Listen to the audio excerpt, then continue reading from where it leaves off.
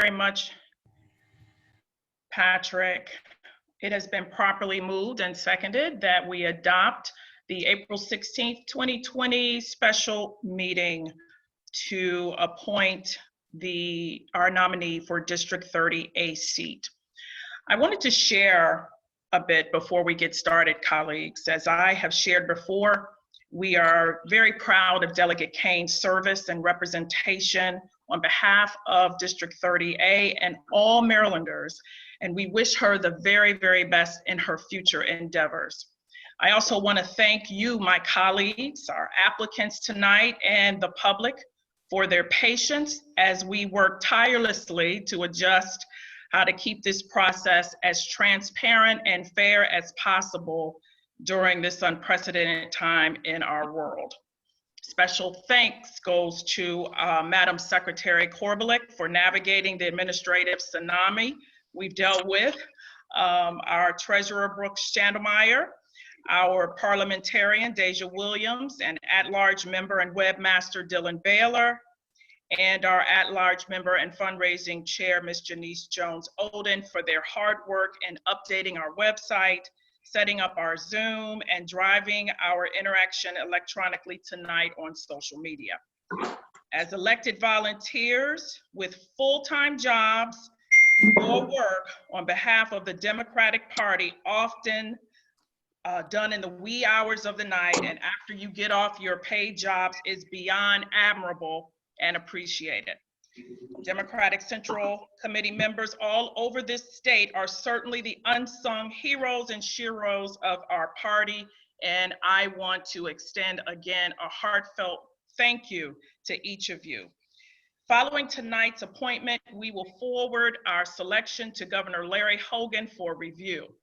And please note, although we have followed the law to the letter concerning this appointment, ultimately it is Governor Hogan who will approve or reject the nominee.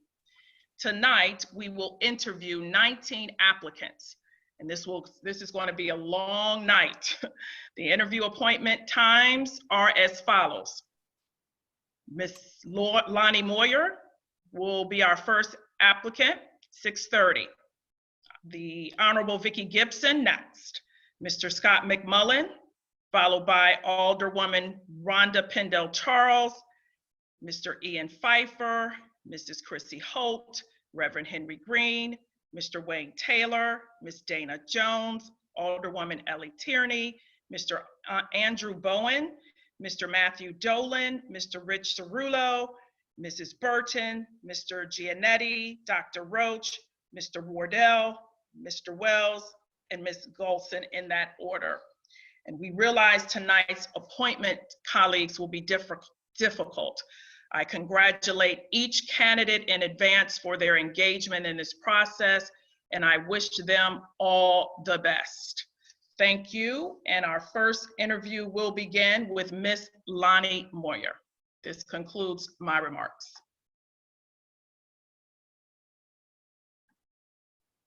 Lonnie Moyer's been admitted.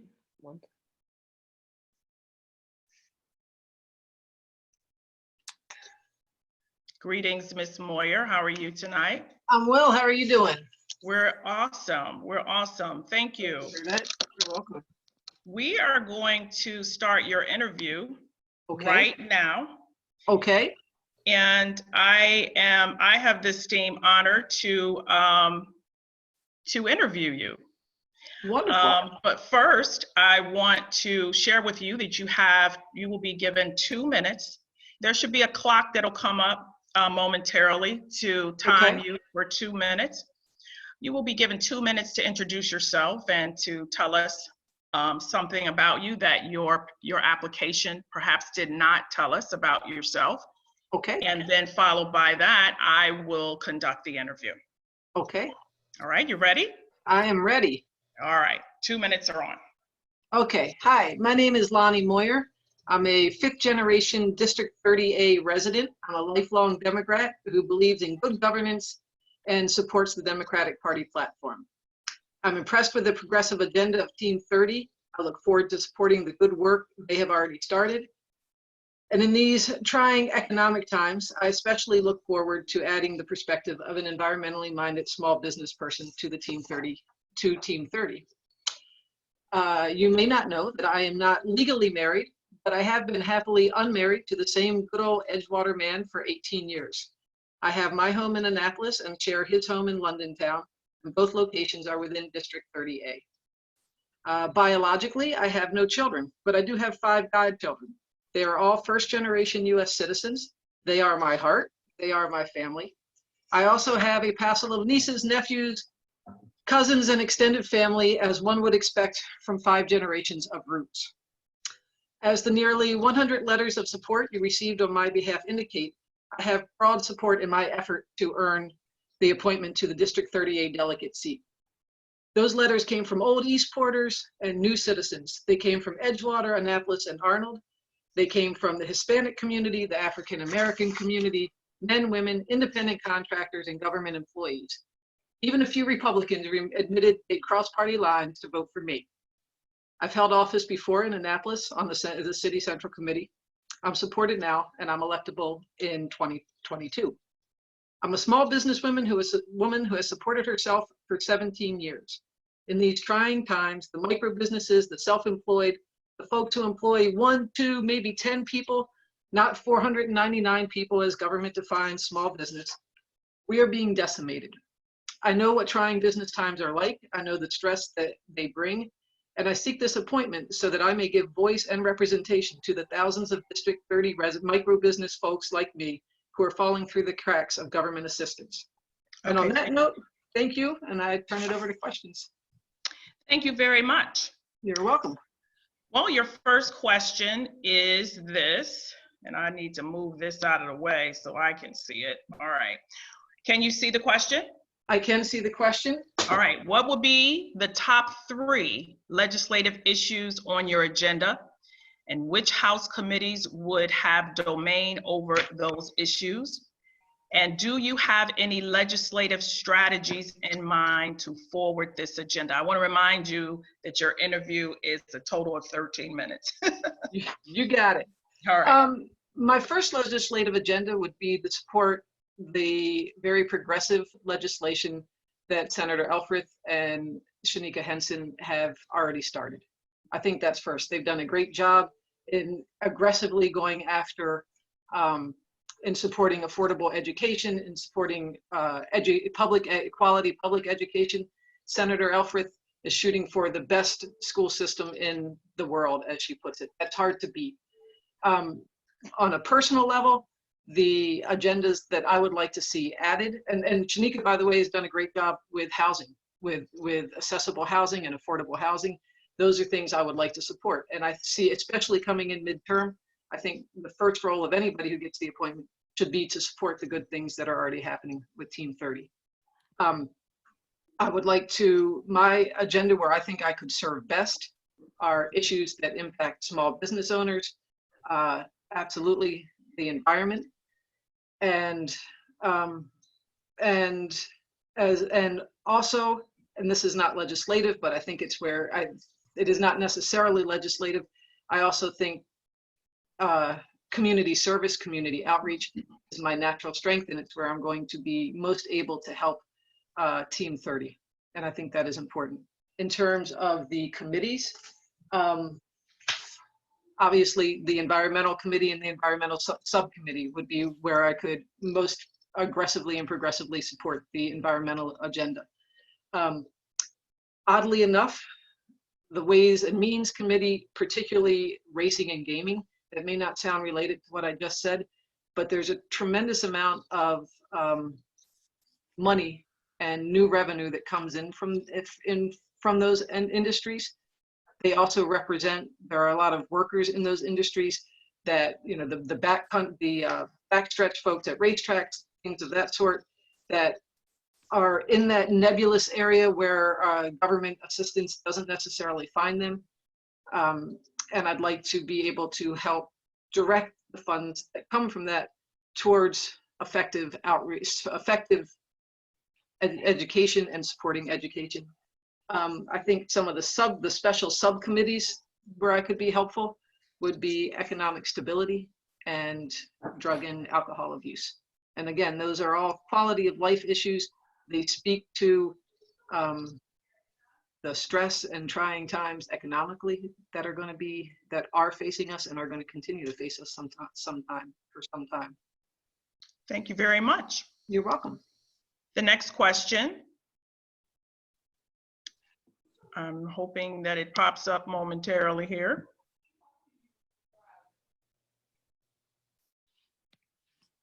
What is your professional experience and how will it contribute to your ability as a delegate? So my professional experience started in education, and I taught in odd locations. I taught in the MCIJ, at the Correction Institute. I taught young mothers who were still in high school at the Family Support Center on West Street in Annapolis. I taught English in Mexico. So that's my background in education. I pivoted from there when I decided I wanted to be self-employed and got into landscaping. Did that about 17 years ago. That I think being self-employed will contribute to my ability as a delegate, because what one must do when you're supporting yourself is you must go out, you must meet people, you must understand what they want, and you must figure out how to give it to them. That's what a delegate is about. I had a very interesting conversation with former Senator Astle, who said to me, Lonnie, I was in office for 36 years. He said, for all the things I did, if there are 12 people around now that could tell me one piece of legislation I'd pass, I'd be shocked. He said, but you know what kept me elected for 36 years? It's when people called, I answered their calls, I listened, I went to their events. They knew that I tried. And that is what one must do as a small business owner if one wants to survive financially. And I have, and I will bring that to work as a delegate. Okay. The next question.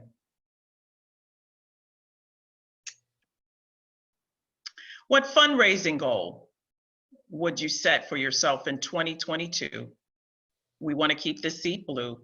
Yes, we do. Absolutely, we do. Do you think you'll be able to reach that goal, and what steps would you take to reach it? Sure. Yes. I think my goal would be $125,000. That should be a significant war chest that would help get me elected and possibly allow me to help other teams as well. In the past, Team 30 has been somewhat unique in that they often have run as a team. I would like to see us do that. I already have a person with fundraising experience who has said she'd be willing to help me from this point forward. What I always say is, if you believe in something and you want others to contribute, the first thing you do is put your money up, put your own money forward. So I would put $5,000 of my own money in my Friends of Lonnie Moyer camp, and then the candidate raises money best. So I'd have to get on the phone and start talking and start asking. Now, you don't just ask for money, you also build your constituent base. I have a broad base now, as I think you saw from my letters of support. I would need to, any candidate, any politician needs to build that base. You need to go out to your natural constituents. You need to find out what they need. You need to find out what legislation is important to them. You need to find out what they want from you. You need to provide it to you the best of your ability. And you need to earn both their vote and their financial support in that way. In terms of, oh, go ahead, I'm sorry. What's that? I thought you were done, I'm sorry. No, I'm done enough. I think you get the idea. It's right. shoe Yeah, leather, you go out.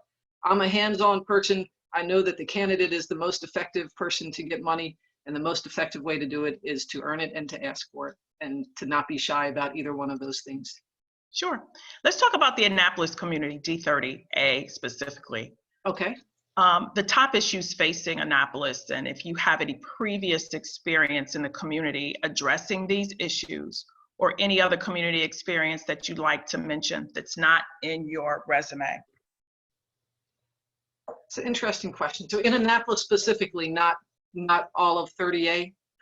Right, in the community, D30A, yes. D30. Okay, I think it's interesting, very interesting district because it spans a huge economic swing. We have very wealthy. We have many on public assistance. We have a broad range of education levels, and we also have, although the district is small, geographically there's some differences. Arnold tends to run Republican. Edgewater, in my experience, has been somewhat ignored by the Democratic Party because we tend not to pull the votes out of there. And they feel that. They have told me that. I think that's a mistake on our part strategically. There are challenges there, specifically in Edgewater. There's issues around well water versus public water that they need legislative help with. They don't have some of the same crime issues that Annapolis does, but they do have issues around opioid addiction and drug use, and that's an issue there. In Annapolis, affordable housing, in the whole district, affordable housing is an issue. We kind of have two types of housing. We have public housing and we have unaffordable housing. Edgewater gets closer to being affordable for many people. So I think that needs to be addressed. I also think that the environment in general, for all of District 30A, climate change is impacting our shorelines. It's impacting the health of the bay. I do have most of my work as a landscaper has been involved in addressing environmental issues and I've been doing it on the ground where legislation literally hits dirt in my case. I've been building the stormwater management, gardens that reduce TMDL and the maximum daily load of nutrients into our bay. I've been planting the trees that contribute to urban canopy. I've been planting the native species that allow for pollinators and that type of thing. So that would be where I have been strongest in my personal dealings on the environmental side. On the community side, another issue is access. There is access to public education, clearly. And there are good programs, there are good after-school programs, there are good summer camps. What I have noticed and what I have worked towards there are gaps there that I would like to see addressed. And maybe that doesn't require legislation, it requires a new way of looking at some things. For example, I know lots of kids who would love to be in summer camp, but there's no transportation to get them there. Maybe in some of the grant funding that helps fund these, it doesn't just pay for kids to get to summer camp, there can be a way to provide transportation as well. So those are some of the things that I think I have previous experience with and that I could help address. Sure. And I believe this is is this the last question? Okay. That's coming up, I believe. What are the top 3 components of a successful campaign in your opinion, and how would you implement those strategies on your campaign? And if I could keep you under about 2 minutes answering this question. You bet. Well, the first thing is you need to get to 50% plus 1. Now in this delegate seat where there are 2 of us get elected, that's a little different. But number 1, know your numbers. How many votes do you need? Where are you going to get them? And how are you going to get them to turn out?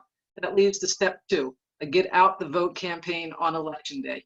Or maybe that's the fine. Maybe I'm getting my steps out of order, but a major part of this is, so you can't just have people say, hey, yeah, I'm going to vote for you, rah, rah, rah.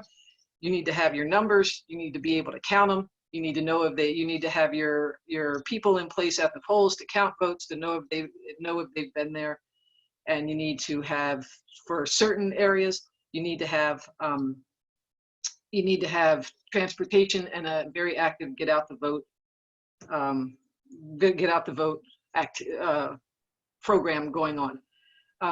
Even before you're officially in election day, though, the strategy needs to start now when you're in office. Are you in the community? Are you visible? Are you listening? Are you trying? Are you being honest?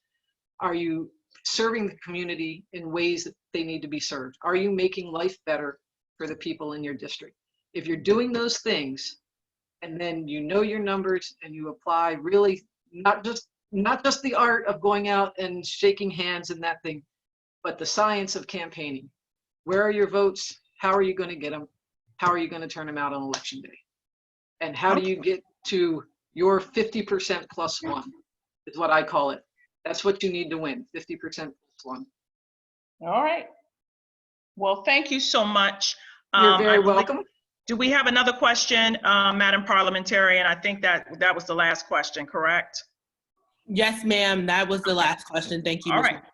Well, Thank you. And will we find out tomorrow what your No, choice you is? will, wee hours of the morning, yes. It will be live on our Facebook page following our deliberations that'll probably start at 12:30 this morning, tomorrow morning. Yes. So between 1 and 1:30, hopefully, we'll have it done by then, but you will know tonight. Thank you so much for your hard work and good luck. You got a long night ahead of you. All right, thank you. Yep, Thank take you care. so much. Bye-bye. Okay, bye-bye.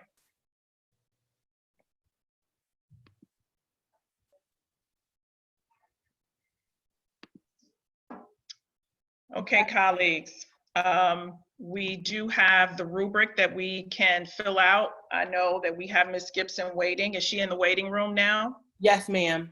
Okay, we need to fill out our rubric on Ms. Moyer. Go find your name at the bottom of the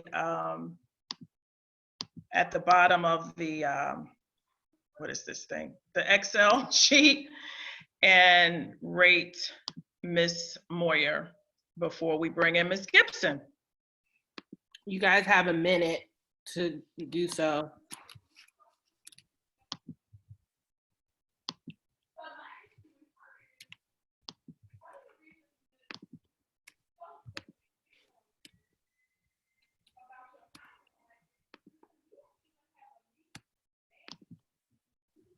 Deja, where is the, I'm sorry, the room, Excel sheet? I don't see it. It should have been sent to you.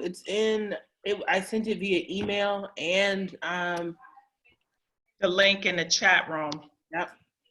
We can send that out to you. We can send that out to you, Ms. Davenport. We're recording. Thank you. Okay. I'm going to let Miss Gibson in. Is everybody ready?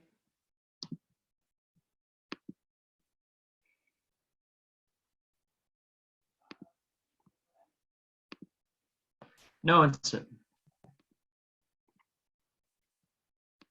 Hello, Miss. Is her audio on? Yeah, Can it you is- hear us? It is now. I can hear you now. Okay. Hi. Guys, I was getting worried. Okay. No, thank you for your patience. So just to give you a quick ground rules, you will have 2 minutes to complete your introduction. I will hold my phone up at the 1 minute warning. And then you, as explained in the email, have what is the total of a 13-minute interview. If we are starting to run out of time, I will, for the sake of time, go on to the next question. Just so we also don't run behind on other candidates. So I'm going to start your timer now, and you have the floor. And before you start, does this help having the light on, or does it matter? I could see you perfectly before the light. Okay. All right. I'll turn it off then. All right. So is the timer started? Yes, ma'am. Yeah, I wanted to thank everyone for considering my application for the delegate position. I think that my background, my professional experiences will make me a very good legislator, but I think my compassion that I have for members of our community would make me a great one. I've had some significant personal experiences that have made me, helped me become more compassionate to my fellow human beings. And I also recognize the importance of constituent services. So when my mother was diagnosed with stage 4 lung cancer, and while she was fighting for cancer, she was also facing being evicted as a result of vestiges of the Great Recession and some of the illegalities and mortgages and things like that that people were experiencing at that time. At any rate, she reached out to all kinds of government representatives, and in the end, the only person that responded was the late Bill Bush, and he threw her a lifeline, and I'll never forget that. And that's the kind of legislator I want to be. I want to be the one that throws the person a lifeline, helps them get back on the feet and move forward in their lives. I also believe that things like education, healthcare, housing are all basic human rights that I want to fight for, and I'll do that for the constituents in the district. Thank you. Okay. So, Ms. Gibson, I will be sharing my screen. You'll be able to see the questions just so you can refer back throughout the interview. Can you see my screen? Yes. Mm-hmm. Okay. So I'm going to start the stopwatch. You have 13 minutes. If we're starting to run out of time, I will just ask you to wrap up, and so we can move on to the next question. Okay? Mm-hmm. Our first question is, describe the District 30A community, the top issues facing the community, and if you have any previous experience in the community addressing these issues, or any community experience that you would like to mention. So I have extensive experience working on issues in the community. The top issues, I would say, always kind of come down to the same: education, economics, and the environment.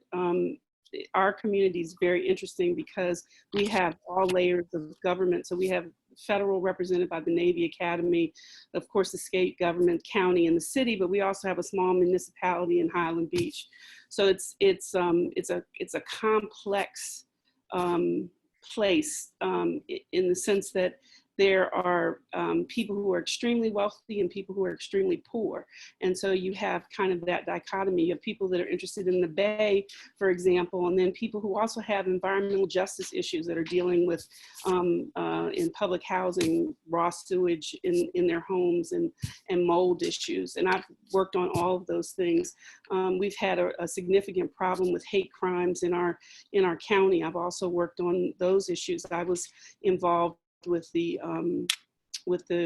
restorative justice approach to community service that was given Connor Prout a couple of years ago, which was a very interesting and innovative process that we developed that hopefully at some point, perhaps the state's attorney will pick it up and we could do more with that, helping people to learn more about other cultures and why hate is not the way to go.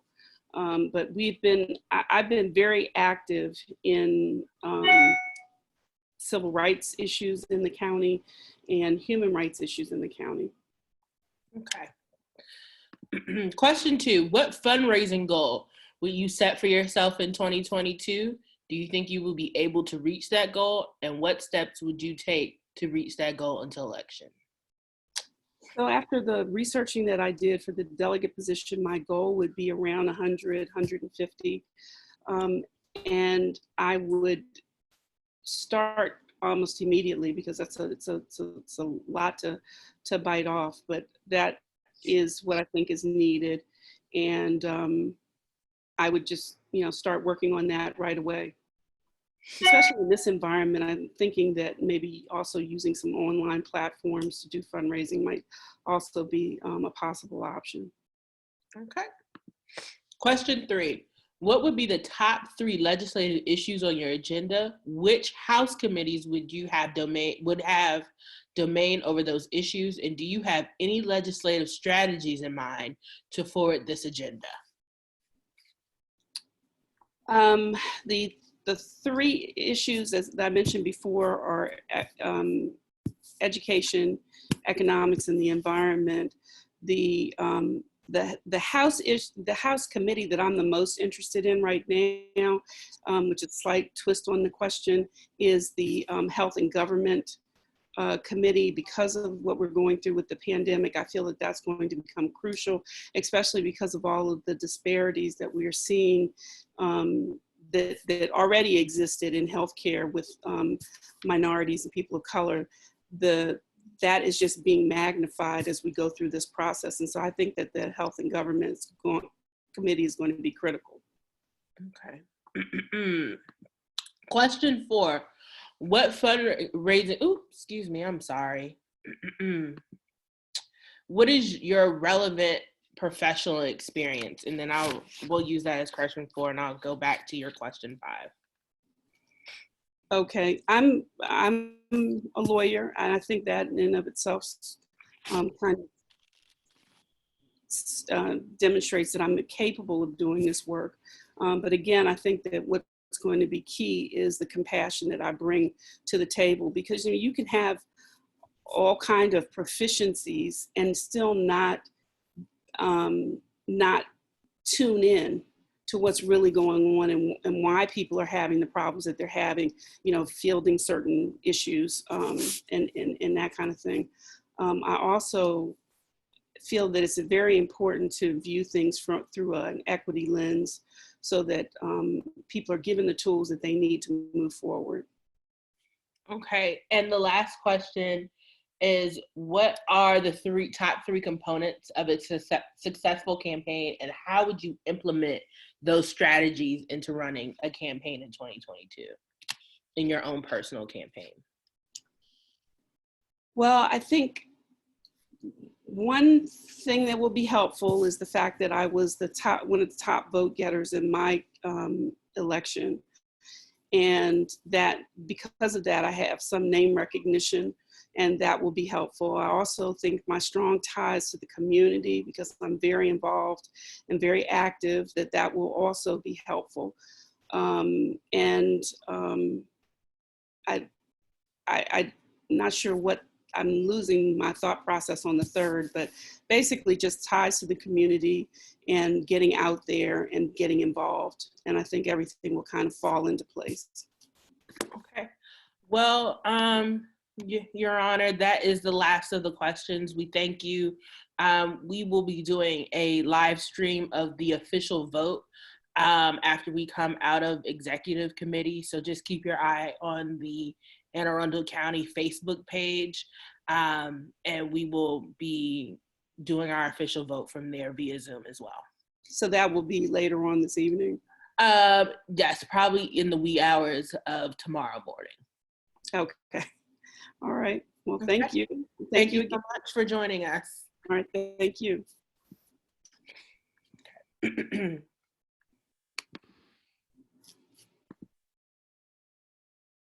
Okay, Ms. Gibson is out of the room.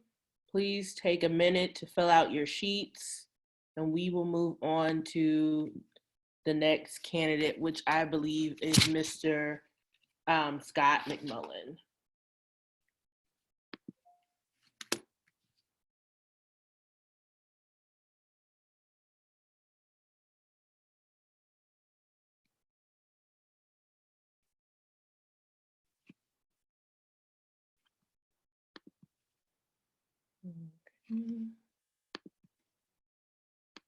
Are we ready for Mr. McMullen?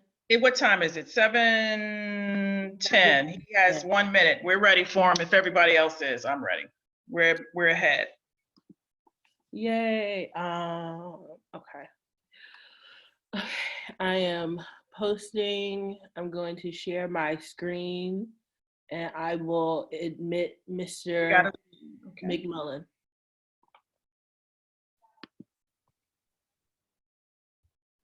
He is joining now. Great. Good evening, Mr. McMullen. How are you?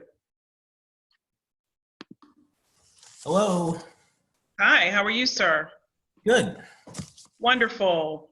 Welcome to the interview to fill the D30A House of Representatives seat. You will be allowed 2 minutes to introduce yourself and give us an opening statement. There will be a clock shown on the AACDCC screen right there. A phone, you see it? A little Oh, phone. okay. This interview is about 15 minutes total. I just want you to be mindful of the questions and the answer times, because once we're moving right along with our schedule, so we want to be mindful of that. But we want you to finish your thoughts Great. and not rush, okay? Okay, great. Thank you. All right, so are you ready to start? I am ready. Wonderful. Go ahead. Well, first of all, this is the first interview I've ever done with sneakers on. So I just want to say hello. I'm Scott McMullen. I'm running for the D30A legislative spot that was vacated by Alice Kane. I admire what she does, and I thank her for her service. And I thank you all for volunteering to do this. I know it's going to be a long night for you, so I thank you very much. And I thank the healthcare heroes out there, the first responders, and the teachers in the community, especially my daughter's first grade teacher, Miss Riley. Thank you.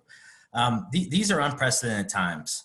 I'm concerned about my family, my daughter, and my unborn son, and the community and the future that he's going to have. And I want to serve that community and improve the community and the people in the community. That's really important to me right now. I'm concerned about how our president is handling this crisis. It's inept. He's being a president with a lot of hatred and divisiveness. I think we really need to combat that with bringing the community together by serving, by service. I think that's really important. I'm a lifelong Arundel County resident. My daughter goes to public elementary school, and my partner is self-employed. I grew up here. I was born in Annapolis Hospital, and I swam on the Severn River, played basketball at Truxton Park, and went to Villanova University. Go Cats. Went to law school, clerked for Nancy Davis Loomis, and then I started my own practice as a defense attorney, advocating for underserved populations. I also got involved in the community. Annapolis Human Relations Commission, the purpose is to give everyone an equal opportunity and to end discrimination. Also part of the Bates Legacy Center, as well as the Community Action Agency. I'm recently involved in the 21st Century Successful Grads Program, and we advocate to implement Kerwin. That's very important to me and the future of my son. So thank you for your questions, and thank you for your consideration moving forward. Thank you. We're going to start right away with your first question, sir. What would be the top 3 legislative issues on your agenda? Which House committees would have domain over those issues? And do you have any legislative strategies in mind to forward this agenda? Absolutely. I just want to say that health and safety is so important right now, and it's so important for vulnerable populations to be taken care of. They're disadvantaged right now. It's so important to take care of people. They're at home right now, and there's an uptick in domestic violence. So that's something I'm truly concerned about right now. Another thing that I'm truly concerned with is education and fighting against the digital gap, the digital divide. And right now, that concerns me most because I have a daughter at home, and it's tough. We're self-employed, and we're trying to, we're not teachers ourselves, and we're trying to figure that out. And I think it's also tough for vulnerable populations that don't have access to computers and don't have that sort of things. So something I would fight for is to fight to implement Kerwin and to make sure the budgets doesn't get cut on that. And of course, that's the Ways and Means subcommittee. The subcommittee education would be a big part of that right there. And of course, fighting for unemployed, self-employed people and underserved populations. That would be really important to me. And that's important because of my community service and me as a defense attorney, getting out there in the community and helping out people of lesser means. That's always been my for homelessness and poverty, that's always been a huge thing for me. And of course, unemployment insurance is so huge right now. That's Ways and Means. It's the Unemployed Insurance Committee, subcommittee, and going by that, so many people, if this crisis happens again, we need to make sure that people get their paychecks. You know, it's everyone's back right now. I've applied as a business, as an LLC. I can only imagine. I haven't gotten any money at all. I've applied for numerous things. So we need to make sure that people are getting paid. That's very important. And those are sort of my top issues, and making sure people are healthy and safety, and health and government's operations committee for that first one, obviously, or health. And I've always believed that healthcare is a human right that we need to protect, and we need systemic change there. And I would be an advocate for that, and I'd be an advocate for vulnerable populations. So those would be three top issues. As far as strategies in mind to forward this agenda, I would get together, and you have to build coalitions in that circumstance. You have to build coalitions. You have to work with your teammates, Shanika Henson and Sarah Elfreth, and work with them. And you have to work with, I'd go for the health issues, I'd go to Heather Bagnell and talk to her. I'd go to talk to for education, and you go to majority Eric Ludke, who I've sat down and had conversations about as far as education goes. And you have to strategize and talk to the key decision makers and build coalitions and stand up when there's radical right Republicans saying that you can't do something, or saying that you can't do something because it's not in the budget. We have to fight to keep curling. And these would sort of be where my passion lies. And I would kind of go about it that way when I'm approaching these things, try to build coalitions, fight the right, and certainly be an advocate for safety, education, and unemployment at this time are top concerns for me. Wonderful. Your next question. Tell us about your professional experience and how will it contribute to your ability as a delegate? Sure. I'm primarily a defense attorney. I clerk for the head judge of Anne Arundel County, Nancy Davis Loomis, and I'm a defense attorney. So I help out people in the criminal justice system. I've seen the major disparities in the criminal justice system, and I want reform. I'd be a huge advocate for that. I see the disparities with why people are pulled over. I see the discrimination, and I would also advocate for systemic change. I believe that people should, that officers should be promoted based on peace, not the amount of arrests they make. I think we really need to look at our criminal justice system. I think that we need to look at people and how some people get put away for longer than others for nonviolent crimes, and certainly things like that I'm a huge advocate for. One of the reasons I got into politics was my friend Delegate Eric Barron, who's big on criminal justice reform, and I was certainly I've met him through the Maryland State Bar Association, and he was a mentor of mine, and I would certainly follow his lead when it comes to criminal justice reform, and also take the lead myself. I also believe strongly from my experience as a defense attorney that it's never illegal to be a human, and that undocumented immigrants, especially now, are getting the raw deal. We need to make sure they're safer. I think we can make some changes and make some laws that will pretty much stop them being ripped away from their families unnecessarily. I think that's something that's very important to me, and I've seen ICE really take advantage of some people. So my professional experience also helps me obviously read and understand the laws and interpret the laws and advocate for underserved populations and people in tough spots.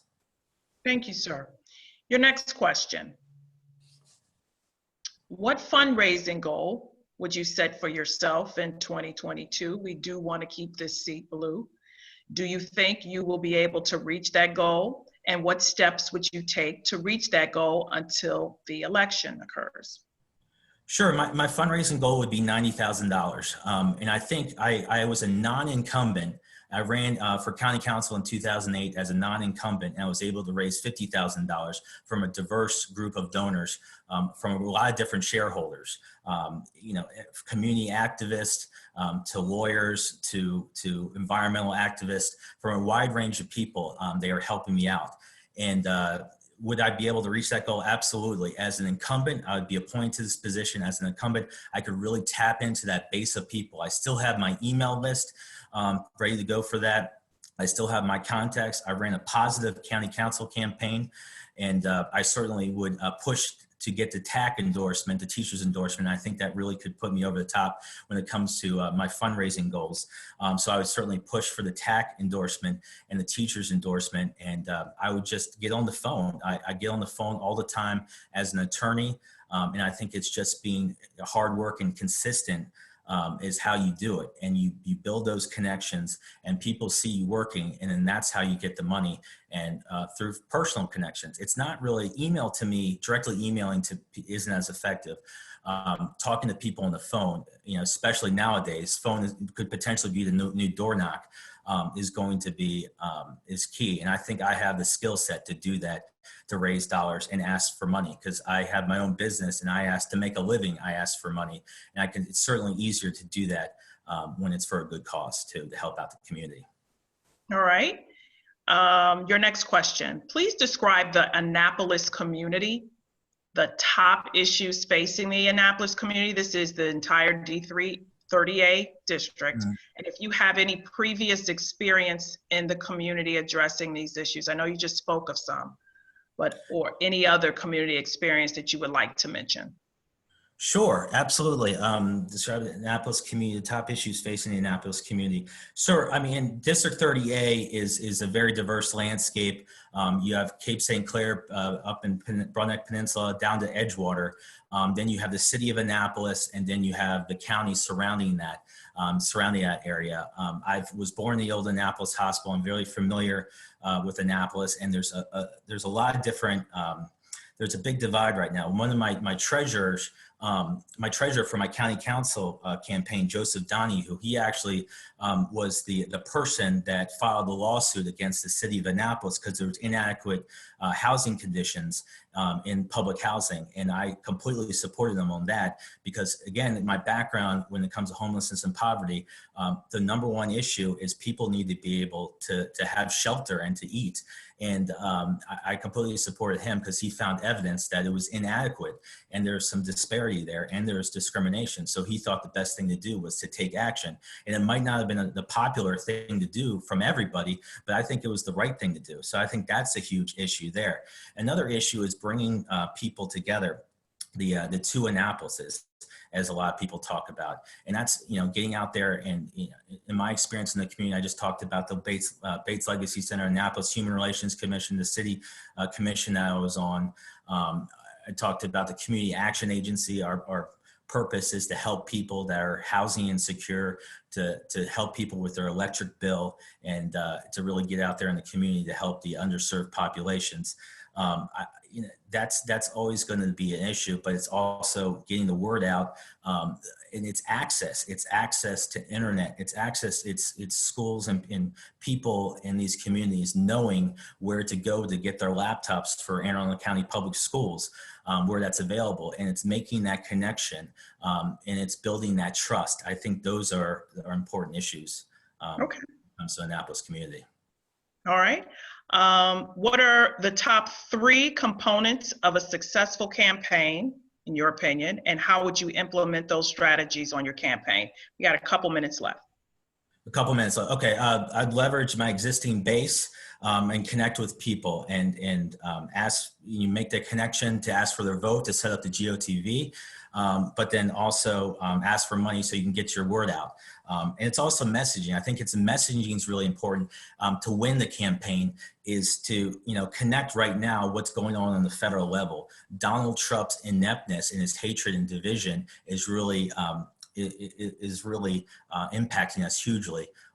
I just said hugely, is really impacting us huge on the local level. And we need to stop the hatred and division by bringing our community together, by serving. When in doubt, serve. And that's something I would do. In organizing online presence. I think I have an online presence that, especially in the coronavirus, can really help us connect to people. So I think that's really important, to be able to communicate and connect. And just also be able to add to the ticket. There's going to be a D30 ticket here. And I think I can focus on families that have children, that are blended families, a modern family, that have children at home during this virus, these unprecedented times. So really connecting with voters and connecting with minority groups, African Americans and Latinos, I think are a huge thing, and getting out there in the community and actually talking to them, I think are some of the components of a successful campaign. And asking for the vote. I think that's the biggest thing. Okay. We had another question that we wanted to ask, sir. We know we are the cheerleaders for voting in the county, and our records show that you didn't vote in the primary in 2016. Can you explain why? The primary in 2016, I believe, I couldn't tell you. I couldn't tell you why I didn't vote in the primary in 2016. I do know that I've had different addresses. I lived in 1310 Argyle Drive, Arnold, Maryland, and I've lived in a lot of different places. So I couldn't answer why I didn't vote in the primary, other than I'm busy with my practice, busy being out in the community.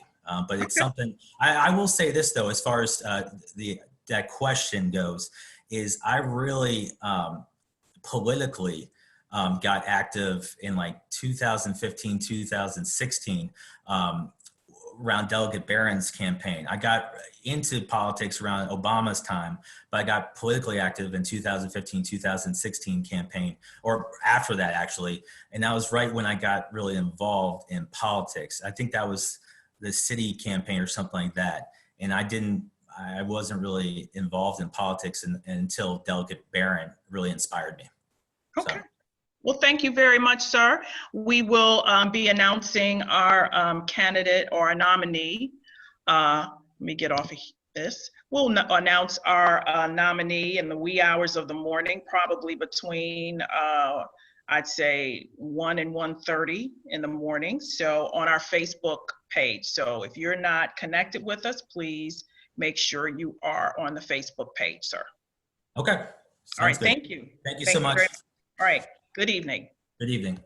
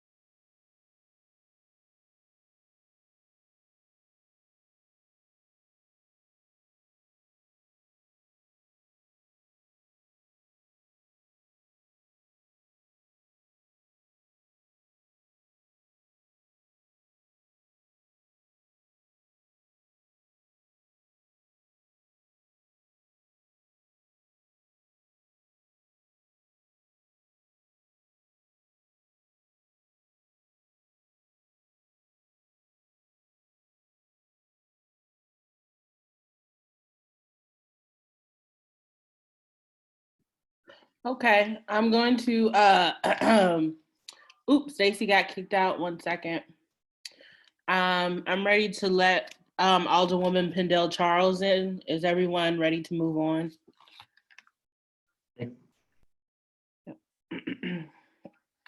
Okay. He is scheduled for 7:30.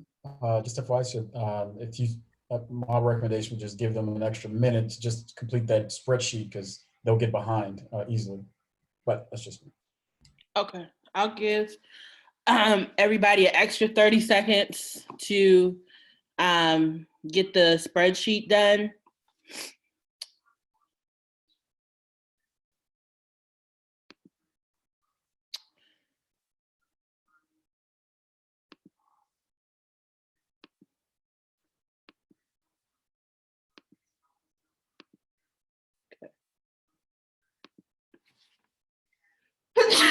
Excuse me.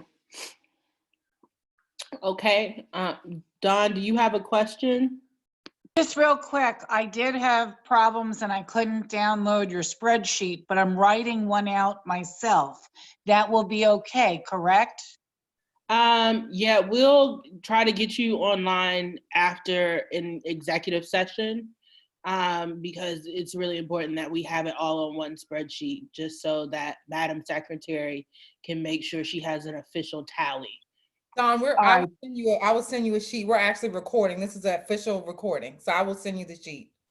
All right, thank you. Okay, I will be letting Alderwoman Pendel Charles in now.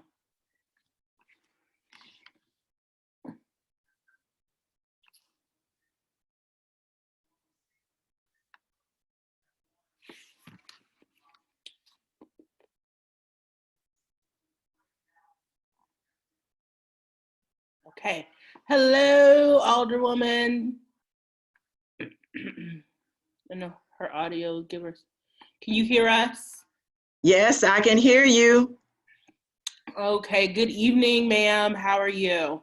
Fine. How are you? I'm doing really well. Thank you for joining us this evening. So just to give you a couple of ground rules for this evening, what we will be doing is you will get a 2-minute introduction. And as stated previously in the email, you will have approximately 13-minute interview. I will be keeping time. So just in case we start running low on time, I will just kind of ask you to wrap up on a question so we can move on to the next one. And just for your clarification, we are recording this interview process so that the folks of District 30A and the rest of the county can see what's happening tonight for transparency. Okay. Thank you, Ms. Deja. Yes, ma'am. So if you are ready, I'm going to start your timer now. You have 2 minutes for an introduction, Alderwoman, and I am starting you now. Good evening, Madam Chair and members of the Anne Arundel County Democratic Central Committee. Thank you for accepting my resume and letter of interest as a part of my application packet, indicating my desire to be selected to complete the legislative term of Delegate Alice Kane. In preparation for applying for this position, I first read over and reviewed Delegate Kane's report from the State House final week of session. I scrolled down a report, read over the information I could gradually and then readily see how my wide-ranging experiences over my lifetime are very compatible to and very much aligned with her accomplishments in her report. Therefore, in order to competently complete her term, I believe that I'm able to hit the ground running. And even beyond her term, I'm able to confidently carry on.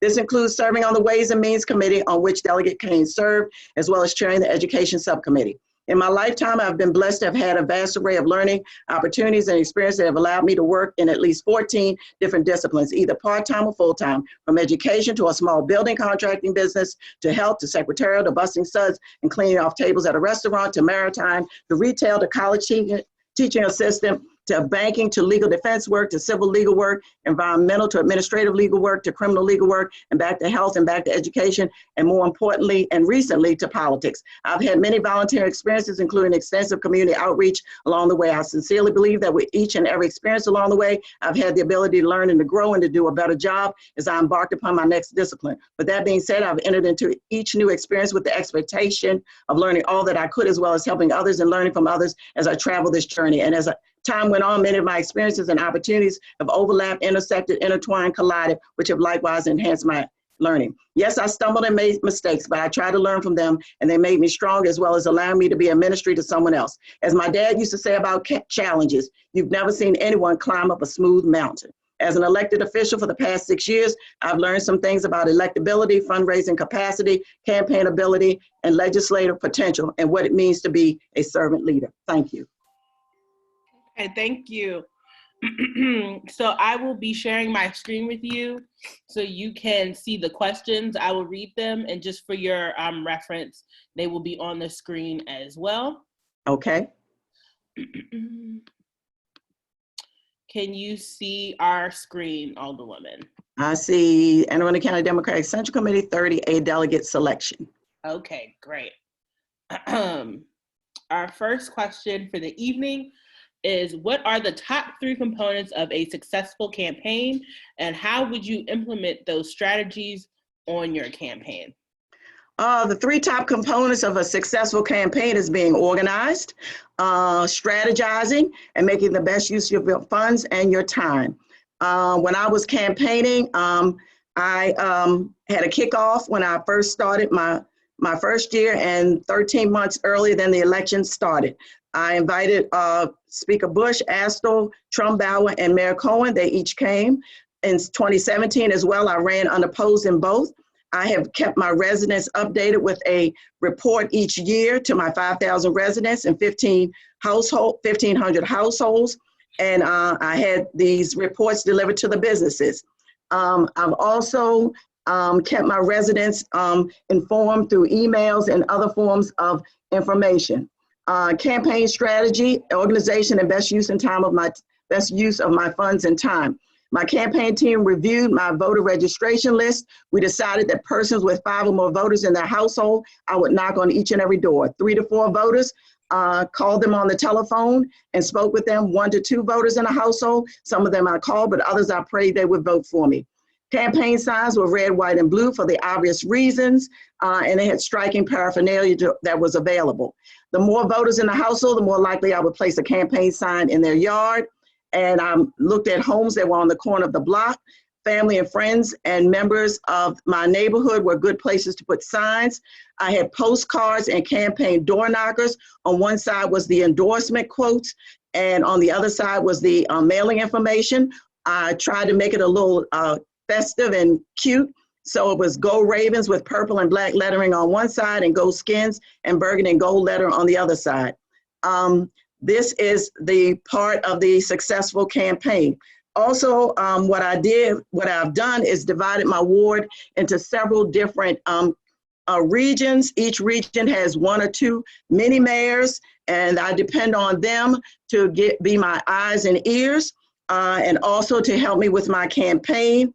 They also have been very good at giving me advice, and they have their people that they have with them to help them in my campaign. I've had very good fundraisers. Many of my fundraisers have been small in content, but others have been larger. I've looked at some of the campaign fundraising, and they go from anywhere from $15,000 in your coffers to $80,000 in your coffers. Right now, I have over $8,000. I'm pretty frugal, especially since I ran unopposed both times. I've listened to people. I've taken advice. I have no problem with doing that. So my strategies would be to do that I have indicated right here and now. Okay, thank you. Question 2, what is your professional experience and how will it contribute to your ability as a delegate? Well, my professional experience has been pretty wide ranging. I started off with several part-time positions, which I consider as in a professional setting to be professional experiences.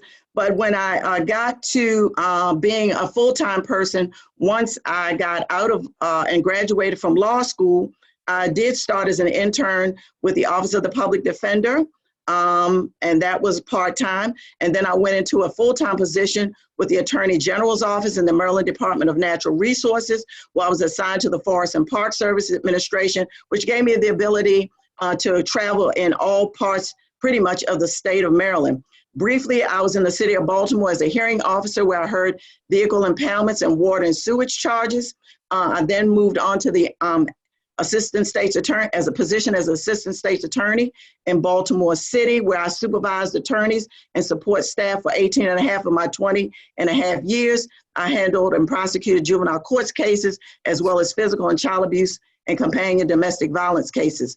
I also went from there to the Anne Arundel County Health Department, program manager for the Office of Minority Health, where I supervised a very culturally diverse staff. We made sure that messages got into all the communities. I then went on to the school system, and now in the, I'm now with, of course, with the City of Annapolis City Council. School system has given me a wide variety of professional experiences.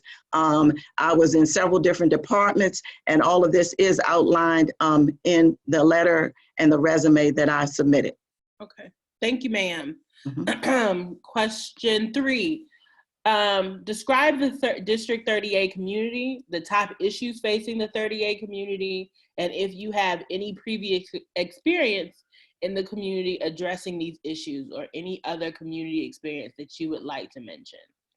Well, I would say in District 30A community, the top issues, at least we've got a very diverse community. I would describe it as a quilt, which are very beautiful. We've got 4 different types of government. We have a population of Caucasian, African American, Latino, and Asian, a growing LGBTQ community. We also have a community with residents with special needs. We have the economic diversity from the very wealthy to the very to people who are of limited means and those in between. We have a medical center, 2 colleges. And so I look at the 3 issues as being, at least over the past couple of months, number 1, health. Number 2, economy and small businesses, including our tourism. Number 3, public safety, which can be our largest part of our budgets. And at this time is very critical, especially when we have so many residents out of work. I've worked in 4 different disciplines: health, education, law, and politics. And it's been quite evident to me that health drives everything. As number 1, as we all can say, we all started in the womb. Not only do we address these issues in District 30 and the state level, but also our county delegation, and they give us updates every Friday morning during the session. I have had experiences in all of these segments, as I've indicated, from my professional experience in my resume, as well as my paraprofessional, as well as my part-time positions that I've listed in my resume and letter of interest. Okay. I've done much community outreach work as well in my community. Okay, the 4th question is, and you did touch on it in the earlier question, so you can just run back over it briefly. What fundraising goal would you set for yourself in 2022? Do you think you will be able to reach that goal, and what steps would you take to reach that goal until the election? Well, like I said, I've looked at a few of the other campaign reports, and it runs the gamut.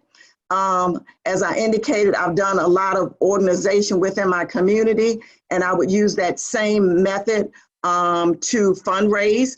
I've had a lot of people who have provided me with funds over my tenure on the council.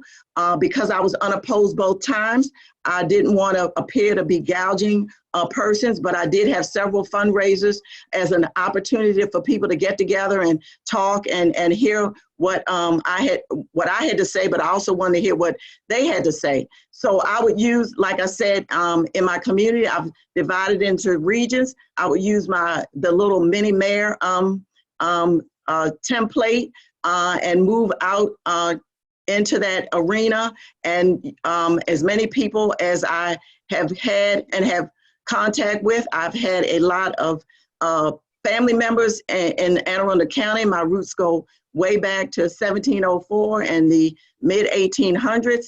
So in order to reach that goal, I would use an organized and strategized approach, as I indicated earlier. But I would think that somewhere in the middle range of 16 and 80,000 would be acceptable.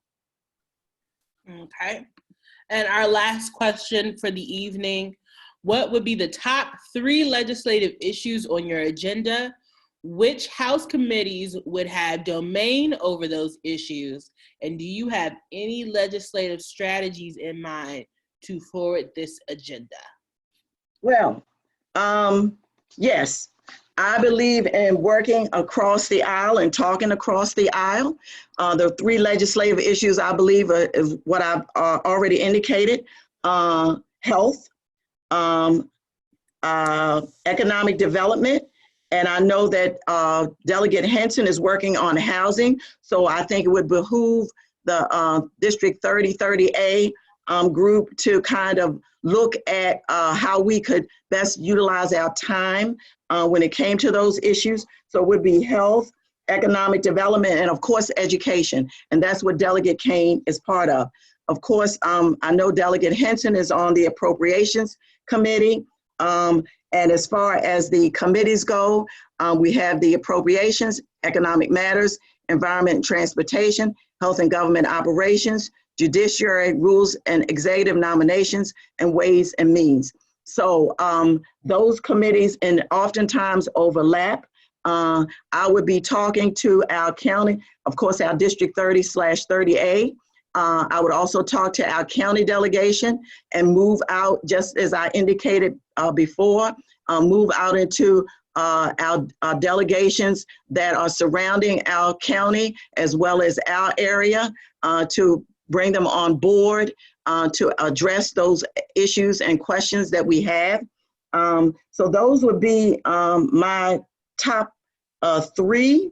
Like I said, I know Delegate Henson and Senator Elbreth have addressed many issues, but whatever, we wouldn't want to overlap. So I think it would, in an efficient matter of time, it would be best if we could divvy up those. Housing is extremely important, of course. So that's how I would approach it. And of course, I know that Delegate Kane was the subcommittee chair for education, and I have a lot of experience in that as well. Okay. Well, thank you, Alderwoman Pendel Charles. This is the conclusion of your interview. We will go into executive session after we finish all of the interviews, and we will be streaming live on Facebook via Zoom the official vote and vote count for you and the rest of your candidate colleagues to view and watch. So that is how we will be announcing. So it'll probably be early in the morning on Friday. So probably about 1:30. All right. Thank you so very much for the opportunity again. Thank you. Alderwoman. Thank you. Have a good evening. You do the same. Okay. Is Ian Pfeiffer? I don't see his name for us to enter him in the waiting room. So if everybody could just put their numbers in now while we wait for Mr. Pfeiffer to come on, and I will reset the PowerPoint and turn on an extra light now that it is dark. We are still recording.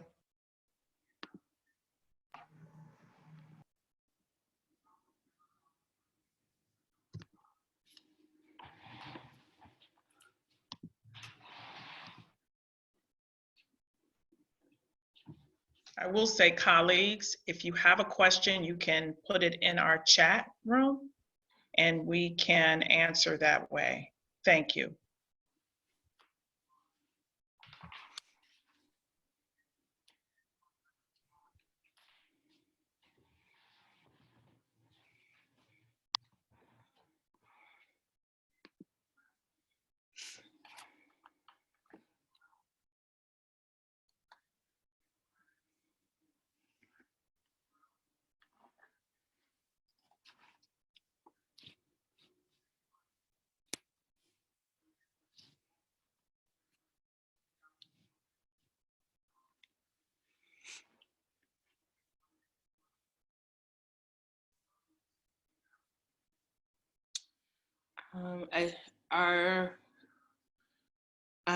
Madam Chair, do you have a way to see if Mr. Pfeiffer is ready to connect with us? I have his phone number. I can shoot him a quick text if we would like to do that. That's fine. All right, I'll text him now. Okay. He is here. Is everyone ready for Mr. Pfeiffer to join us via via Zoom? Ready. Okay. Admitting Mr. Pfeiffer now.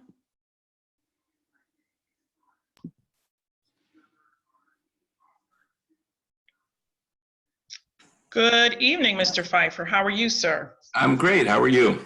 I'm wonderful. I am Chairwoman Thea Boykins Wilson. It is my pleasure and honor to be able to interview you this evening. I will lay out the ground rules for you right now. You will be given 2 minutes, and there's our timer in the second box there that says AACDCC. That it's a phone that so you can see how much time you have left. And we ask you to stick to the time. And if the buzzer goes off, just to complete your sentence. And then you will be interviewed. And for about a 13-minute interview, we have approximately, I think it's 5 or 6 questions that we like for you to answer, sir. Great. And are you ready? I am. Okay, thank you. Well, I'm honored to speak with all of you tonight. I've dedicated my professional life to public service, working at the intersection of politics and policy. I grew up in a family that put a premium on serving our community. My mom was a lawyer and community leader. Then she ran and won an underdog campaign for judge, my first campaign. where she served for years. My dad was a public school teacher and administrator for 37 years, and spending free time serving for decades on the unglamorous but important personnel board in our city. My wife Francine and I are raising our kids with these values, and in this community we love. And when Alice announced her resignation, I thought about them, my parents and my kids. We love our community, but it's far from perfect. There's much work to do, particularly as we work to tackle the inequalities in our society.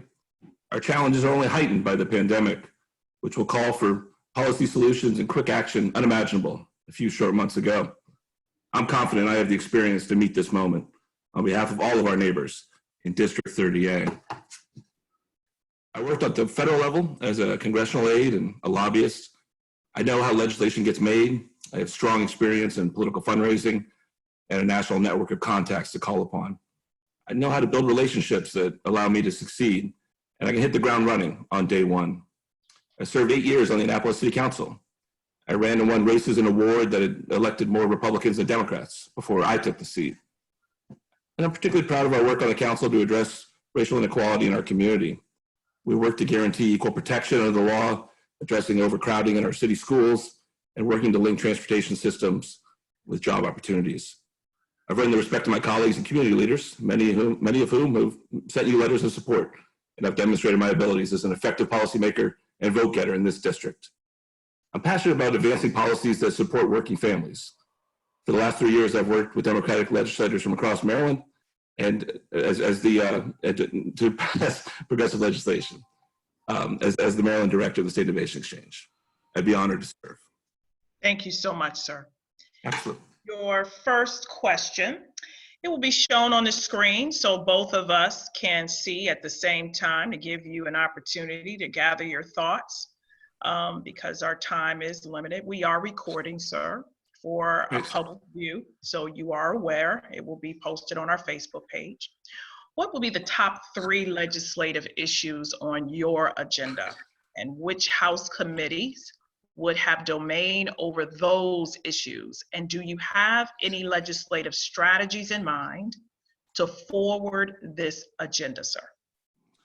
Sure. Well, I'm particularly passionate about, as I was saying, the work I've done with the State Innovation Exchange to support legislators who've been working on issues that didn't get to the finish line yet. I definitely would want to work with a lot of the good legislators who are working about trying to figure out how to pay for Kerwin, and there's a variety of sort of progressive funding policies out there to make sure that multimillionaires and corporations pay their fair share of funding our education process. I think a lot of those would go to the Ways and Means Committee in the House, and obviously that's where Alice sat. So unless there's some big alignment of what committees people would sit on, I think I'd probably be in a position to help my friends who I've worked with on those issues outside there. So there was a package of 10 bills put together last session that in my day job we tried to help advance. Only a few of them got to the finish line. The majority of them will be back as those issues sort of go forward. I'm particularly interested in sort of voting and democracy issues. I've done a lot of that work again in my day job. I think there's any of us just need to look at what happened in Wisconsin last week to know that we need sort of modernization of our voting system. Some piece of that would be in Ways and Means, but obviously there's a variety of committees depending of how those sort of bills originate that they would go to. Alice ran a really good bill last year about trying to regulate bots and sort of protecting our democracy of efforts online to come in. I think that's a really interesting issue that didn't get to the finish line either, that I'd be interested in picking up, and from that seat on the Ways and Means, if that's where I was to be sitting, I would be supportive of.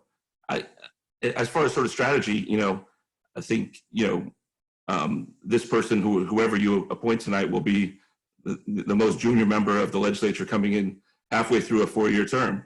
So a lot of it will be sort of based on relationships and goodwill to figure out how to sort of get your bills moving when you are sort of the newest member in the State House. And I think for my professional life, having a lot of existing relationships and experiences, that I would be able to sort of move that forward. I think the key would be trying to figure out, who else is working on those issues, how to complement what they're doing. And I have a lot of experience and relationships in sort of the advocacy community here and the sort of the partners and players who try to advance legislation that I would be able to sort of go to with ideas and strategies to move forward to align sort of what happens in the building as well as outside the building. Okay, wonderful. Your next question. Tell us about your professional experience and how it will contribute to your ability as a delegate. Well, yeah, I think for my whole professional life, I've tried to work at the intersection of politics and policy and trying to advance things that I think are worthwhile, whether that's happening at the city level or the state level or the federal level. I think having a sophistication about how politics and policy get done in the real world is helpful. I think having existing relationships from the job I've been doing for the last couple of years, here in Maryland, specifically at the State House, I think would be helpful in be able to dive into this role. I think having the sensibilities of trying to, I've always prided myself in all the roles I've had of being someone who's a coalition builder and gets along well with people and builds relationships that can be called upon in the future. I mean, I always say that, I think right, like it's important in politics to make a friend before you need a friend. And I think a lot of that is trying to get to know people and help and understand where they're coming from and what they're working on, which will allow you at some point to talk about the thing that's so important to you that you want to try and get done. And so, I think I've seen that in a million different ways and in different elements of my career. And I think I would bring all of that to this moment. The other element I would bring is, while I, as I said in my opening thing, I'm super passionate about public service and I'm a true believer about that, but I'm also, I've worked in politics government for a long time. I'm clear-eyed about the realities of things. I understand that as a legislator, it's a long game often for legislation. You have to come back multiple times to figure out how to get things enacted and have to figure out different strategies to do that and how to get around impediments. So I think having those all sort of life experiences would allow me to be able to succeed in that role. Well, thank you, sir. Your next question, fundraising. We want to keep the seat blue. So what would you set for yourself as a fundraising goal in 2022? And do you think you will be able to reach that goal? And what steps would you take to reach it until election? Absolutely. I've done my research. I know, in 2018, Alice raised about 180 grand. I think that's the floor for what we need to be competitive in 2022. My plan would be, well over 200,000, probably closer to 250 would be what I would be targeting in the 2 years that I would have left in this term to get myself ready for 2022. And I think that's because we all know that 2022 is going to be a very different election than 2018, and there's going to be just far different dynamics that are happening in just the two short years. So, I think my plan would be very heavy on, as I said in my sort of intro, I've worked in national politics for 20 years. I have a sort of network of relationships all over the country, and people I think that would invest in me and be supportive. And I understand, from my time on the Hill and in my current role, I understand how legislators raise money when they're in office versus when they're running for the first time. And I think I have some sophistication about how I would be able to do that, to do exactly that, to hold this seat. So, as far as sort of a sort of electoral plan outside of that, I'll say, I do believe, the lessons I learned as a candidate in a ward here and working on congressional races across the country is that, the same thing, while money is certainly important, there's one thing that always remains true in politics is that field wins campaigns. And, if you select me, as soon as this pandemic is over, I'm out knocking doors. We like to hear that, sir. Okay, our next question. Let's talk about the D30A community, Annapolis, well, the whole entire district of D30A. Let's talk about the top issues facing this community, and if you have any experience in the community itself addressing these issues, or any other community experience that you'd like to expound on. Sure, I think, from my perspective, serving on the city council for 8 years is sort of by definition in the community every day. You're interacting with your friends and neighbors, and you're learning about who's, and all over the city, and sort of the larger district, bringing forward issues that they care about. So, I know, from that experience, I learned a whole lot about what was happening in different communities in this city. And I feel like I had some experience in building goodwill with them, that I took their concerns seriously and tried to address them in the power I had, and just like I would if I was given this opportunity. I think from my perspective, we have big issues in this community about sort of the equity of sort of how resources are distributed. We have issues about sort of the quality of education in schools and trying to sort of drive improvements there. Whether it's as a state partner, I would be in this role with our friends at the county and at the city and trying to put that together. And I've spent a lot of time building those relationships and seeing what's sort of on people's mind. And I would take the same attitude in this role of trying to understand what people are thinking and how I can be helpful. Okay, wonderful. Next question. Let's talk about what makes a successful campaign. The 3 components from your perspective. I know you touched on a few. You touched on a lot, actually. But here's another question to give you another opportunity to talk about successful campaigning and how you would begin to implement those strategies. Sure. I guess I did touch on this. Obviously, I believe field does win campaigns at this level. I believe fundraising is vitally important in a landscape where we will have lots of attention from Republicans, because this will be the first cycle in most anyone's lifetime without our friend Mike Bush here. That there will be such sort of energy coming in, and especially after, frankly, what's going to, I think, in the next year or two on the heels of this pandemic, as we try to sort of help everyone who has been so hurt by this and sort of stitch our state back together. I think there will be a big sort of political challenge that will come out of us doing the good work of government.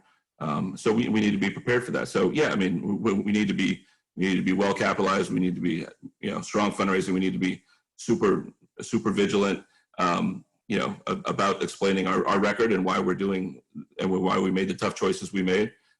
So a lot of it is sort of being rapid response, and we need to be out there in the community nonstop and talking to folks about their concerns and being seen as responsive to those concerns, whether it's at their doorstep or a community meeting or any other setting that they allow you to sort of be heard. Wonderful. I think that's your last question, sir.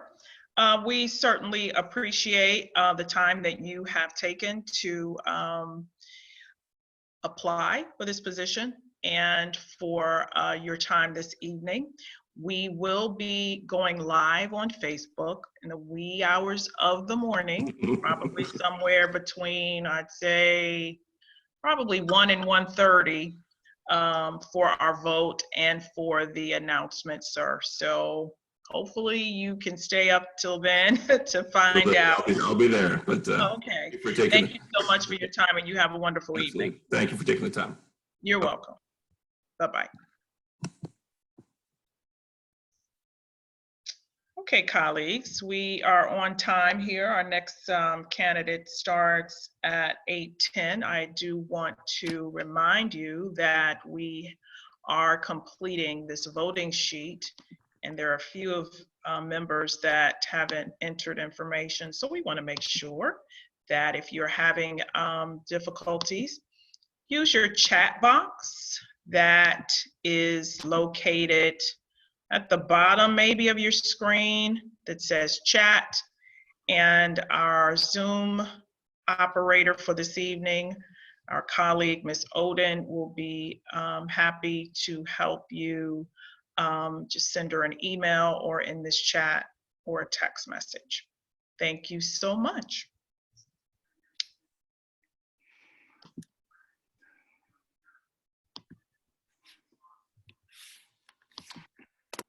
Madam Chair, am I to assume that this 1443 is Ms. Holt?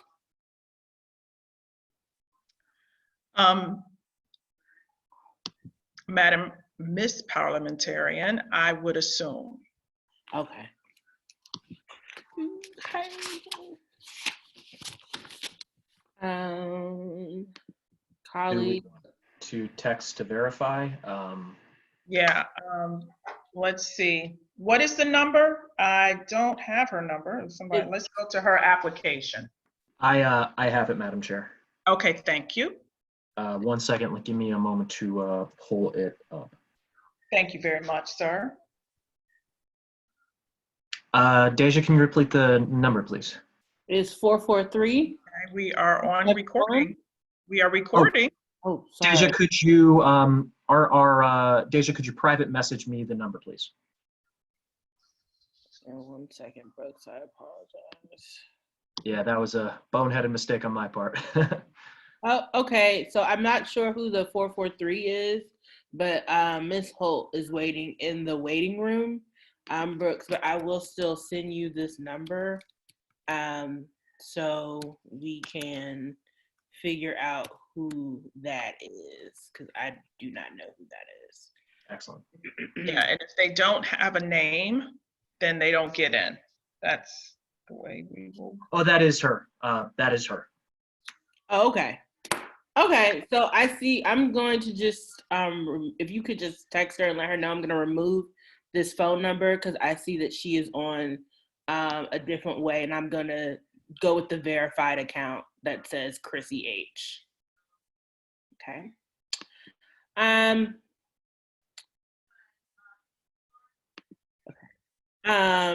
am going to let Ms. Holt in now. In 1 second. Please solidify your election results via the PowerPoint, everyone. And I will be admitting in Ms. Holt right now.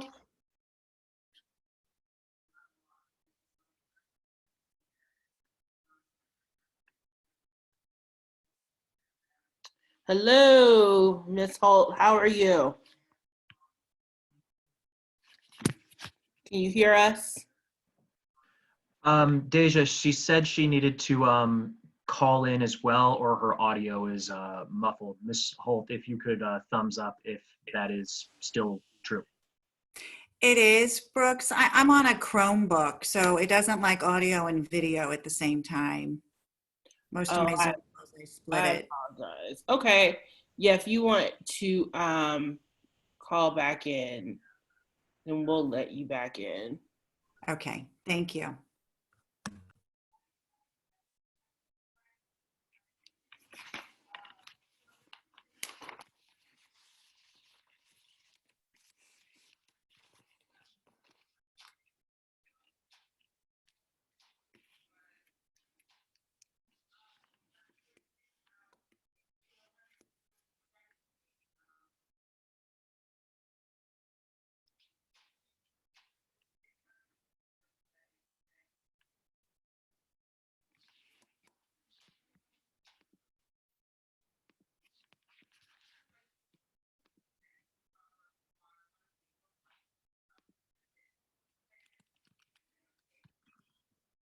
Okay.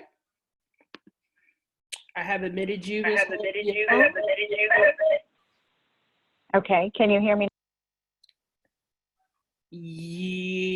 Yes. Can you go one more time? How's that? Can you hear me now, Deja? Yes. Yes, ma'am. Okay, perfect. Okay, great. Thank you. Okay, Ms. Holt, you will have 2 minutes. I will start the timer, and then you will get a 1 minute warning to just so you know where you are in your introduction. After the 2 minute, you will have approximately a 13-minute interview. For the expediency of time, if we start to get to a point in the interview where we're at risk of going over the 13 minutes, I will ask you to wrap up so we can continue on to the next question. Do you have any other questions? I don't. Thank you. Okay, just an FYI, we are recording for transparency, so it will be uploaded onto the Anne Arundel County Dems Facebook page for the constituents of 30A and Anne Arundel County to view. Okay, I will be starting your time now. You have 2 minutes. Great, thank you. Hi, my name is Chrissy Holt, and I'm excited to be a delegate in District 30A. So tonight, as background about me, this is my third time that I've run for office here in the district. In 2018, I ran for state senate. In 2019, I ran for this delegate seat, and here I am again in 2020. So I do plan on running again in 2022. I think my track record would prove that that's true. So some background about me: I am a mom. I have 4 adult children. I still have 2 kids in college. I have a long business career, starting with Career Builder, and I've spent the last 10 years at the Walt Disney Company, specifically at the Disney Institute, where we advise organizations, primarily healthcare, on patient experience based on Disney's best practices of leadership, employee engagement, and quality service.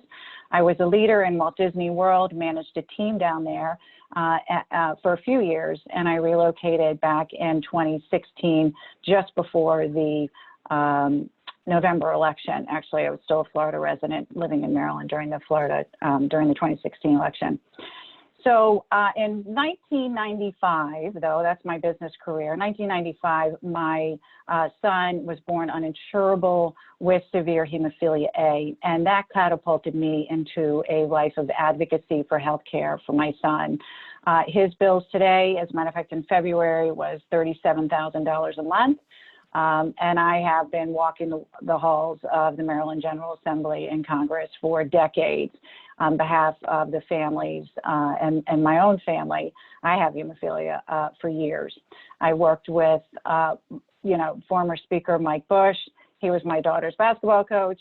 And under different governors, back in the early years, even when Care First Blue Cross Blue Shield was even trying to convert from a for-profit to a nonprofit. So I have a long time, and so it was those 2 worlds, my business world and the advocacy, that came together that sort of propelled me into running for these seats, because I know how imperative it is to have the right policies in place for working families. And so my campaign started and continues to be about healthy people, healthy communities, and a healthy environment. And inside healthy people, of course, includes universal access to care. 30% of the Maryland state budget, over $15 billion, is spent on healthcare, but yet we are seeing inside the coronavirus today the discrepancies. A healthy community includes livable wages for all of our essential workers, affordable housing, and all the pieces that go together so that we all have access, great education systems. They've done great work on the Kerwin Report. And then, of course, a healthy environment and protecting the Bay and being good stewards of our, not only the Bay, but our environment and our canopies. So it's those 3 connections together that you can count on me and a progressive voice at the table. Thank you, Deja. Yes, ma'am. Okay, Ms. Holt, I will be pulling up a PowerPoint slide, and I will be sharing my screen with you. Just please, when it pops back up, verify that you can see the screen. I can, thank you. Okay. So we will now go into the first question. And the first question for you is, Ms. Holt, what are the top 3 components of a successful campaign, and how will you implement those strategies on your campaign? Okay, great. So the 3 components for me, of course, is having a great campaign team, the financing, and then taking the action. So you got to have the right people at the table. We had a fantastic campaign for Senate, grassroots, and we earned 41% of the vote. So what we were saying actually resonated. We met our campaign goals, finance goals, and we knocked on thousands of doors. So it's the opportunity to bring in some great people that can work together. We had a really strong, 10 people core team. We met on a weekly basis, and everybody knew their roles in terms of meet and greets, ground game, donation team, making sure that we were hitting all the endorsements. I mean, of the 10 on the steering committee, we all were leaders in different ways. The fundraising component, well, I would love campaign finance reform. I actually was small donor certified so that, I could keep the voice for the people at the table. And, but I did make the calls because, if that was the game we were playing, we had to play by the rules that we were dealing with. Like I said, we raised over $50,000 in, a really short run. We had a lot of people that were interested in our campaign and willing to donate to it. So, we made the necessary calls that we had to, and we ran some great fundraising events. And then the ground game. The ground game to me is the best part of a campaign. And I currently still work on a lot of campaigns. I'm a delegate for Bernie Sanders. I've worked on the Ben Jealous campaign. I worked for congressional candidate Senator Jill Carter. I work for congressional candidate Michaela, and I knock doors. I like doing that. I like talking to the people. I like getting into those conversations because it's the door knocking. It's getting the people out to vote.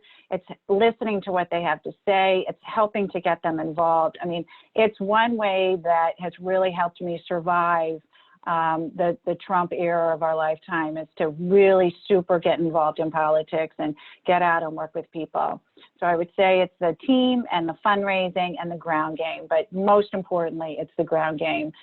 Going to all the events, participating actively in all the debates, going to where people are, not just during campaign time, but also on other days. I'm still out there. I'm still running Medicare for All town halls and educating people on what that means. What does single payer mean? Answering their questions.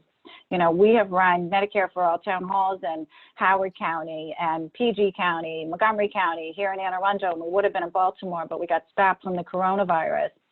So, I've worked in the food banks. We'll continue to do that. I'm about to be furloughed on Saturday, much to my chagrin, but I'm going. It's going to happen. But what it will let me do is just get out and work inside our community. And so you can't just show up during the campaign. You got to be a part of the community and, have people know you so that when the time comes and you're going to run for office. And I think you guys saw that. I ran a little campaign for this delegate seat, created videos, got some energy going out in the environment. And by my count, it looks like I had somewhere between 80 to 85 letters. But the more I'm talking to people, they're saying that they sent one and I didn't get a copy on that. So I'm hoping you guys got a little more than that. But it's having relationships out in the community. And I think I've talked about a number of different ways to create that, through door knocking, through volunteering, to participating in local events and being a local leader. I mean, just before this meeting, I was on a Progressive Maryland call with 170 people.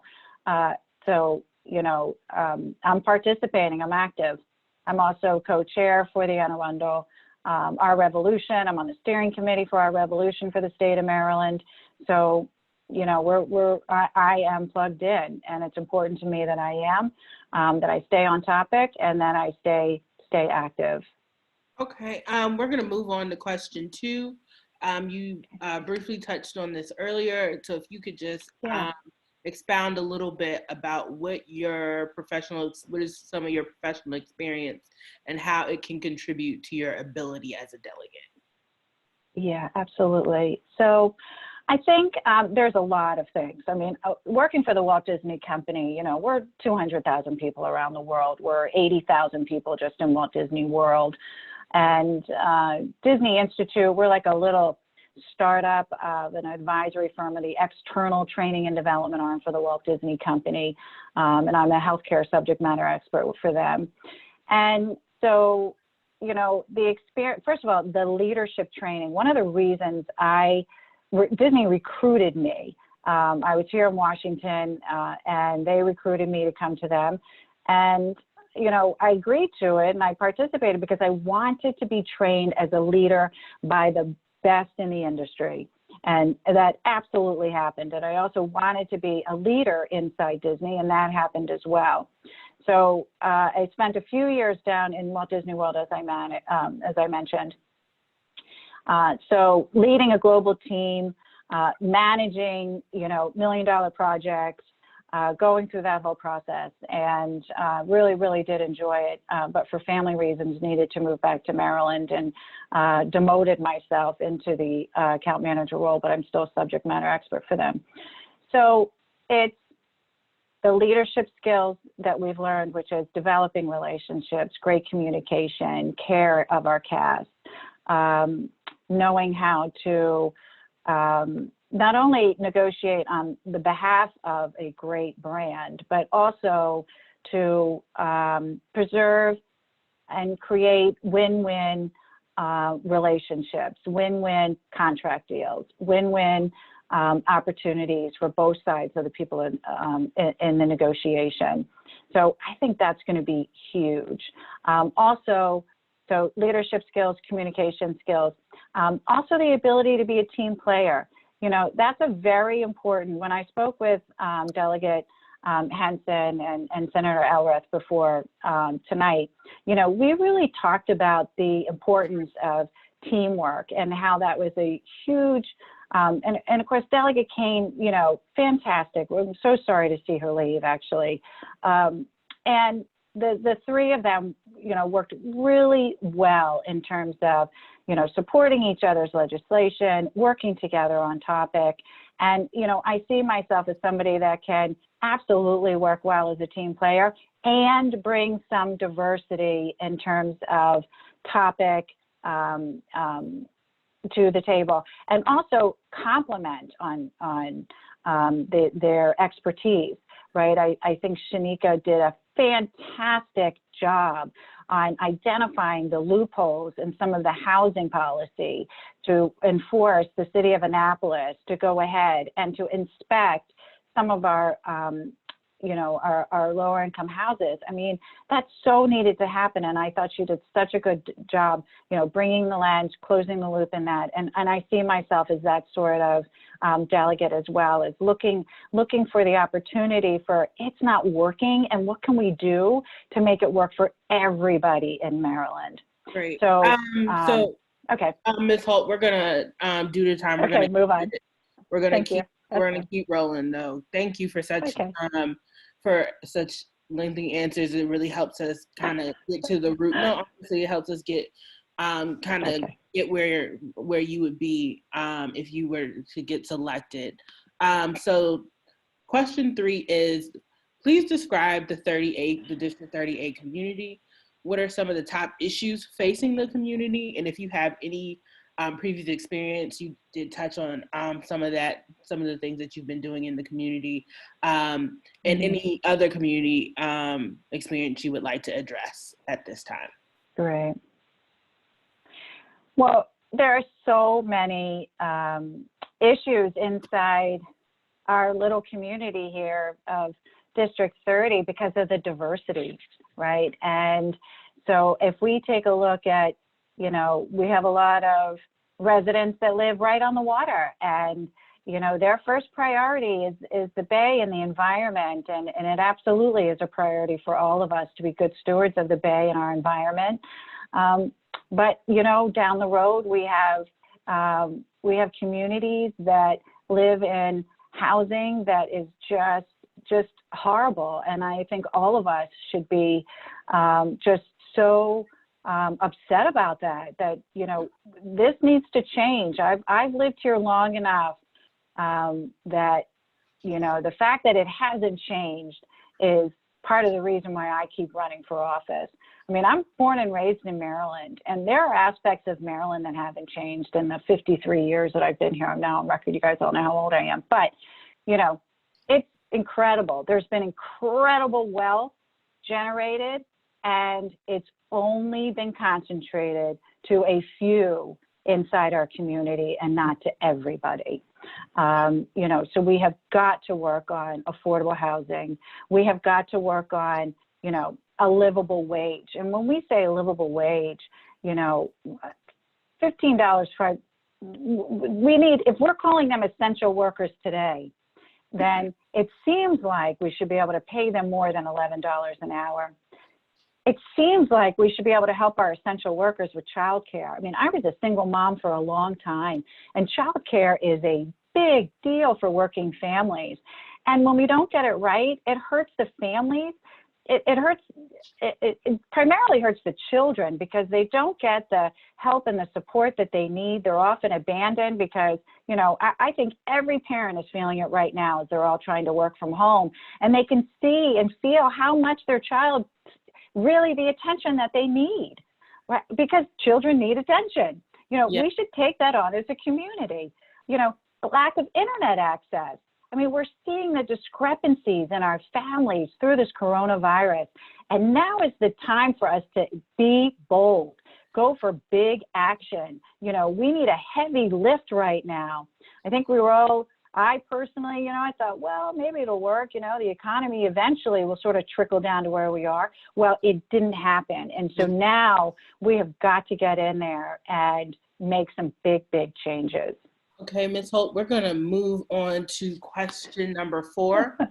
Okay. And you've talked about this, but if you could kind of give us just some hard data as far as numbers on this question. What is your fundraising? What fundraising goal would you set for yourself in 2022? Do you think you'll be able to reach that goal? And what steps, let's try like 3 steps that you would take to reach that goal until election. Okay. So, you know, I'm used to reaching goals. I'm a 30-year business development person. And so I've been, you know, running and achieving and exceeding goals for my entire life. And as a matter of fact, in 2019, I won all the big awards at Disney. And I was supposed to be on some fabulous trip in May, which isn't going to happen. Hopefully, I'm studying for this role on my furlough, that I'm preparing myself to be a great delegate. So my fundraising goal, we set the goal for the Senate as a $50,000 goal. I personally gave it a loan to get us kicked off. And then I hit the phone and we created some fundraising events. And, you know, we did a lot of emailing campaigns. You know, we literally were starting from the ground up. So it's not like we had a machine to sort of turn on. Meaning, you know, we had to create those spreadsheets. We had to make our phone calls. Everybody on the steering committee had to dive into their friends and family to try to get some money. And so we did it. I mean, we were thrilled. You know, in the end, it became clear what was happening. And I wasn't willing to put our campaign in debt. I wasn't willing to do that. I didn't think that was fiscally responsible. And it turned out, you know, it was the right call.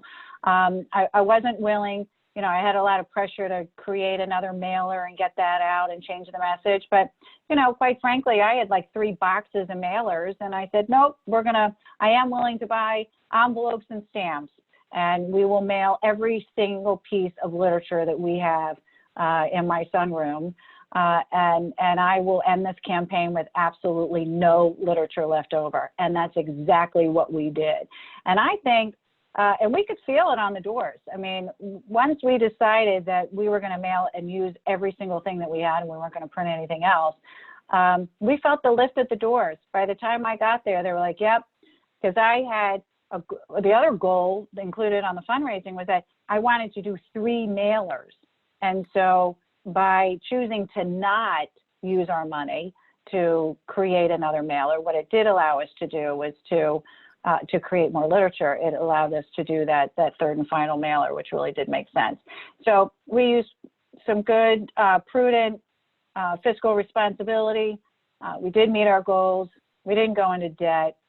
This 2022 election is going to be a tough one. I mean, you're going to have 2 appointed delegates sitting here. You know, Sarah's a strong leader as the senator. We, of course, want to turn over 30B. You know, we want a full slate of Dems. And, you know, we're going to have to raise money. It's going to be more than 50. Probably going to need 100,000 to make it through. I think that I've heard them say that to get you all the way through to the primary. And, you know, maybe one of your next question is, when do you start campaigning? I mean, I don't know that I've ever stopped campaigning since 2018, quite frankly. We're going, I'm sorry, Ms. Holt, we're going to move on to the last question. Okay. All right. And you spoke about this in some of your past answers, but really quickly, what would be your top 3 legislative issues on your agenda, and which House committees would have domain over those issues. And you've already spoken about how you would move this agenda forward, but if you could just kind of give us some concrete answers on what your top 3 legislative issues are and what committees would have domain over those issues. Right.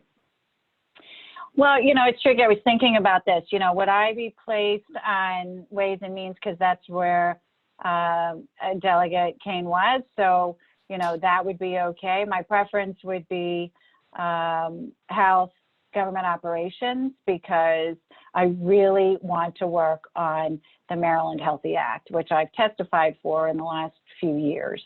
And that is the single payer bill. And I know that there are other progressives and other delegates that support it. And so that would be, you know, so I would like to be on the HGO committee if that's possible and work on that.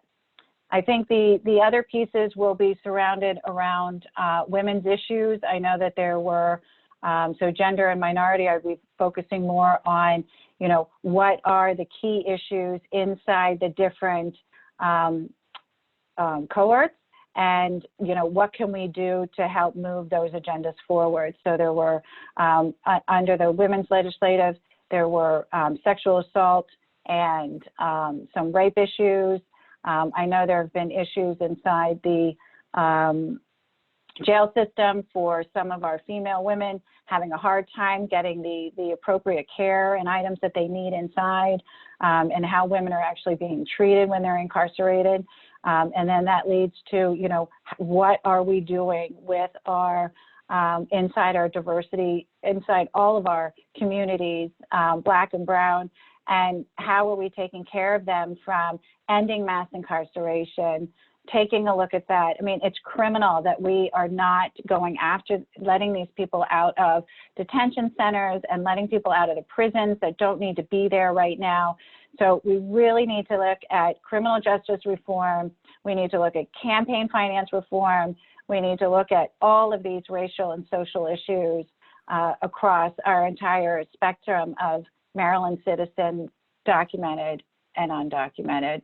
Okay, and in the end, I'm sorry, I have to cut.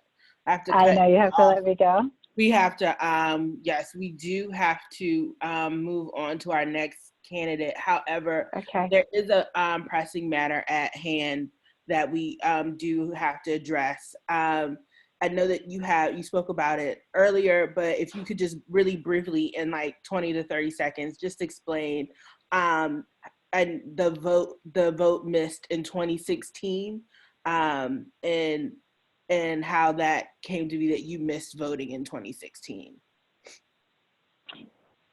Yeah, so, well, the mechanical issues of that was I was still a Florida resident. I mean, I even had Florida license plate tags on my car at that time. So I had literally just gotten here. So I didn't have my absentee ballot from Florida, and I couldn't get registered here fast enough. So, you know, part of it too is, you know, the changes that we need to make in the election process. And then there's some of it for me was resistance. So, you know, it never occurred to me that Hillary was not going to win that election. We were all shocked by that, quite frankly. But I'm not the only progressive that, you know, was really resisting how that process went down. And I think I commend Bernie and Biden for sitting at the table right now. I absolutely commend Bernie and what he's doing and how he's handling it. And I'm glad that, you know, Joe Biden's sitting at the table and we're coming together with a really strong agenda, because, you know, we all have to be on the doors working as hard as we can to put Joe in office. And so I hope I've answered the question. You know. Yep, okay. We got it. I know that you've addressed the question. We just wanted to make sure we got that on record. So we thank you for joining us, and we will be making our decision live on Facebook, hopefully around 1:30 in the wee hours of the morning. So if you can join us then, we will appreciate it. Thank you for your time and your work around the community, and we will bid you adieu. Thank you. Thank you so much for all your public service. I'm sorry, what time did you want me back on? So it'll be streaming live on our Facebook channel. So you'll be able to see it from the Anne Arundel County Democratic Party Facebook live. Okay. All right. Thank you so much. Thanks for your service. Thanks, everybody. Good night. Bye-bye. Bye-bye.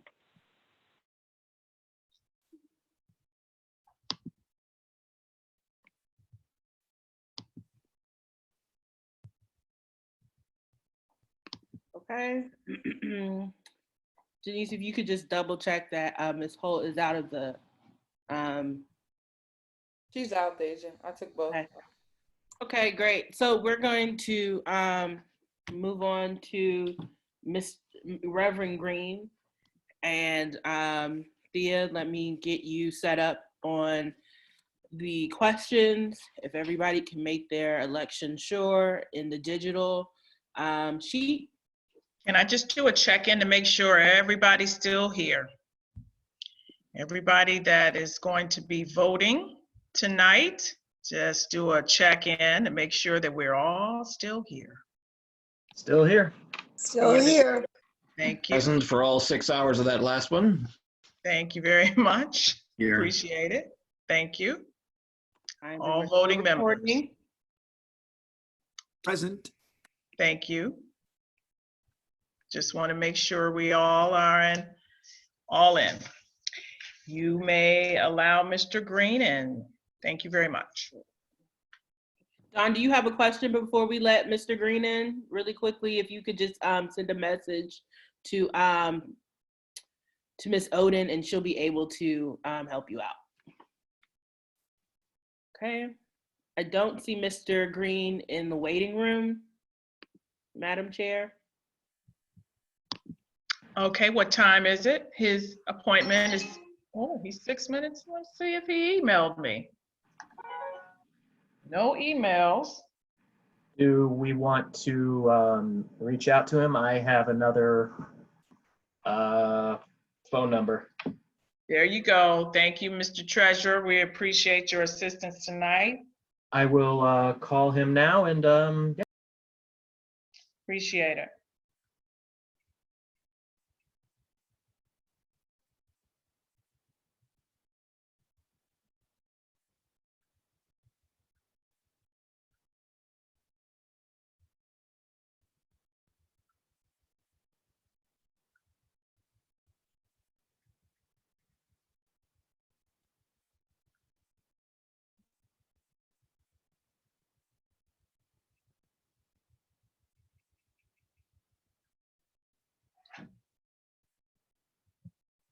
Okay, this gives us time, colleagues, to complete our data sheet on our rubrics. We appreciate your participation.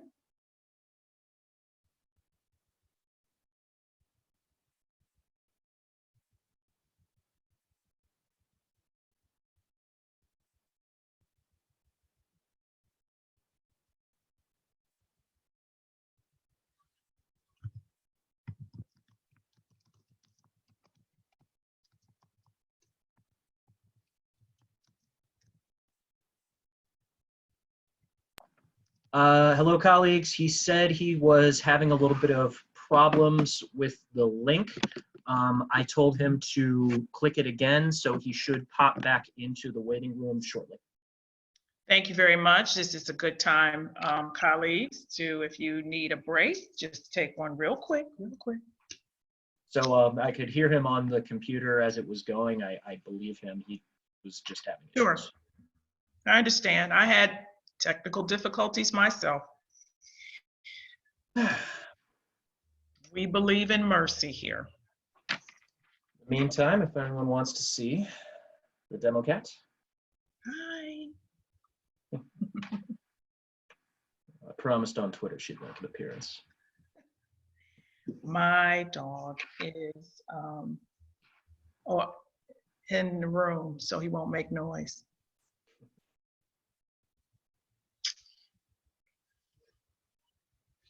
Okay, so he's having difficulties.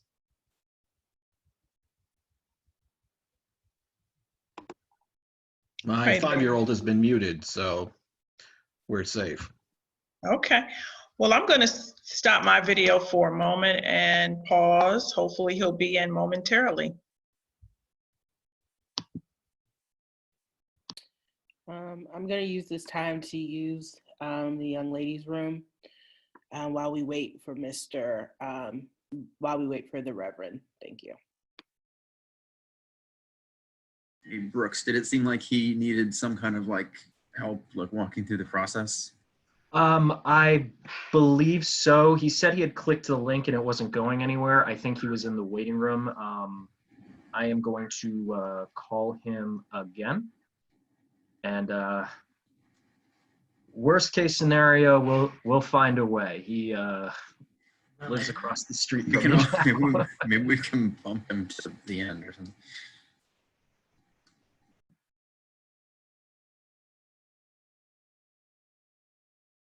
Brooks, if he needs the link resent, just, let us know so we can expedite everything. How's it working?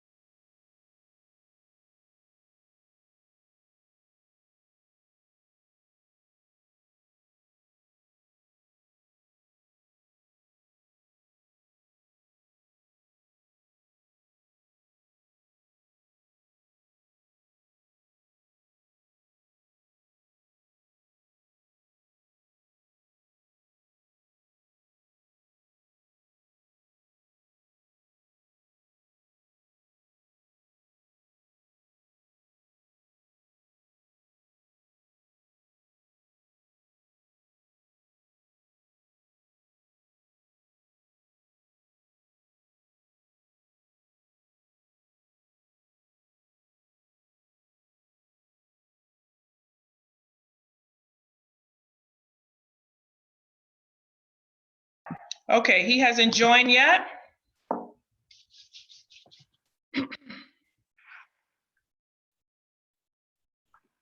What? He's plugging in the information now.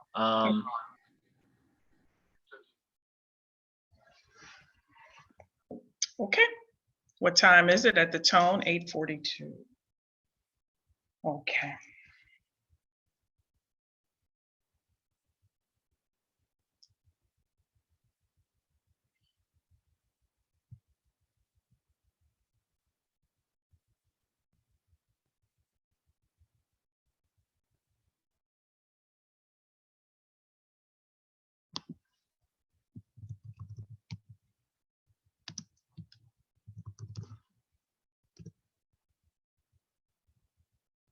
It has been suggested by one of our colleagues, and because the time is ticking, it's already 8:43, almost 8:45, and to be fair to our other candidates that are coming behind, we may have to put Mr. Green at the end of this interview process.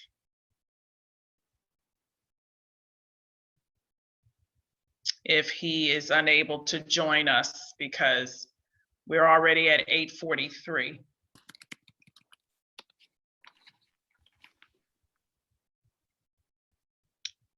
Mr. Shandelmeyer, if you are speaking with him, can you let him know that we're probably going to have to put him on at 12:45 a.m. 12, what is it? 12:50 a.m. Yes, ma'am. Thank you.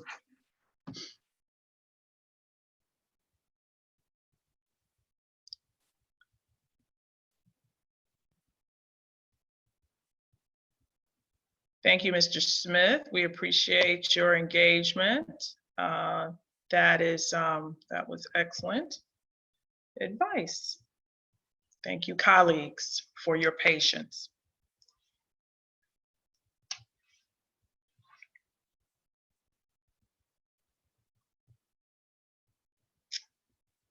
And our next interviewer should be on in about at 8:50, I believe. So this gives everyone who hasn't an opportunity to go into their voting sheet and to look at where you are and where we are. And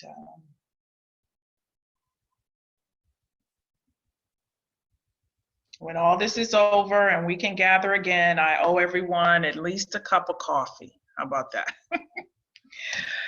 I can afford that.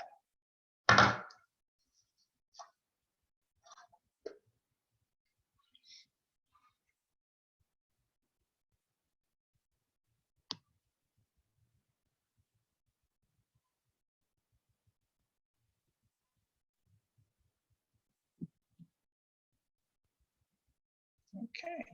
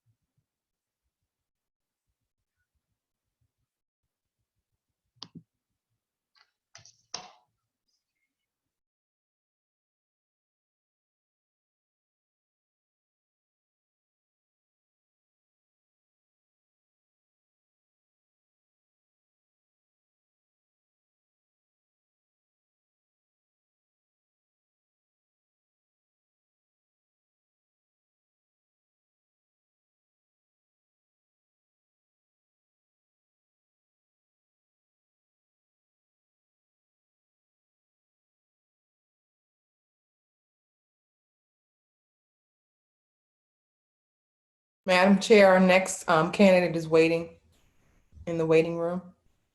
To have our parliamentarian, I'm sorry, it's getting late, to navigate. She's back. Okay, we're ready.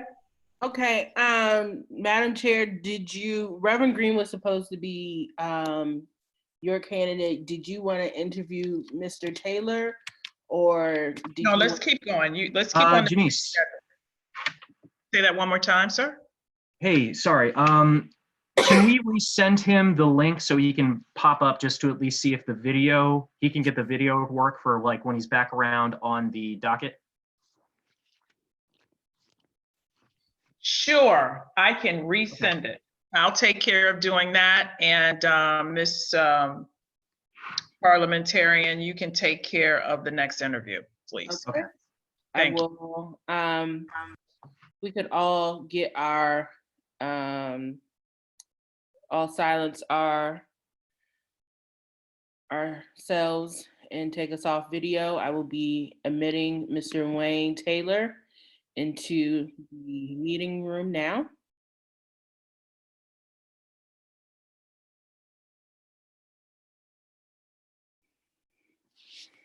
Mr. Taylor, can you see and hear us? Yes, I can. Okay. We will be giving you 2 minutes for introductions, just so you are aware. I will start my timer, and you will have 2 minutes to do an introduction, and your interview process will be about 13 minutes. If we start to go over, I will have to interrupt you so we can move on to the next question. And I'll just ask that you wrap up so we can go on to the next question. So apologies in advance. Just so you know, we are recording for the citizens of District 30A and all of Anne Arundel County for transparency. Are you prepared to start your time? Yes, ma'am, I sure am. Okay, I have the 2 minute clock here, and we are starting you now. Good evening, and thank you for this opportunity to share my vision on how Delegate Wayne M. Taylor will represent District 30A. Committee members, remember, History will judge you as to whether you fill this seat with someone who is present for this time or someone who is years apart from it. I sit before you with a determined heart, yet an unclouded mind. I'm very clear that as a delegate and becoming the new member of the team, I can add new and wholesome flow to a very dynamic team. Given this selection by you, we will continue to support the constituents of District 30A. Thank you. And now I'll take questions. Okay, Mr. Taylor, we are going to start your interview section. I am sharing my screen with you now. So if you could just verify that you can see the PowerPoint slide in front of you. Yes. Okay, we will start the interview process and you will be able to refer to the screen if you cannot hear or understand the question. Question 1, what would be the top 3 legislative issues on your agenda? Which House committees would have domain over those issues? And do you have any legislative strategies in mind to forward this agenda? Okay, so primarily when we talk about the top 3 legislative issues coming out of this pandemic, there is no question in my mind that we're going to have to restore in regards to our economic opportunities to move forward. So number 1, we're going to thinking about the Appropriations Committee and specifically the Education and Economic Development Subcommittee. Why that particular subcommittee? Well, number 1, we want to continue to move forward in seeking to get ways in order to fund years 4 through 7 of the blueprint, the current that the current commission has already introduced. Years 1 through 3 has already been funded. So we're going to have to fund 4 through 7. So that's number 1 in which I would like to sit on. And then number 2, under health and government operations, public health and minority health disparities. This pandemic has turned the covers back and shown a lot of the issues and the problems in which we have currently in our health areas. And unquestionably, we need to move forward in that. And we need to move forward in that in a way that is strategically going to be beneficial, not just for the residents of District 30A in the low-income areas, but and our aging and our youth and children, but also throughout the state. And so those are the areas in which we will look to move into. From an economic point, we have got to create the opportunity for dollars immediately to be moved forward. We can talk about legislative issues, we can talk about social issues, but without the dollars that are necessary in order to make those things happen, we will not be able to move forward as a city, as a county, or as a state. There are actually money strategists that are sitting on the fence waiting to come in into jurisdictions that are prepared. So one of the recommendations that I would be putting forth with the team once I am selected is that we create a counties connecting coalition. That coalition would actually be part of Anne Arundel County, Prince George's County, Montgomery County, Baltimore County, and Baltimore City. That coalition, and why because of that coalition? Well, I think if you take a look at the study on HIV and AIDS, the counties that I've just named are the top 5 counties, which means that we have a crossover, we have an overlapping. And so in essence, we as these top 5 counties have got to come together and begin to talk about ways in which we can implement and get the gears started so that the dollars will be there, because we all share in these issues in regards to education. We all share in these issues in regards to disparities in health. And so in essence, I working on these committees, we as a team, Senator Elford, Delegate Henson, and myself, the three of us working together with this coalition, we can actually mobilize and move very quickly in order to help to bring back and restore not only Annapolis City and in its tourism, but in Anne Arundel County, in its ability to make sure that our seniors are taken care of, that our children are taken care of, that the health issues that they both overlap in, that they're taken care of, and it's a multi-overlapping county situation. Okay. Question 2, Mr. Taylor. What is your professional experience and how will it contribute to your ability as a delegate? Well, my professional experience is in business. And so right now we have Senator Elford, and Senator Elford is doing an extremely great job in regards to environmental issues and then bringing it down from there. We have Delegate Henson, who in her capacity is bringing the housing and issues that are occurring in housing and bringing it down from there. My professional experience, as I said, is in business.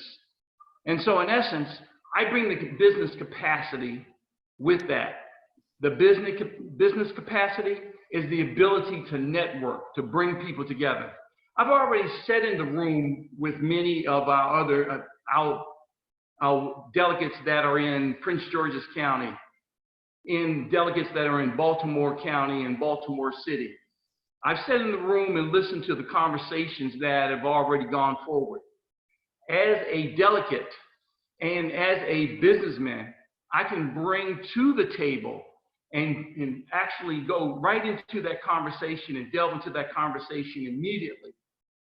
It's very important that, as I said earlier, that as we roll out of this pandemic, that we are structurally sound and that we're ready to move forward so that we can get the gears started, that we can get the money. See, if the 5 jurisdictions are working together, we can approach the governor. And these are the dollars that we can have, and we can make sure Senator Elford, Delegate Henson, and myself, we can make sure that we get our share of those dollars in order to get our economic development moving properly. Okay. Question 3.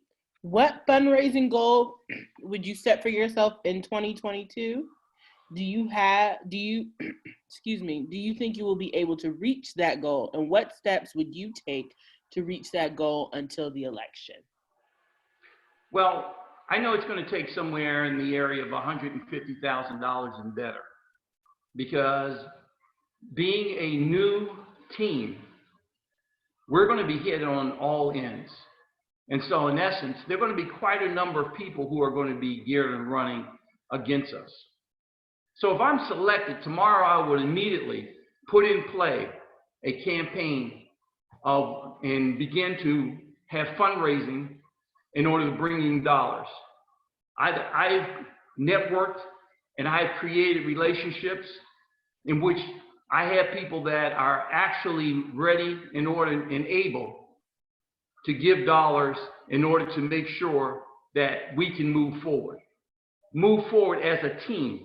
This is not about Wayne Taylor and about Delegate Wayne Taylor. This is about Senator Sarah Elford.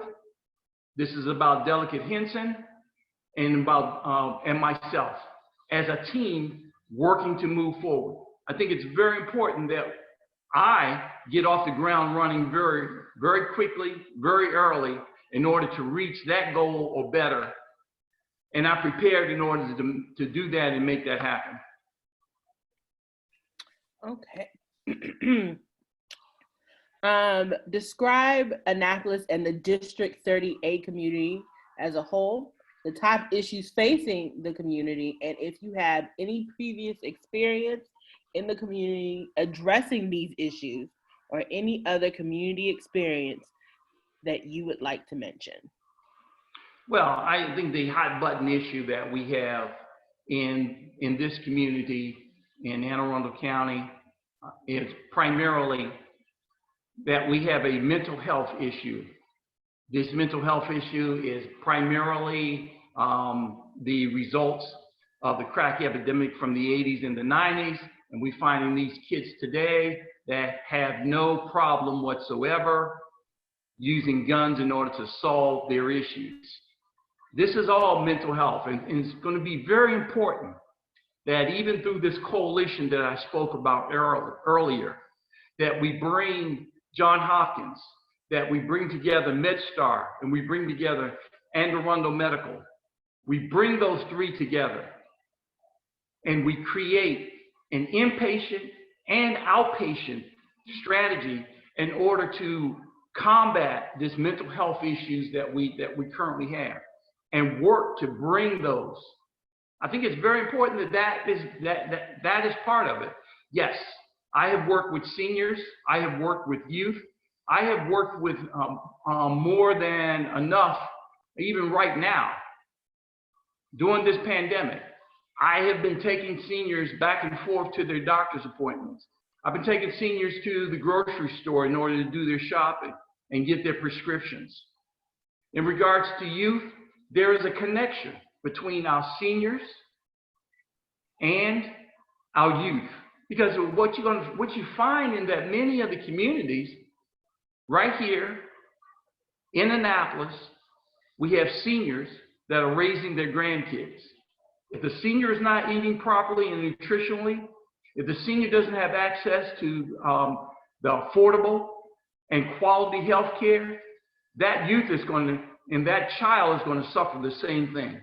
They're not going to have access to it neither.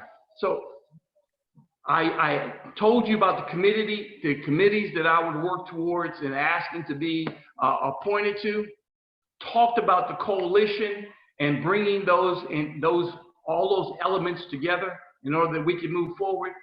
And I've already put that and worked together with some people already in order to bring about and make that happen. Okay. Thank you, Mr. Taylor. Last question of the evening.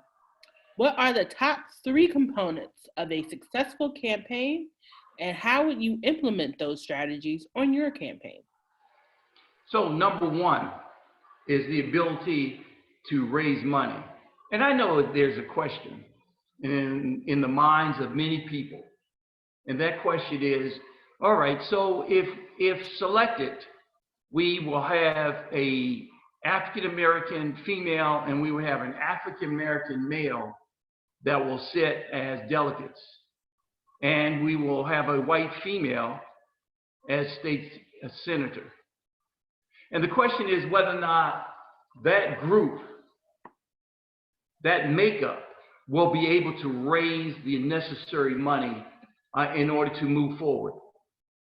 Over the next 2 years, as a team, if we continue to bring economic vitality to Anne Arundel County and to the city of Annapolis, that whole thing will go away. Because money, the color of money does not change. Everything else could very well change, but color of money doesn't change. And so in essence, if we're bringing the money and it's strategically being used and for the uplifting of the community, and folk begin to see that as a team, we're working towards all of the components that are necessary for the community, they are going to, number 1, give money to our fundraising abilities. And then number 2, which is the next part, is to mobilize and gain people that are willing to go out with us and before us and call in our behalf in order to make sure that our message is getting out there, that our successes are being discussed, that we as a team, they don't see just one of us, but they see all 3 of us working together toward this common goal. I think Mike Bush said it very without question, that we cannot be successful by ourselves, but we can only be successful as a team. And that is what it's going to take. It's going to take a team effort. And so we talked about fundraising. We talked about mobilizing and getting people to work. And then we talked about getting, number 3, our message successfully getting out there. That's what it's going to do, the 3 components of a successful campaign. And this is how it would be implemented. Okay. Thank you, Mr. Taylor, for interviewing with us this evening. We still have several colleagues to get through, several of your colleagues to get through. We will be streaming live from the Anne Arundel County Democratic Party Facebook page, where we will make the official vote and announce the next delegate of District 30A. So please be watching the Facebook in the wee hours of the morning if you want to know in real time. And thank you again for your participation and your work in the community. And we will see you again. Thank you, Thank you very much. Good luck, folks. Thank you. Okay. Okay, colleagues, please make your elections on the digital sheet. And I believe we have Ms. Jones, who is right on time. Madam Chair, allow me to queue up. All right. Colleagues, you still with me?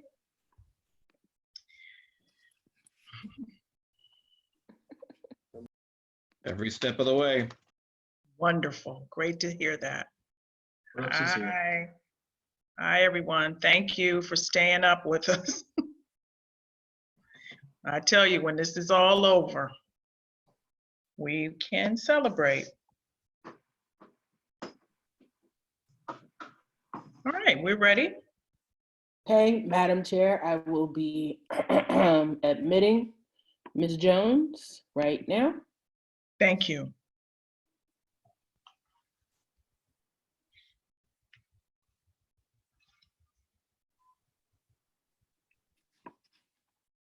Good evening, Ms. Jones. Are you there?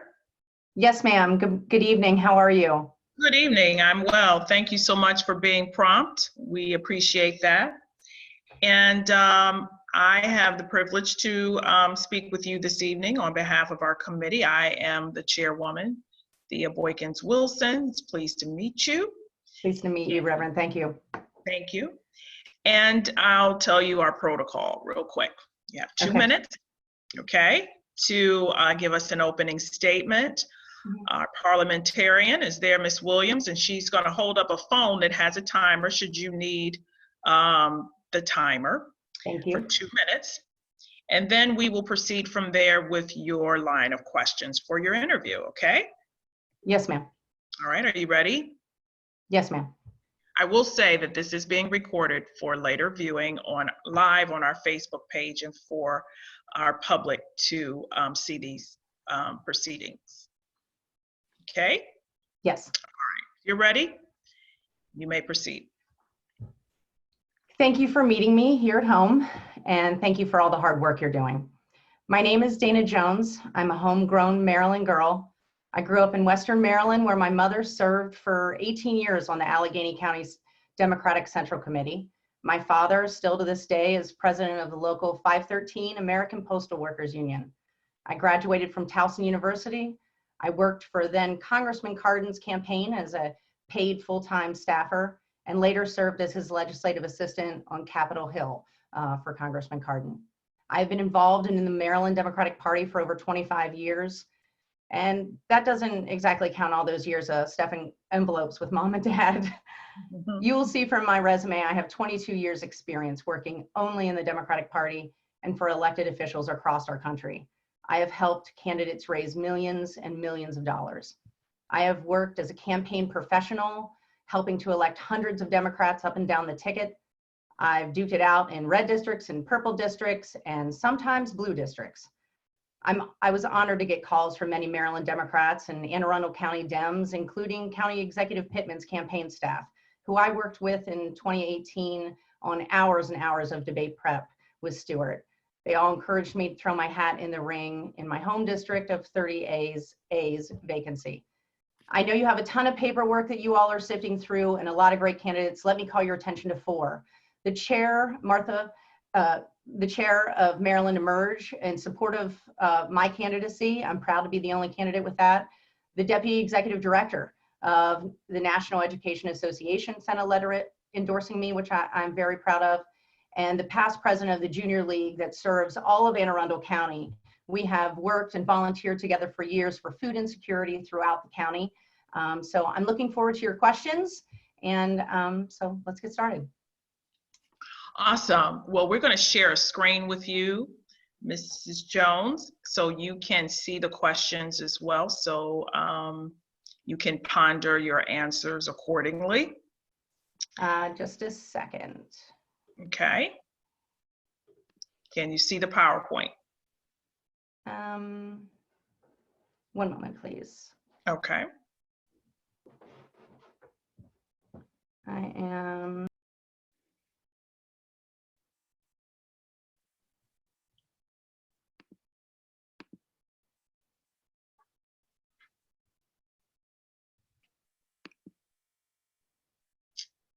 No problem. It's okay if you need some help from assistance from someone.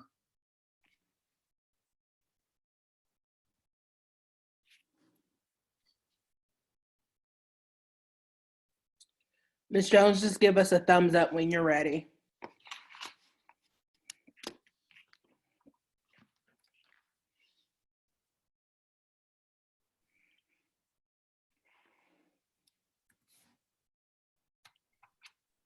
Well, if you can't see the screen, I'll read them for you, if that'll work. Ms. Jones, can you unmute yourself, please? You're unmuted. If you can unmute your screen, I can read them for you. Okay. There we go. Tech help. Thank you. Brave new world we find ourselves in as we all Zoom. Listen, I too had trouble entering in, so we feel you. No problem. First question. Let's talk about the top 3 components of a successful campaign and how you would implement those strategies on your own campaign. Oh, wonderful. Thank you for that question. As you can see from my resume, I do have exclusively campaign experience.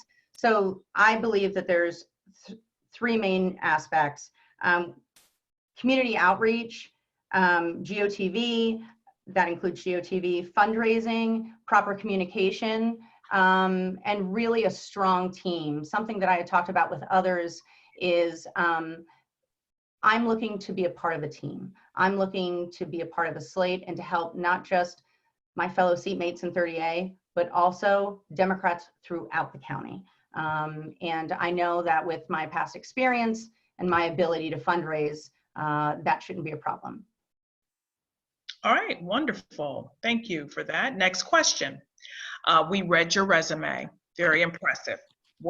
Talk about your professional experience and how it can contribute to your ability to be the delegate that we seek. Well, thank you. I have worked for hundreds of candidates. I've helped them raise millions of dollars.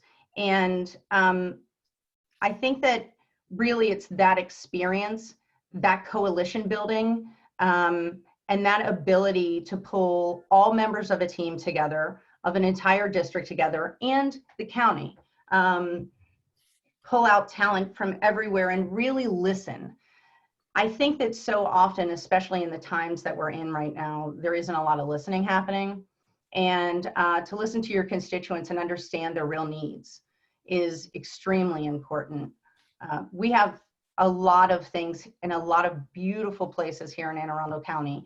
There's a ton of different issues that I would love to talk to you about. I know we only have 13 minutes, so I'll let you go to your next question. All right, thank you very much. Let's talk about the D38 community. This gives you time to expound on the top issues that's facing that community. And if you have any previous experience in the actual community addressing these issues, or any other community experience in District 30A that you would like to mention to us. Absolutely, thank you. First off, the issues that I think that this district commands and that the county demands: environment, education, access to healthcare, protecting small business, and lastly, we have to be prepared for our COVID recovery. Environment.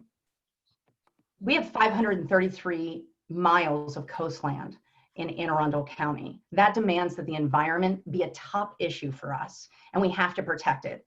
We don't just have, we haven't just lost a partner in the federal government as it regards to the environment. We have a group of people who are actively working against us. So we have to work that much harder to protect one of our best assets here, the Chesapeake Bay. Education. We find ourselves in as we just saw some technical issues, a brave new world. And I think that we have to take a look at how is it that broadband access isn't accessible to all of our communities here in 30A and in Arundel County, as well as the entire state. That is well past due and something that we have to take a look at.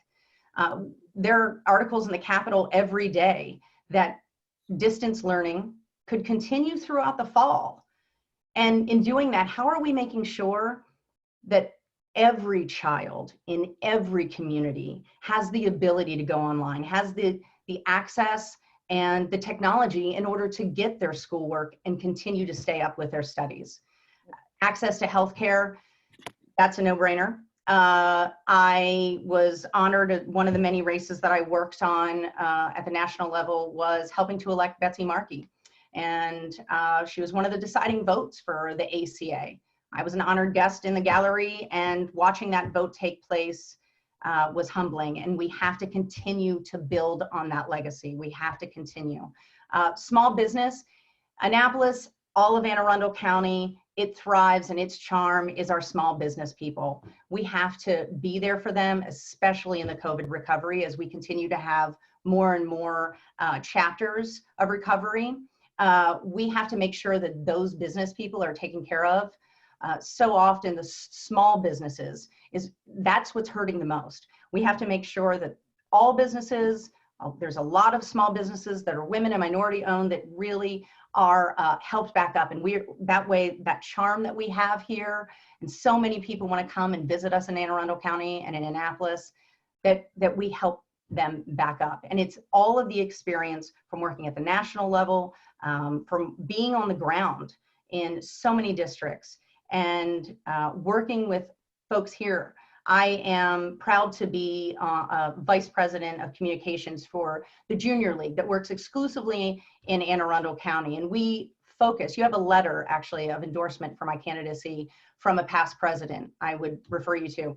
And I have to tell you that working on food insecurity in Anne Arundel County and food deserts is something that's critical. And the work that I've done there is something that I want to continue should I be selected. Well, I'll let you go to your next question. Thank you very much. We appreciate that. Yes. What fundraising goal? Now, I know you are an expert here. What fundraising goal would you set for yourself in 2022? Right. Thank you for asking that. So we know that this is a swing district. I mean, in 2018, the Democrats crushed it. We can all agree on that.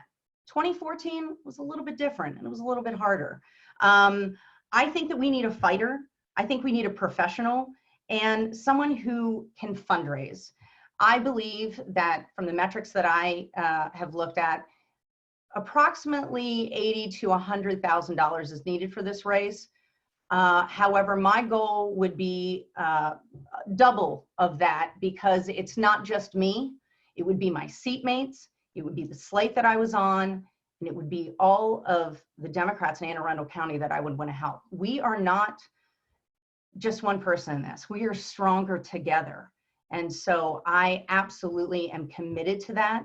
and committed to working in a team. You know, the funniest thing that I consistently hear is that it's a part-time legislature. It's the furthest thing from that. And this is a full-time job. And I would be able to work full-time and have this, I would be able to commit a full-time amount of hours to this job all year round. And, you know, when it's the constituent service that really matters, it's when a mother calls and says, we were on free and reduced lunch and I need to figure out how I can get, you know, lunch for my kids. I need to be, you know, I would be that person to say, here are the 15 places in 30A where you can go and pick up 3 square meals provided by the Anne Arundel County school system for your child. And if it's a situation where it's a federal issue, well, then it's making sure that that constituent, I connect them to the right person at the federal level. Let's say if it's Social Security or a number of other things. So this isn't just a voting job, this is a constituent service job. And I really want you to know that my commitment is at both. Thank you very much. Next question. Your top legislative issues on your personal agenda, which House committees would have domain over those issues? And do you have any legislative strategies in mind to forward this agenda? Well, as far as House committees, I have to say that I would hope to serve in Delegate Kane's vacancy on the Ways and Means Committee. Chairwoman Kaiser and I know each other. We were friends when we both worked in Annapolis in the late 90s and in the Maryland Democratic Party as well as Young Dems. She's always been brilliant. It's the Ways and Means Committee that's responsible for legislation relating to children, youth, families, education, financing, primary, secondary education, elections. So it's really, and I also worked for, as I said, Congressman Ben Cardin, who on Capitol Hill, he was ranking member at the time on the House Ways and Means Committee. So it's really that committee and all the issues that I care most about, really where I would want to be and in hopes to be. So that would be my wish. Wonderful. I think this is the last question coming up. Oh, that was the last question. Thank you so much for your time, Mrs. Jones. We will be streaming live sometime wee hours in the morning after probably 1 o'clock in the morning. Oh, goodness. Our live vote and announcement of the winner on our Facebook platform. So if you would connect to the Anne Arundel County Democrats, that would provide you the access. And we wish you the very best, and we hope you have a wonderful evening. Thank you so much for your engagement. Well, thank you so much, Reverend. And I want to thank everyone there. I know that this isn't easy, and I know there's a lot of work ahead of you and a lot of good candidates and activists in the Democratic Party. So I'm very honored to be with you, and I hope that all of you are staying safe and healthy. And thank you. Thank you for your work. Thank you so much. Have a good evening. You too. Bye-bye. Bye-bye.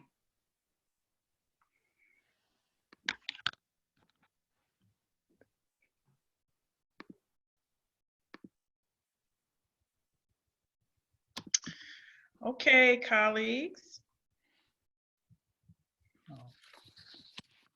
Ms. Tierney is due at 9:30.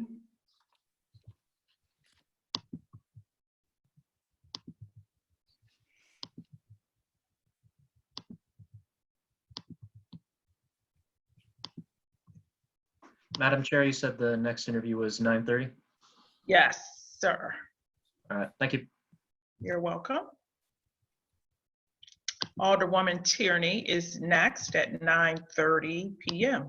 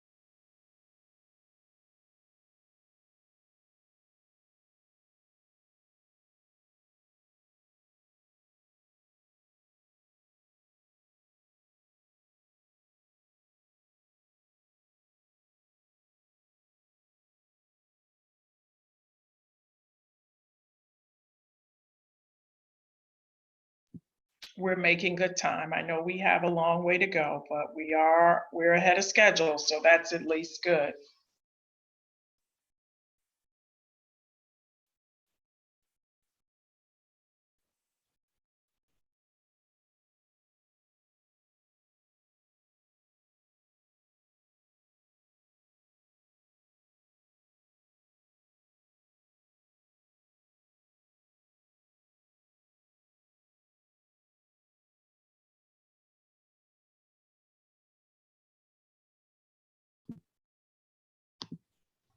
While we're waiting, I'm going to take the time, since this is being recorded, it just came to my mind to remind our viewers that we will be voting by mail in the state of Maryland, and you should receive a ballot in the mail to participate in the June 2nd, 2020 primary that has been moved from April the 28th to June the 2nd, 2020. If you have moved before, if you have moved since the last election, you need to update your address information. Please make sure that you update your address information, that your current address is current at the Board of Elections. Thank you very much for your attention to this very important matter. And we, of course, here, the Anne Arundel County Democratic Central Committee, want you to make sure that when you vote blue for all Democrats. Thank you very much. We appreciate that.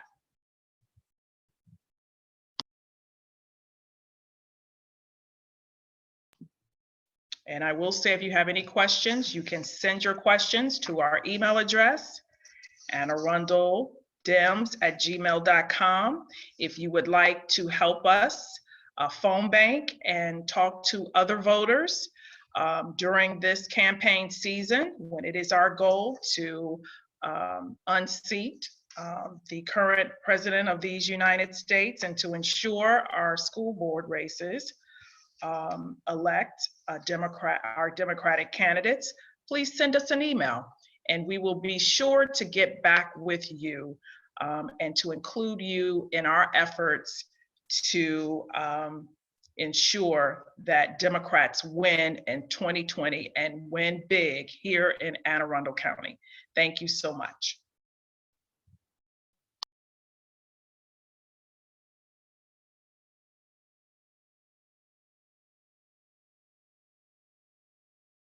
Is Alderwoman Tierney ready? Is she waiting? I don't see her in the, excuse me, Madam Chair. I don't see her in the waiting room as of yet. Okay, well, if someone has her information. Madam Chair, I have the number. Thank you very much, Mr. Schandelmeyer.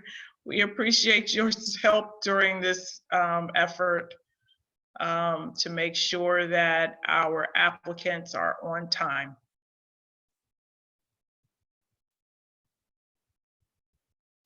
Thank you. I will turn this over to Miss Parliamentarian. I have to remember that. Yeah, I'm not married yet.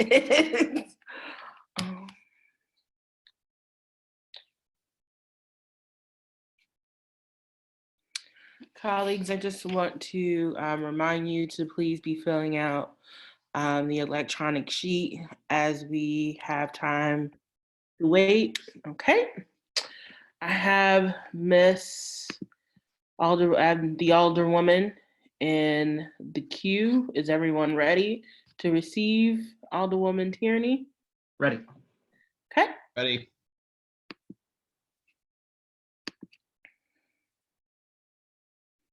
She is joining us shortly. Oh, good evening, Alderwoman Tierney. How are you? I'm fine. Can you hear me? Yes, ma'am. I can hear you loud and clear. Okay. Sorry about the glare in the background, but it's my house. Nope, you're absolutely fine. Thank you. So thank you for joining us at this late hour. Wishing you and yours a healthy stay in quarantine. Just some rules of the road. We are going to give you 2 minutes for an introduction.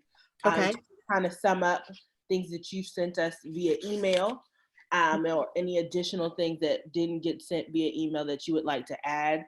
I will hold up my phone for 2 minutes with the initial start, and then I will hold it up at 1 minute, so you know that you need to have time to wrap up. After, we will have a approximate 13-minute interview. I will be keeping time, so if I do interrupt and ask to go to the next question, that's just because I want to keep us on time. Okay. Just want to let you know that we are recording this interview for the citizens of District 30A and for the rest of Anne Arundel County and those who would like to watch across the state of Maryland. So are you ready, Alderwoman? I am. I'm very impressed with you keeping the time. Oh, well, thank you. Yeah. So I am going to start your 2 minutes now, and you are live. All right. Well, first I want to say thank you, Madam Chair, and to all of your fellow committee members for your time and effort on the selection process. And I hope you and your loved ones are well. My name is Ellie Tierney, and I am candidate for the District 3A delegate seat. I will start by addressing a concern brought up by our local paper a couple of days ago on leaving the Annapolis City Council before my term is up. I know this is a very unfortunate time for the vacancy and might possibly creating another one, but I believe this opportunity is very rare and important. And when it was announced, I immediately researched the status of House bills, the demographics of District 30A, read the blueprint for Maryland's future and the corresponding bills that need to move forward. I didn't flinch. I trust my Ward 1 vacancy will have no problem being filled with such an engaged constituency. That shouldn't impact my decision to represent even more constituents in this respected body of government. So I just wanted to add that. I understand the importance of keeping the seat and the hard work involved in doing so.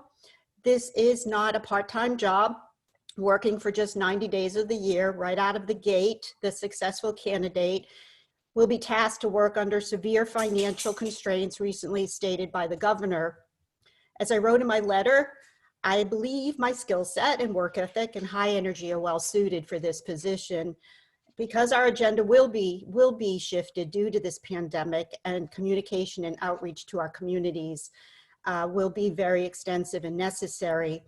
Our attention, or at least my attention, will be towards the disadvantaged communities and healthcare and gun control and education, and making sure we can work within our budget. Was that the time up? Yes, ma'am. Okay. Okay. So, right.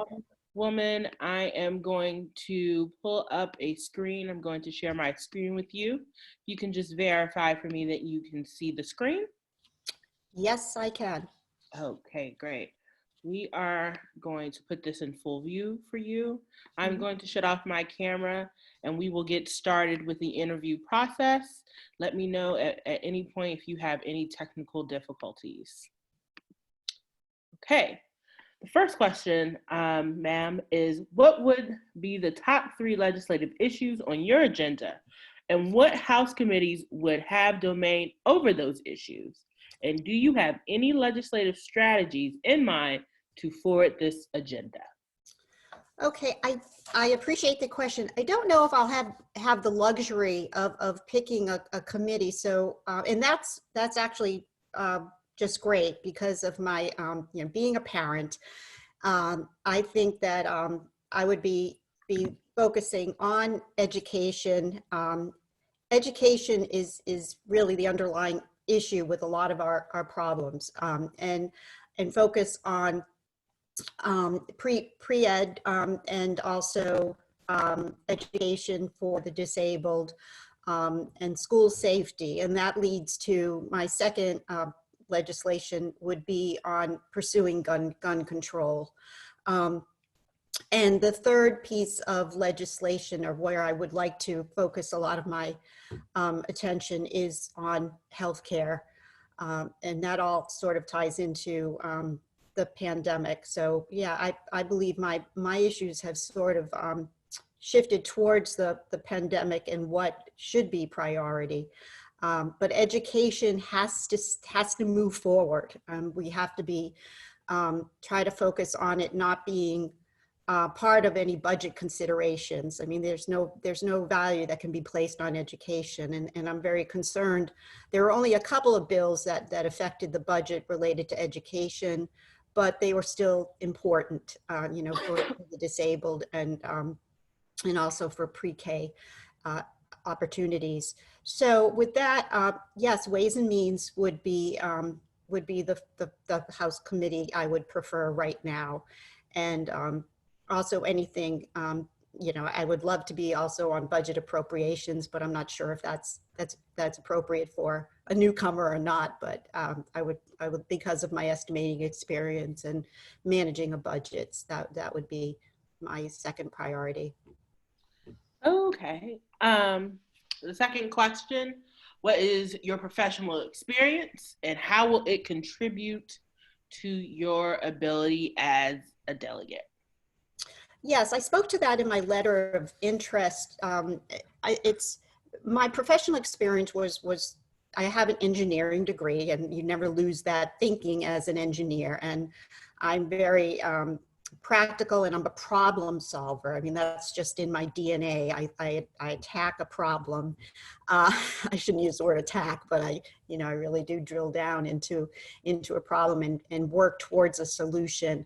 I always figure out a way to get from point A to point B. And so, and also producing a product was something, you know, with my years in construction, there was always some tangible product. And I think one of the most invaluable aspects of my career is just the diversity of my work group. When I was in construction, I was you know, a college graduate, pre-construction manager, but yet it's like a little city when you're building a project. You're dealing with workers that are all, you know, different income levels. I'm somewhat, I know a few words, a few important phrases in Spanish. So that, and also, you know, I come from a big family. I'm the youngest, so I always needed to sort of speak up and to be able to be heard. But the last 2 years, well, I guess the last 6 years, I've been involved in city, you know, first as a community advocate, Ward 1 president, and then that's sort of where I fell in love with constituency and politics, really. And the last 2 years, I've been very successful in working collaboratively with the council on issues. You know, reached across the aisle and got some legislation passed and worked on some housing legislation that I'm very proud of with my colleague Alderman Rodriguez. So yeah, that's the last 2 years have been invaluable as far as how to navigate government and also deal, as you know, with the, you know, with the cadence of government being a little bit different than the private workforce. And I've had to adjust to that. I sort of have this sense of urgency that had to slow down a little bit, but not too much. Okay. And also being a mother, it's probably a huge thing. And I'm a product of public schools, and, you know, my 2 boys, college graduates, and you know, I read to them when they were, you know, 1 year old. So that value, you know, having a pre-K education, that's it. That's when you have to get to your children. Mm-hmm. Well, thank you. And our next question is, what fundraising goal would you set for yourself in 2022? Do you think that you will be able to reach that goal? And what steps would you take to reach that goal until the election? Yeah, I have to hustle. I've sort of had you know, I ran against an incumbent a couple years ago, and I knew that, you know, inevitably one of the biggest things was to have a bucket of money to at least start off with. So right away, right out of the gate, I know a lot of donors. I do have that advantage of being an alderman. I have a lot of supporters, and I would definitely be, you know, hiring, you know, help to manage that.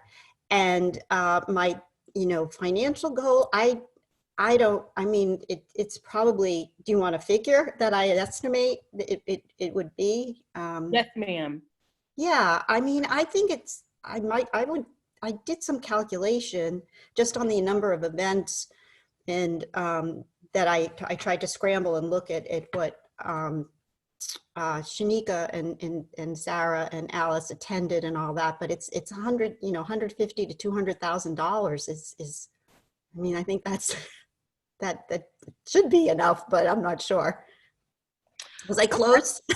Oh, there's no wrong or right answer. We're just trying to trying to measure where you are yeah in regards to all the other candidates. Yeah. Okay. Yeah. Our next question is, describe not only the Annapolis community, but the District 30A community as a whole. What do you see are the top issues facing the Annapolis/District 30A community? And if you have any previous experience in the community addressing these issues, or any other community experience that you would like to mention at this time? I think I'm not sure if it's one of the most, it is a big deal, is housing, you know, housing affordability, and then consequently the, you know, dichotomy between, you know, different areas, you know, causing this sort of demising line, and, you know, it's very emblematic in the city of Annapolis. I mean, we did something horrible in the, you know, in the 60s, or, you know, with just sort of creating this sort of donut hole in the center of Annapolis, of our, you know, minority community, and we've never recovered from that. And I believe, I don't know the other areas as well yet, but I'm sure the same issues, probably not as much as Annapolis. I know that we have probably the highest ratio of city housing than other comparable cities. And so the other is the disparity with our education blocks, and that's a tricky thing, because, you know, with the city we don't control education, but it's a very powerful when we have, you know, previous administration, you know, had favorable areas, and that's where the money would go to these open development areas for new schools, leaving, you know, high density areas without adequate schools. So education and housing is huge, and really I'm very concerned, because this does affect 30A, you know, with our affordable housing stock, our city housing in the city of Annapolis. You know, we've got to help them get them out of their rut in trying to renovate, replace this insufficient housing. And I know that you've been, I believe, Alderwoman Henson has been instrumental in inspection legislation, which is, you know, just a no-brainer for me, being in construction. I mean, some of these properties, it's just shameful. So I think that you know, a state delegation should be helping with that. And crime, and it's all hand in hand. You know, you don't feel you feel sort of segregated in a neighborhood, and your education and transportation is not convenient, and then you default into crime. So that all those three sort of go hand in hand. And also, mental health is always an underlying issue that is sort of it stays silent in all of this, but needs to be addressed. In fact, in the city, we were going through budget review, and the fire department reviewed their budget, and they're really focusing on mental health of even firemen and women who they have a high I didn't know this, they have a high percentage of suicides. So yeah, I mean, depression leads to terrible things, and we should I would love to focus on that. And I'm a Democrat. I mean, I believe that government is very I mean, it's everything that makes a person's life, worthwhile, whether it be family or work, education, healthcare, a place to rest, your head. All of this depends, on our decisions, on the decisions of government. Yeah. But the opposite of that is it can also be swept away by the government as well if we don't do our job. Great. Alderwoman Tierney, our last question for the evening is this. What are the top 3 components of a successful campaign, and how do we implement those strategies? How would you implement those specific strategies on your campaign? Yeah, as I said before, this would have to happen immediately. I think a successful campaign is outreach. And that's one thing I neglected to put on my resume, I think, were some of the community organizations that I belong to. And those can help you, in your campaign and in the endorsements. And so I would focus on that. That would be, one avenue of getting support from very, like-minded efforts, whether it's a caucus or just even some nonprofits, even though they don't donate that much money, but it's just get those important endorsements that sort of have your same moral compass, and always constantly be involved in that, which I even try to be on the local level. And then also see, I think in adapting to a larger constituency, I would probably have more of a Bernie Sanders approach, and just reach out and get something from everybody. And that's where my energy will be. It'll be really exciting to explore some of these areas that I haven't really, focused on before. And that's been one of the most, it's ever since I've been involved in community, activity with Ward 1 president and all that. My favorite part is reaching out to constituencies, and you may not believe this, but door knocking never got old for me. I think door knocking was my savior, at least even when I had a rough time at the end of my campaign, when my personal life came out.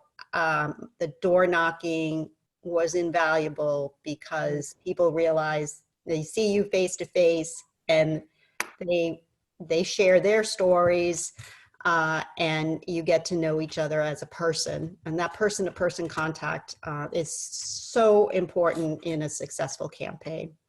People remember those conversations, and I was having them up to the day of election. So, well, no, thank you, Alderwoman Tierney. We thank you for your service, your longtime service in the district, and we will be continuing interviewing the rest of the candidates. We hope to be back online around 1:30 this morning. We will be streaming the official vote live from Anne Arundel County Democratic Party on Facebook, and you will be able to see our vote in real time as well. So just look on our official Facebook page if you happen to be up. And I do believe at some point, just in case, we do know people might be asleep at that time, but so we will be sending out an email as well. So thank you. Thank and we you. will see you at we will see This you must later. will at least take a halftime break. Thank you very much, Alderwoman. Thank you. Good night. Good night. Good night.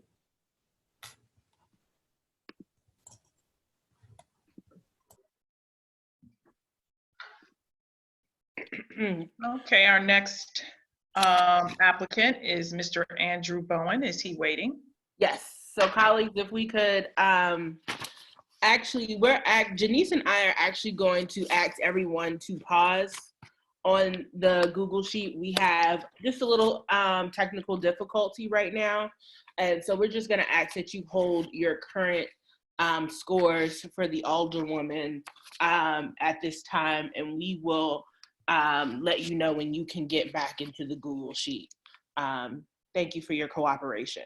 Please check your emails, the ones that are on file for the party, the ones that are on the website. Please check your emails in the next 5 minutes. Thank you.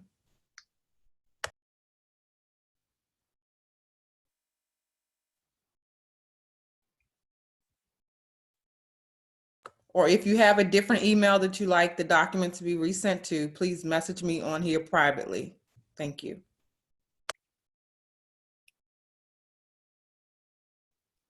Okay. Madam Chair, with your permission, I'm going to let in Mr. Bowen. Sure. Thank you very much. Admitting him now. Good evening, Mr. Bowen. Hello. How are you, sir? I'm doing well. How are you? Awesome. I appreciate you staying up with us tonight. Yeah, it seems like you have a longer night than I might. Well, welcome. And I am the chairwoman, Thea Boykins Wilson. My colleagues are with me as well. They are listening. The parliamentarian, Ms. Deja Williams, will also participate as a timer for you. You will have 2 minutes to provide an opening statement to us, to share with something that we did not see on your application that perhaps you want to bring to our attention. And she will start the timer, followed by the interview. This is being recorded for public viewing. And if you're ready, we can start, unless you have questions before we start. Ready when you are. Wonderful. I'm going to mute out my screen because we want you to be the star of this show, okay? Sure. All right. Mr. Bowen, I'm starting your time now. You will get a 1 minute warning. Wonderful. Thank you. Hi, everyone. Thank you all for, again, taking the time to be here this evening and what I'm sure will be into the wee hours of the morning. I certainly appreciate your time and, speaking on behalf of the district, I'm sure everyone also appreciates it as well. For those of you that don't know me, my name is Andrew Bowen, and I believe that I should be selected by this committee to be District 30A's delegate in the Maryland House of Delegates. A little more about who I am that may not have come through on my resume is I was born in Burlington, Vermont, to a 16-year-old high school student who made the brave and selfless decision to put me up for adoption and trust 2 people who she barely knew to raise me hundreds of miles away in a beautiful town named Annapolis, Maryland. I couldn't have been more privileged to be raised by my 2 parents, the product of a very bountiful adoption, and a son of Maryland as a result. I'm also a proud product of Anne Arundel County Public Schools. My mom is also a school teacher within the system. From Georgetown East Elementary School, Annapolis Middle School, and all the way to Annapolis High School. I graduated in 2008, which does make me 29, and I think the youngest in contention here. I've spent the majority of my life living and working in some of the greatest establishments in Annapolis, from Reardon's Saloon downtown to Adam's Ribs, which I even worked in college. I was a lifeguard at Mears. and grew up an involved member of the St. Anne's Church and Church Circle. But more than those things, I am Hispanic, I am gay, and I am now Jewish, which is a longer story, which I'll save for another day. It's my experiences that I believe set me apart and provide me with a diverse and well-rounded understanding of how the decisions made as a delegate can impact the entire community down to a single life. I look forward to hearing your questions this evening and demonstrating why I'm the best choice to fill former Delegate Kane's seat. Thank you so much, Mr. Bowen. We appreciate that. Our first question will be put up on the screen so you can see it. And we can read along together. Once we get the screen up, let us know when you can see the screen. We'll enlarge it in a moment and put it in a presentation mode. Can you see the screen, sir? Yes, I can. All right. Well, we're going to get started with your first question. What are the top 3 components of a successful campaign, and how would you implement those strategies on your specific campaign, sir? Sure, great question. For me, the top 3 things are honesty and transparency. I think when you bring those things to the table, that you build trust amongst the people that are voting for you. Empathy is something that I think is critically important to being an elected official. It's something that I pride myself on being particularly empathetic and really trying to understand people's lives and sort of their point of views and what makes them them. And then also voter outreach and mobilization. You know, in a district like 30A, there's a lot of different people, and tapping into those individual communities and, you know, discovering leaders who and influencers to kind of help and bring your campaign to life, I think is really important. And so I want to create a roadmap and kind of create some core tenets of what this campaign is, what it isn't, and kind of have check-ins and reevaluate sort of, you know, are we meeting those expectations? How can we better serve our campaign, and how we could better serve the constituents within 30A. Wonderful. Thank you for that. Our next question. What is your professional experience, and how will it contribute to your ability as a delegate? Sure. I've spent the majority of my time working in sort of the higher ed adjacent world. So working with, for a long time, for a media group, the Chronicle of Higher Education and the Chronicle of Philanthropy, which is based in Washington, D.C., where I was working with a variety of different stakeholders, both within the organization, but also on college campuses, students, presidents, provosts, kind of everybody. So I'm, you know, I think that that experience alone and kind of listening to those people and understanding how they, you know, how those worlds work is a good kind of peer into sort of, you know, life as a delegate and kind of the many different ways that you're pulled and all the different priorities, and being able to kind of, you know, sit down and adjust and pivot when necessary. Also, I think my current experience, unfortunately, I've been unemployed since August. The company that I work for lost some clients, and so I've been out of work for a while. I have been, you know, collecting my unemployment benefits, which has been a very arduous process, even for something with my education level, which I think is pretty decent. The process is very confusing and convoluted. And that's something that, you know, that experience is something that many can fathom, but unless you experience it, I think is really something to grapple with. I'm fortunate that I have a husband who, you know, is able to sort of keep us afloat during the time being, but I would be remiss to say that, you know, I'm looking for work and trying to get back in the playing field, which is currently a little difficult. So I think that having that background and experience, you know, I might not be a current elected official or have that background, but my connections in Annapolis are deep and wide and, you know, I think bountiful, and that I think makes me well suited. Thank you, sir. We certainly understand. Describe the D30A community, the top issues facing this community, talk about your previous experience in the community addressing these specific issues, and any other community experience that you would like to mention that you haven't so far. Sure. Annapolis, or the 30A community, which is, I know encompasses a little bit larger of a path than just what we would consider Annapolis, is such a vibrant and diverse community that I feel so privileged to have grown up being a part of, being involved in, and really learning, as you know, from everybody in the community. The top issues that I see facing our community are, you know, access to resources, access to educational equality, economic opportunities, I think, are there for some people and they're really not there for others. And something that impacts us all, you know, is our environment.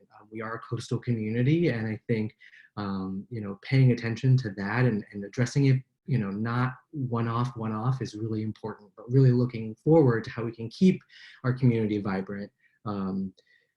My previous experience working within the community, I've kind of taken a, you know, I would say advisor role right now. People, you know, to people that are currently experiencing unemployment. I'm not affiliated with any organization. I'm just offering my experience and sort of different ways that I've found to work with the unemployment system to make it work for me, which I think is part of the problem. You shouldn't have to work with a system to make it work for you. The system should just work for you.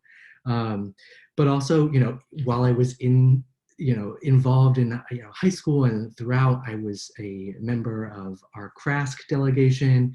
I went to plenty of MASC conferences, was really involved in sort of the student government side of things.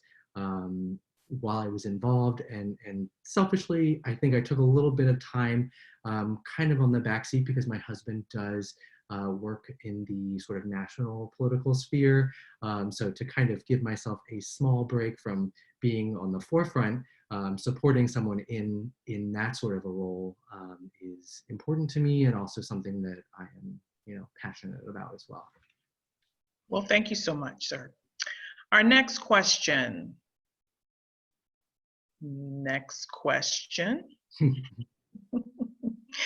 What fundraising goal, and we want to keep this seat, D30A seat, what fundraising goal would you set for yourself in 2022? And when I say we, I mean the Democratic Party wants to keep this seat blue.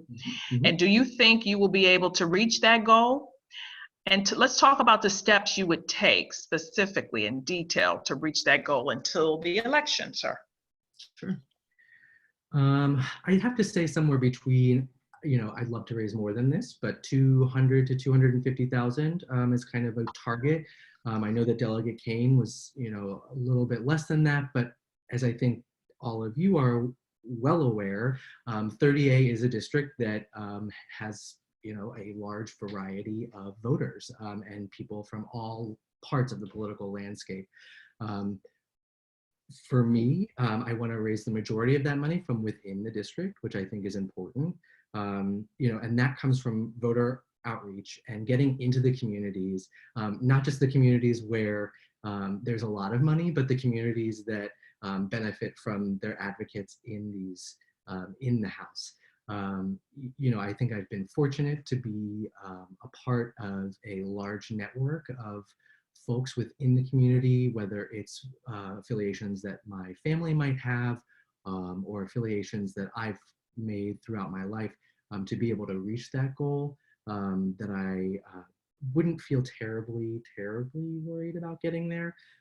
Now, with that said, you know, I would leverage all of those connections and leverage sort of the different industries that I do have connections within to get to that point.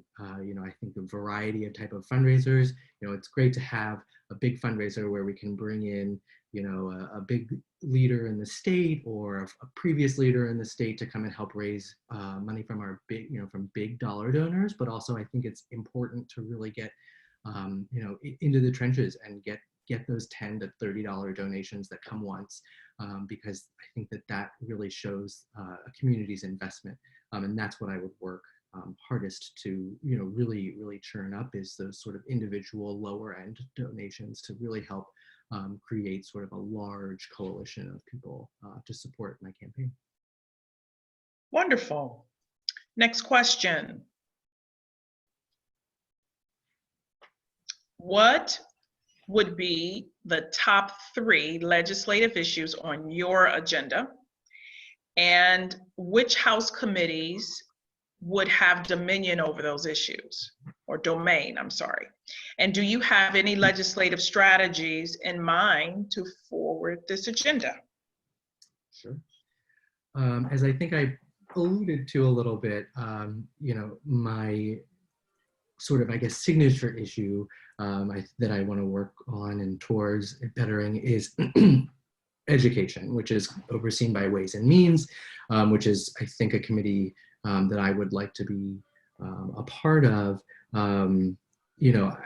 I think improving access and availability to high quality educational opportunities is something that is there, but it's the access component, which I think is missing for many people. I want to improve the salaries of our teachers.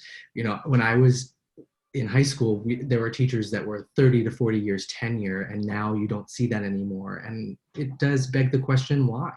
And I think a lot of it has to do with support and sort of the funding aspect of things. Teachers are on the front lines, as we've seen, and I think that they deserve our support. Another critical issue that I think we need to address, different committee, Environment and Transportation Committee, is our environment. Protecting our coastal estuaries is critical.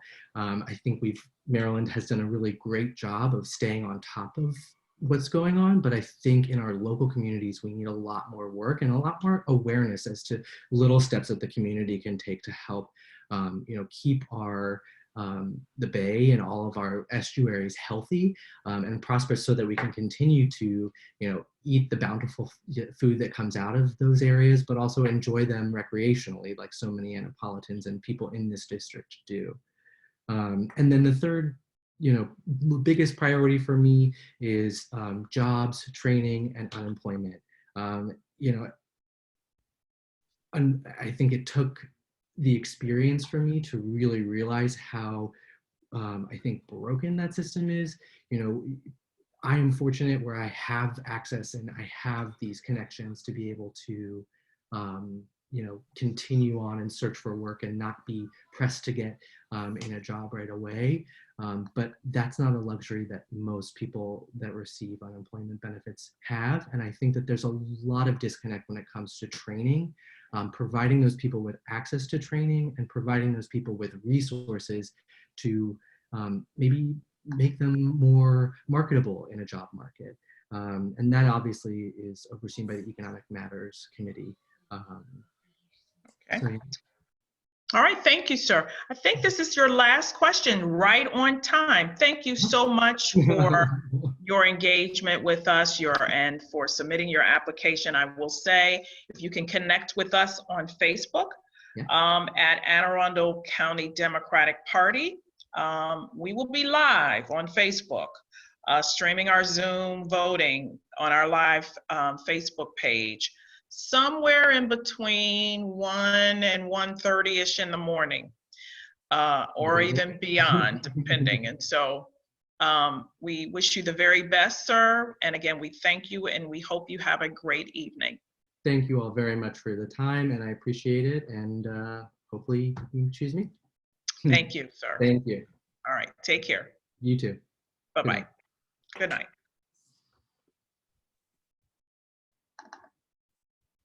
Madam Chair, point of personal privilege, please. Sure.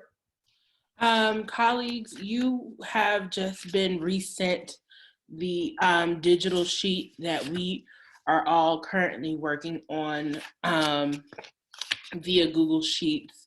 So please check your email. We had to resend, when looking at the document, the last one that we were all sharing, it seemed as though it had been compromised. So I did have to delete it and throw it away. I have gone back in and individually entered everyone that needs to be on the sheet. If you do not, if you don't have access, just let me know. Thank you. Deja, why did you think it was compromised? Did it look like too many people had access?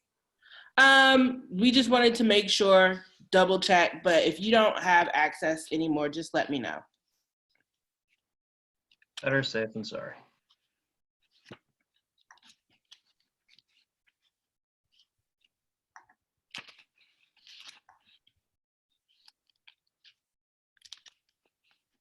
Or just email Janice via privately the chat. Thank you.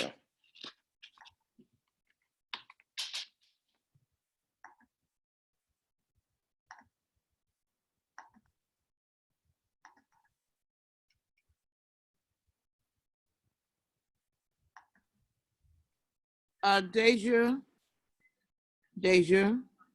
Yeah, we're about to, I don't want to miss time. Christine, can you just, One quick question. if you could just, Can you please text Deja your question, please? Yeah, I want us to keep time. I don't want anybody to stay off. I don't want anybody to miss their time. Madam Chair, I'm gonna keep going. All right, do we have our next candidate, Mr. Dolan?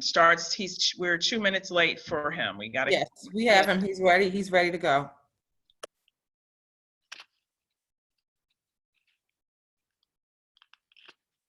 Hi, Mr. Dolan. Wait for his audio to connect. Can you hear me, Mr. Dolan? I can. Thank you very much. Thank you for joining us. We apologize for keeping you. So we're gonna get started.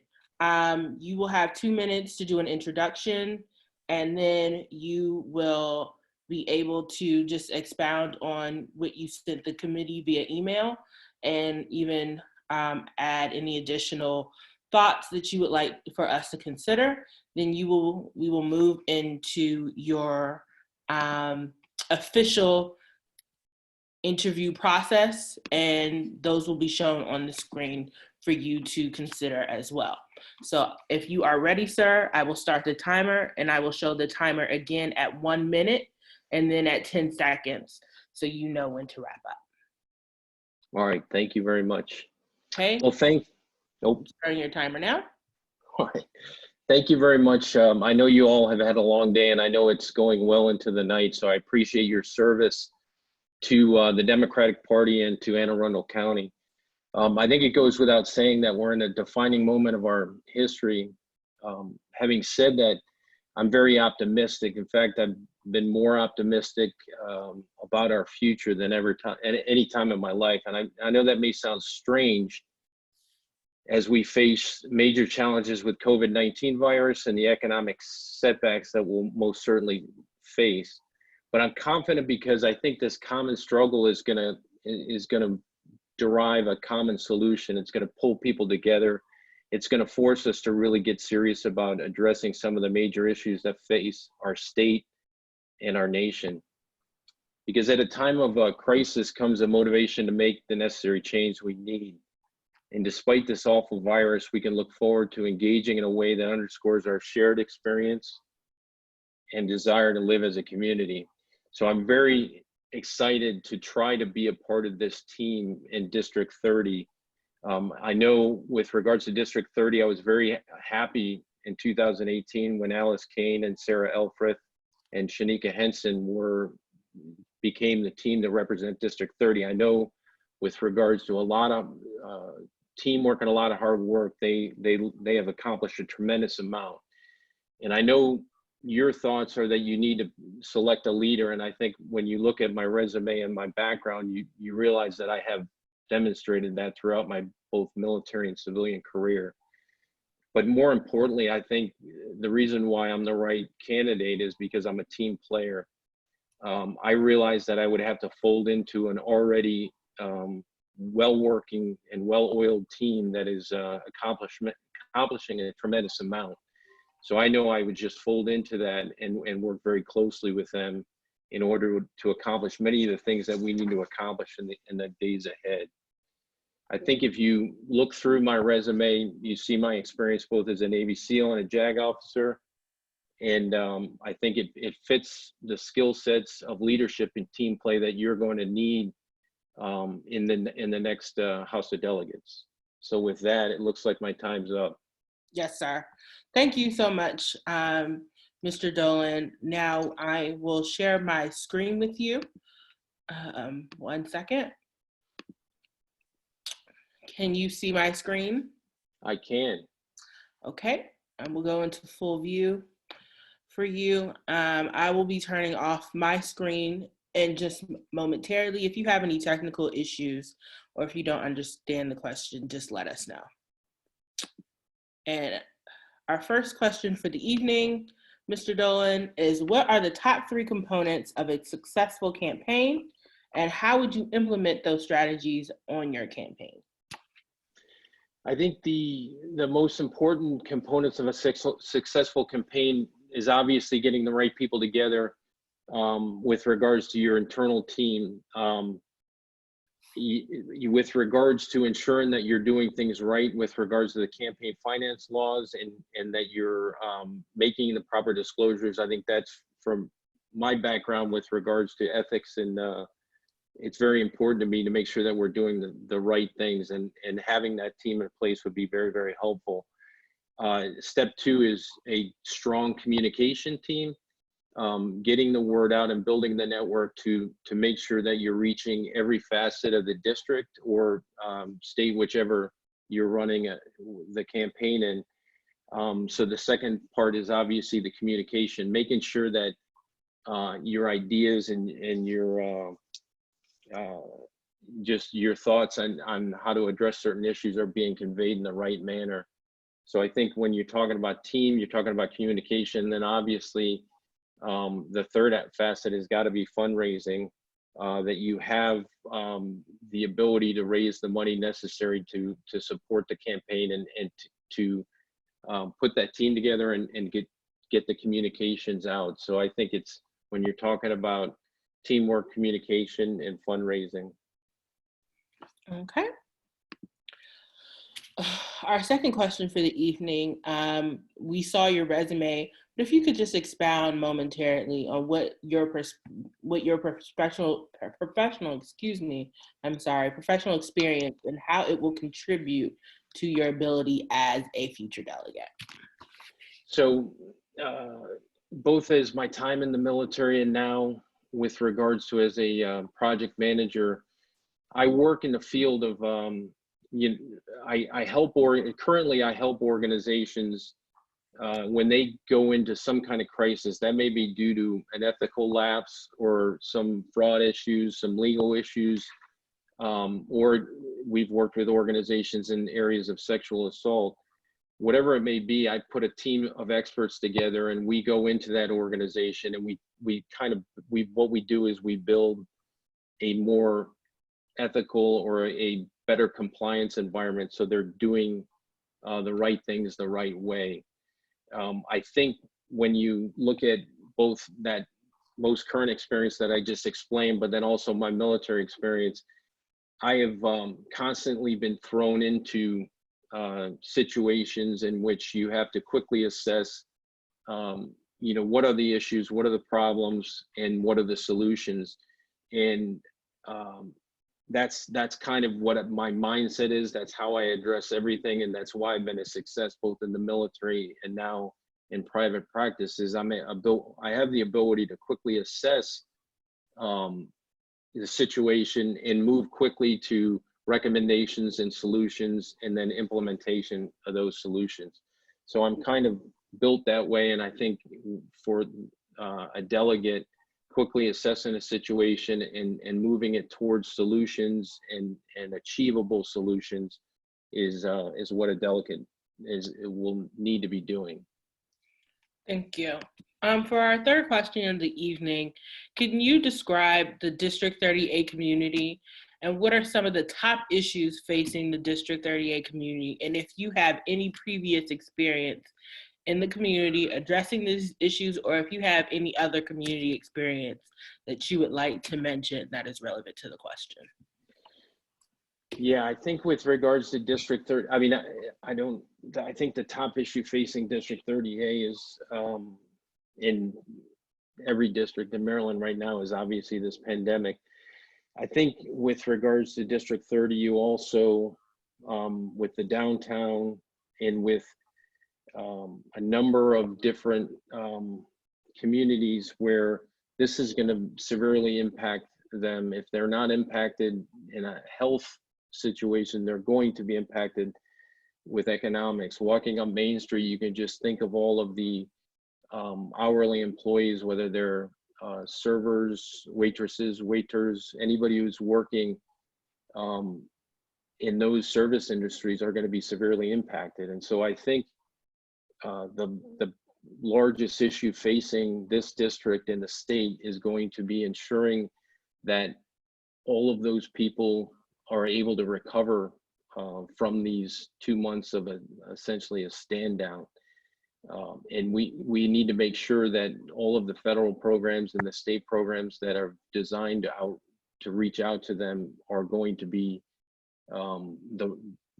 effective, and that they're doing what they need to do in order to recover from this 2 months or maybe even longer than that. I think with regards to, and I apologize for just talking about what's directly in the forefront, but thinking through how the district and the state's going to address the future, just making sure that we have surge capability within our healthcare system to address, if this comes back, if we don't beat it the first time, but then also making sure, taking a look at all of our institutions, our education, healthcare, and making sure that they're designed to face this again in the future. Okay. Back to the thing of fundraising, you talked about it earlier. What fundraising goal would you set for yourself in 2022? Do you think you'll be able to reach that goal? And what steps would you take to reach that goal until the election? I think I saw that an average campaign for a delegate position is going to be roughly about $150,000. I think with regards to achieving that, I think it's going to take a number of different events and reaching out to donors. A number of different, unique events, whether they be social events or speaking events. And then also, I think just having a sound web-based a web page where you can quickly notify donors and have them give as much as they can possibly afford through simple, getting on a website and donating that way. So I think I do have a strong network with regards to people in the community that I would reach out to, but I think it would just be community-based, based through the web page and event-driven. Okay. Last question of the night, Mr. Dolan. What would be the top 3 legislative issues on your agenda as delegate? And can you just let the committee know which House committees would have domain over those issues? And do you have any legislative strategies in mind to forward this agenda of yours? Yeah, I think, I saw that the House this year passed a major bill with regards to the education, with regards to major funding for facilities throughout the state and for educational facilities. So I think that's a good start. I think priority 1 would be with regards to education is just providing additional funding, both for to expand teachers' pay, it maybe expand pre-K programs, but also if you think about it right now, the challenges the education system just faced with regards to putting all of these children out of the schools and some of them not having the technology to continue to remote teach. So I think there's going to have to be some kind of legislation to address that and start assessing what we need to do to make sure that we can teach children remotely. I think with regards to healthcare, I just think that has to be a continual push with regards to expanding healthcare and ensuring equal access to all of our citizens, and especially in District 30. And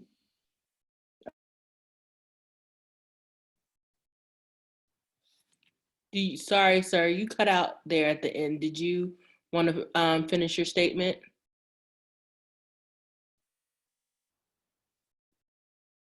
Mr. Dolan? Yeah, can you hear me? Yes, sir. Okay, sorry about that. So if in case you did not hear, I think the first priority I talked about was kind of supplementing some of the funding that went in last year with regards to facilities education. I think this one, the next one would be a supplemental bill to take care of basically the people and the technology within education. I think with regards to healthcare, we obviously continue to expand healthcare, access to healthcare, but also ensure that we have the capability and the surge capability to address this pandemic and making sure the hospitals have the equipment they need to address it, because it's going to be a battle well into the future. And then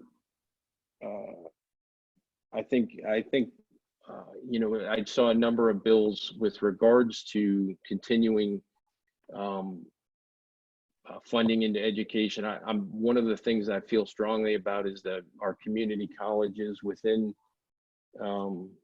both Anne Arundel County, but also within the state, and just augmenting those and making them more accessible to all the students, helping students to gain access to them so that they have a stepping stone into colleges or into other careers. So I think those would be my top three. And I guess with regards to the education, I apologize, I don't know the exact committees, but I would imagine there's an educational committee and then also a health committee related to healthcare. Yes. No, you're good. And you're referring to Ways and Means, which covers issues over education, and then HGO, which is health and government operations. So my first step would be to hire you as my chief of staff. I'm sorry, I'm already taken. But we have reached the end of our time with you, Mr. Dolan. On behalf of the committee, I think I am privileged to say thank you for your service, and thank you for what you have sacrificed on behalf of this country, and thank you for your continued commitment to District 30. We will prayerfully be reaching a decision around between the hours of 0100 hours and 0130. Just a little 24-hour time there for you. And you can see the actual vote live. We've been asking candidates to join us on Facebook at Anne Arundel County Democratic Party, and we will be streaming live the vote. So if you are still up, we will be doing it there. If not, we will be sending out an official email as well for all the candidates to review. And the interviews will be uploaded to the Facebook as well for all of the candidates and constituents across the county to review. Okay. Thank you very much. Thank you, Mr. Dolan. Thank you, sir. And Thank we will you. see you later. Thank you. All right, thanks. Bye-bye. Bye-bye. All right, colleagues. We are right on time, Madam Chair. So if everyone would like to just plug in their scores really quickly and Mr. Cerullo, I believe, is in the waiting room, Madam Chair. Whenever you are ready, just give me a second to re-up the questions.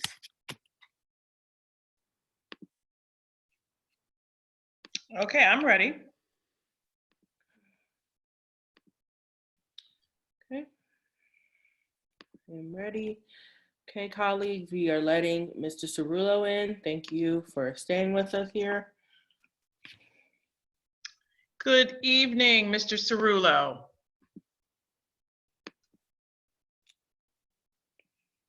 Good evening, Mr. Cerullo. Are you there? Am I pronouncing his name right? Mr. Rich Cerullo. I think you may be muted, sir. Yes, if you can unmute your Zoom. There we go. I can hear you now. How are Great. you? Good. How are you? I'm wonderful. Good evening. Good evening. And thank you for staying up late with us, sir. My pleasure. Well, welcome. And I am Thea Boykins Wilson, Chair, Central Committee. My colleagues are also on the line. They are muted, listening intently. And our parliamentarian, Ms. Deja Williams, is also on the screen. She will be assisting us with our time clock tonight. Okay. Just going to share with you that you will have 2 minutes to make your case for us in an opening statement. Share with us something that we didn't see or that you want to draw to our attention in your application to enhance your candidacy. And you'll have 2 minutes to do that. This interview will be recorded, sir, for public viewing, placed on our Facebook page live and also on loop for those who would like to see it. You have any questions, sir? I do not. Thank you. Wonderful. So when you are ready, Ms. Williams will start the clock. And I'm going to mute out my video because you are the star of this show, sir. Okay? Oh my. Okay. Thank you. All right. Well, good evening, everyone. My name is Rich Cerullo. I'm a father and a small business owner here in Annapolis. I became much more involved in the political process recently, advocating for my son who has disabilities, and in working with the school system and coming to the realization that the process is something that we needed to make more inclusive of children with disabilities and everyone, bringing us all to the table for a conversation about how we can better support our students with special needs and all of our students and make them more prepared for a future that's brighter and giving them the job skills that they need to be successful going into the next decade here, the 2020s. Very exciting. So that's why I became more involved, and I saw in working with Delegate Kane over the past 2 sessions that there was an opening here because she had to step back. I hope she's doing well and her family is doing well, and wanted to continue her work. I thought that was very important. My big push would be for healthcare, the environment, and educational reform, and how we pay for that going forward, what that looks like for the future, how we make that happen. It's all very exciting stuff. Hopefully we can find a way to work progressively and diplomatically across the aisle and work with our colleagues in making things happen. So I hope I have your vote of support, and I thank you for considering me and my candidacy. Absolutely, sir. Thank you so much for your application. Well, we're going to start with our first question, and Ms. Williams is going to share her screen with you so you also can see the questions and ponder your response accordingly. Okay. Can you see the screen, sir? I can, yes. Great. So she's going to put this in presentation mode, and we're going to go right to the first question. What would be the top 3 legislative issues on your agenda, sir, and tell us which House committee would have domain over those issues. And do you have any legislative strategies in mind to forward this agenda? Wow, good questions. Well, the first one I could think of off the top of my head is education.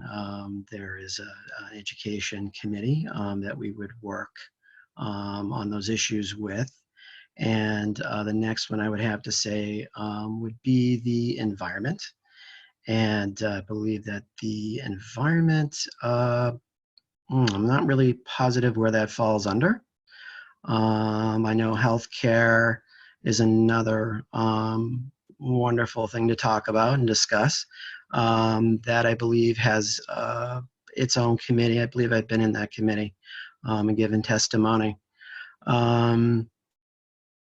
So, legislative strategies in mind to forward this agenda.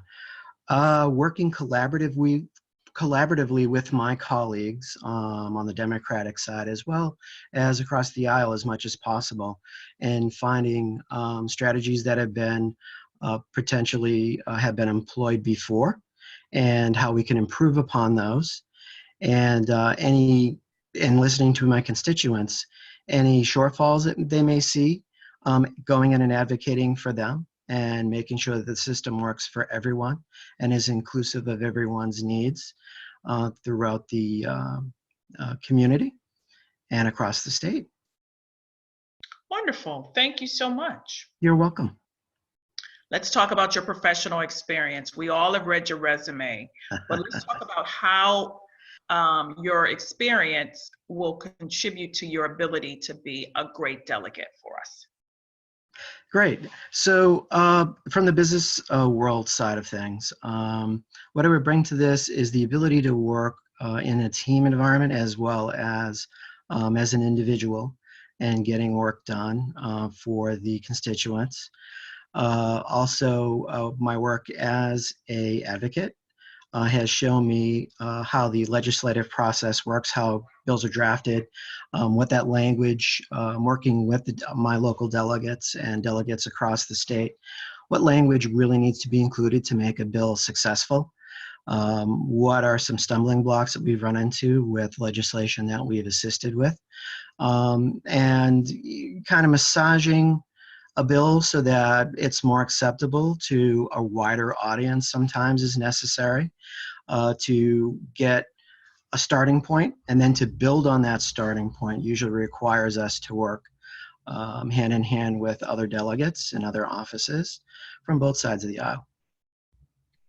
Wonderful. Thank you for that, sir. You're welcome. Let's talk about money and fundraising. It's important that we keep this seat. And so it's important to have a goal set for how you're going to win. So what's that goal for you look like in 2022? And do you think you're going to be able to reach that goal in a couple of years? And what steps would you take to reach that goal from tomorrow until 2022? Wow, I have not held political office before, so I don't know what raising political funds would look like from an insider's perspective. I've been on the outside and contributed to campaigns. I've also raised money for my own private businesses. So I've had to do some of that. I've also worked with families that needed to raise funds through various platforms like GoFundMe to fund services for children with disabilities. My goal would be to retain the seat and to raise the funds that we need to be able to be successful to continue our agenda to service all of the constituents in the state of Maryland and across the county, certainly in my local district.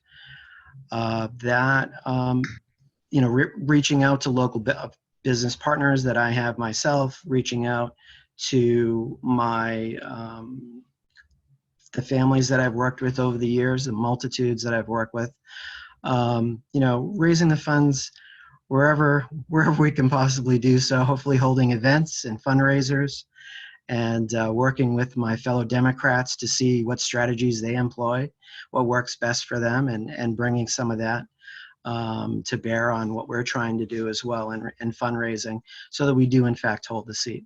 That's very exciting. Well, that and, is and very important. yes, very, very important Very. to us. So let's talk about the district itself that you would represent. Let's talk about the political landscape there and the community, the top issues facing this community. And if you have any previous experience specifically in the community addressing these issues, and any other community experience that you'd like to mention to us. Certainly. What I could go to speak about my experience in the community would be bringing more people to the table. So inclusion, being open to different groups, as well as people with different abilities and disabilities, bringing everyone to the conversation. Some of the things that I know as a boating community, I'm a fisherman, and I also sail during the summer months. So to me, the environment is extremely important, and we've done some cleanups and river cleanups and, donated time that way.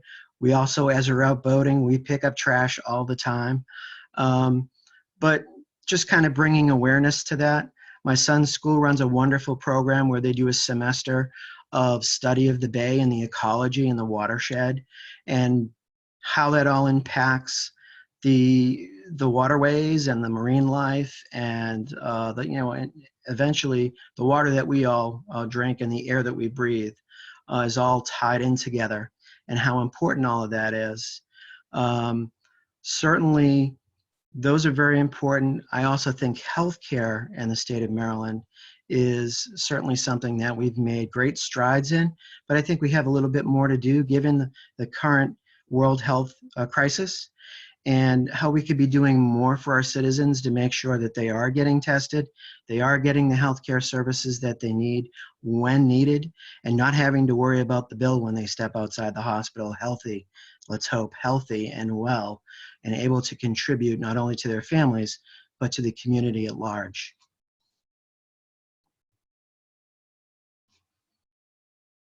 Wonderful. Thank you so much. What are the top 3 components of a successful campaign? We talked a little bit about what it takes to be successful financially. What are the other components that make up a successful campaign, and how would you implement those strategies? I would say be a good listener, listening to the community and the constituents, representing them in the best way that I know how, and the problems that I think that I can help them resolve through the legislative process, being available to the citizens, and working collaboratively, not only with fellow Democrats, but also, again, across the aisle, understanding that we all have to work together to achieve our goals and to represent our constituents to the best of our ability. It doesn't hurt to have a winning attitude going in, and being someone who's easy to work with. And I think folks who have interacted with me over the past several years while we've been advocating have found me to be a very reasonable person. I think being someone who's reasonable also is really nice and helpful. And someone who will take the time to sit down with folks, and make time to sit with them and really listen and hear them, to advocate for them as best that they can, and represent them to the best of their ability, and keeping the state and their community and their civic duty in mind while doing all of those things together. Wonderful. Thank you. I think that's the last question that we have for you, Mr. Cerullo. Are we pronouncing that correctly? You Cerullo? are. That you're doing a wonderful job of it. Thank you for that. Awesome, thank you. And again, we appreciate your application. We will be streaming live on the Anne Arundel County Democratic Party Facebook page, our vote, and our announcement. And that'll be sometime, we hope, between 1 a.m. and 1:30 a.m. Tomorrow. Oh my So, goodness. yes, we have more applicants to go, but thank you so much. Good luck. Thank you so much for your time. Thanks for All right, best considering me. wishes to you. Have a good evening. You too. Take care. Bye-bye. Bye-bye. Thank you. All right, colleagues. Just saw how to do this. Ms. Burton is not with us yet, Madam Chair. So we still have a little bit of time. That's great. Thank you very much.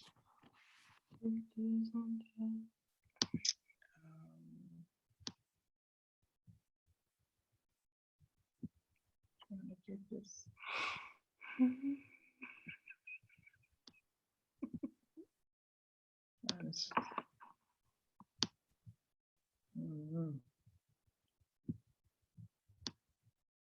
All right. Okay. What time is Ms. Burton's interview supposed to begin? That is 10:50, sir. So we have about 3 minutes.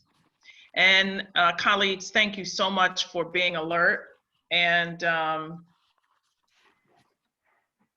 staying engaged with this process. We are grateful, and I'm sure our applicants are as well. We know the hour is late. But we hope you have your coffee. We hope you have your tea and the things that we need to stay awake. We look like we have about 2 more hours to go. I was about to say, this seems like a good time for a coffee break. We're troopers. We're the legs and the arms and the feet of this party. So we can do this. So thank you so much. Things could be worse, much worse. So I'm going to mute my my video and sound and hand this over to Miss Parliamentarian, Mademoiselle Parliamentarian, and we will receive Miss Burton moment. Okay, colleagues, Ms. Burton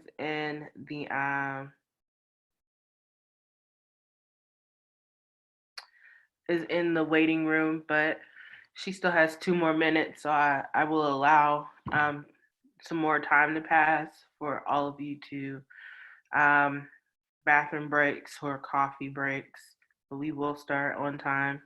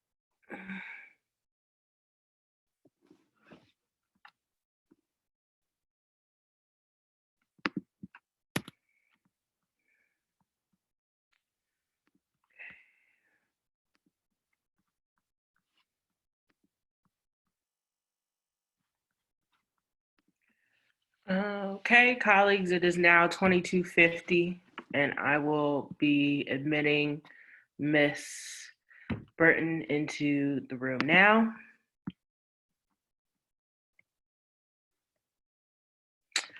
Good evening, Ms. Burton. Let us know when you can hear us. Hi, I can hear you. Okay, great. Thank you for joining us on this late evening. I am Deja Williams, and I have the honor and privilege to serve as a parliamentarian on this committee. Reverend Thea Boykins Wilson is also, who serves as the chair for this committee, is here, and our colleagues from across the county are on the call as well. So before we get started, I will just kind of give you some quick ground rules and we will proceed. You will have the time of 2 minutes to introduce yourself to the committee. Give us insight to anything that is not in your resume, or if you would like to expound on anything that is in your resume, you will have that time. I will begin your time and then I will flash the timer at 1 minute so you know to wrap up.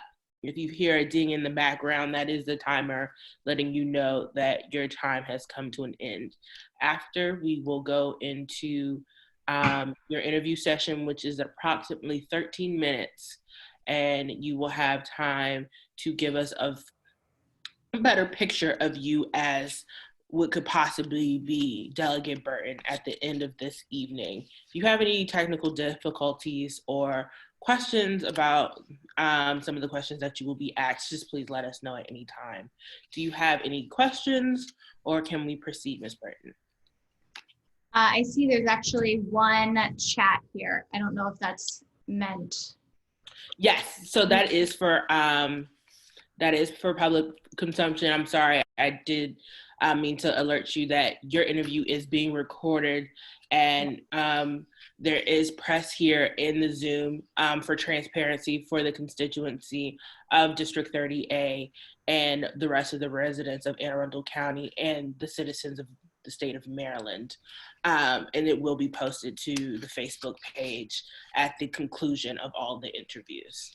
Understood. So should I also look at that chat, or that was just... No, you don't have to. That's tradition. It's for the members and the party and the press, just to communicate so you're not interrupted and you don't lose focus. Okay. The only question I have is, how are you all doing? We're pushing through. Great. I give you a lot of credit. So. Thank you. So we won't tarry any longer. I will start your time now, and I will flash the phone when you are at 1 minute. You are center stage, Ms. Burton. Well, hello. My name is Jamie Burton, and my intention is to assume Delegate Kane's vacated seat position for District 30A. I am a lifelong Maryland resident, and I envision myself in this role because of my deep commitment to our community and my inherent resourcefulness. I am a doer, a tackler, a let's get this done type of person. And as a mother and an entrepreneur that built an entire business which consistently communicated and engaged 10,000 women in this region, I know that observing and then acting are the surest ways to affect change. Our community needs a leader who can not only inspire, but ones who can also create impactful, uplifting change with long-term roots so that we can meet the needs of all and continue to evolve and improve all of our systems. Most importantly, our educational and business programs. Particularly in this time of uncertainty and fear, my ability to connect and commit with people seems very fitting for this responsibility. I feel called to this position because I see how dearly we need somebody who is tenacious and willing to dig in and not clock out until projects are met, budgets are satisfactory, support is secured. I am thorough, sensitive, compassionate, who also has a toolbox of skills that have seen me through many careers. I've worked for big corporations, started my own company. I'm a team player, but also am able to work strongly on my own 2 feet. I know what the mind is on of people in this area, specifically women, many of them between the ages of 25 to 55, many of which are business owners, mothers, and concerned citizens, because I consistently put on, produce, engage, and monitor the interests of these women in my current business. I am thrilled at this opportunity to be considered for this position, and please know that I am all in for our community and feel honored to be speaking with you today. Thank you so much for this chance. Right on time. Okay, Ms. Burton, what I will be doing now is sharing my screen with you. Please let me know when you see the screen. I do. Okay, I will be going now into presentation mode. So we will proceed on to the first question. I will be canceling out my camera, but you will be able to hear me. Okay? Yes. Okay, 1 second. My camera. Let's see. Excuse me, I'm sorry. Miss Odin, if you could cancel out my camera, please. I'm unable to. I would appreciate it. Okay, Miss Burton, we'll continue on. The first question: what are the top 3 components of a successful campaign, and how would you implement those strategies on your campaign? Well, I think first it depends on how do you determine a successful campaign. I would assume this obviously means by being elected into office. Campaigns obviously take financing, and so you need to have somebody who is familiar, like myself, with raising dollars and determine if that's going to be from large group donations or if that's going to be from a grassroots effort. Another component in my mind is the ability to mobilize people together to create change for a greater cause. You have to inspire those people by letting them know what you aim to do and how you plan on getting that done. It's more impactful, in my opinion, to have 100 people who are completely loyal to you and they can expand your message. And that's something that I've done successfully in the businesses that I have built around communities. The third component would be some kind of marketing strategy. How are you going to get your message across for people who may not be able to go door to door, but still in the day of digital media, it's incredibly important that you create not only an offline component, but a digital strategy as well. You want to have the most amount of reach so that you can engage the most amount of people, but that also depends on having the right people at the right time. When it comes to implementing those strategies with finance, I think that you need to look to your network. With my first company, we actually successfully were able to raise money. So I know what it looks like to go through your Rolodex and have to look for people, and you have to be willing to ask for their commitment in their donations, but then also that they will bring your efforts and your message to a wider group so you can cast a wider net for that campaign. In terms of offline and online efforts, I think implementing those strategies, you can do Facebook, digital ads, Instagram. You can also get with key strategists or key opinion leaders to share particular messages. You could do a grassroots campaign with a hashtag. That's multifaceted. The number one thing that you must have, though, is a strong newsletter so that you're able to engage consistently with that audience. I believe that answered the question. Any questions for me? No. So we're going to move on to question 2. Okay. You have talked several times now about the businesses that you've been able to start and grow successfully. So if you can just expound on that briefly about how that professional experience is relative to being a legislator and how that can contribute to you being a possible delegate for the district. Absolutely. So prior to starting my own companies, I actually graduated college early and immediately went into the healthcare industry. I was a medical sales rep because I wanted to create change and impact with patients and hospital systems. Then I went on to get my master's degree in marketing because I wanted to have a better understanding of business and the challenges that those in business face and those that I was coming across. Then I went on to, as you spoke to, created my first company. I was the co-founder of an app. So that was a technology-based company that mobilized women. And it basically created a community that was allowed, that it was able to engage with, and they were able to engage with each other. And then most recently, I actually am the founder of a company called the Founders House, which is locally based in Annapolis and Baltimore. And what we do is we put on events, and really the focus of that is we create a topic, we bring in an expert, and we are able to all come together and share experiences for the greater good. And I think all of those professional experiences collectively allow me to have the skill set that I need to be delegate. Because I think especially during these unprecedented times, people are looking for a way to come together and look through the fear, have hope, and know that on the other side of this, they will be able to see something greater within ourselves. Usually after we experience something difficult personally or professionally, on the other side, you're not the same person that you were a month ago, 3 months ago, 3 years ago. And I think when you take a look at my professional experience and the way that I'm able to understand businesses and what it means from a financial responsibility, what it means that you're working around the clock, that there is no end in sight. I think that adequately applies to my ability as delegate, because I am not somebody who will punch in and punch out. I will stay and I will work for this community as long as I need. And I think, as former Delegate Kane said, there are many ways to create impact.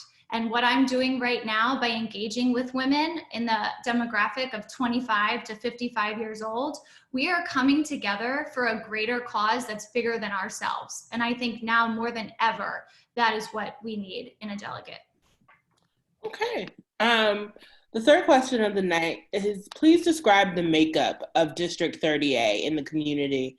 What are the top issues facing District 30A right now? And if you have any previous experience in the community addressing these issues, or do you have any other community experience that is relevant to the question?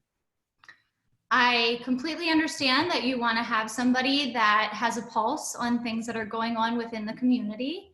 And I actually do have experience with some of the top issues, especially in present day scenarios facing the district.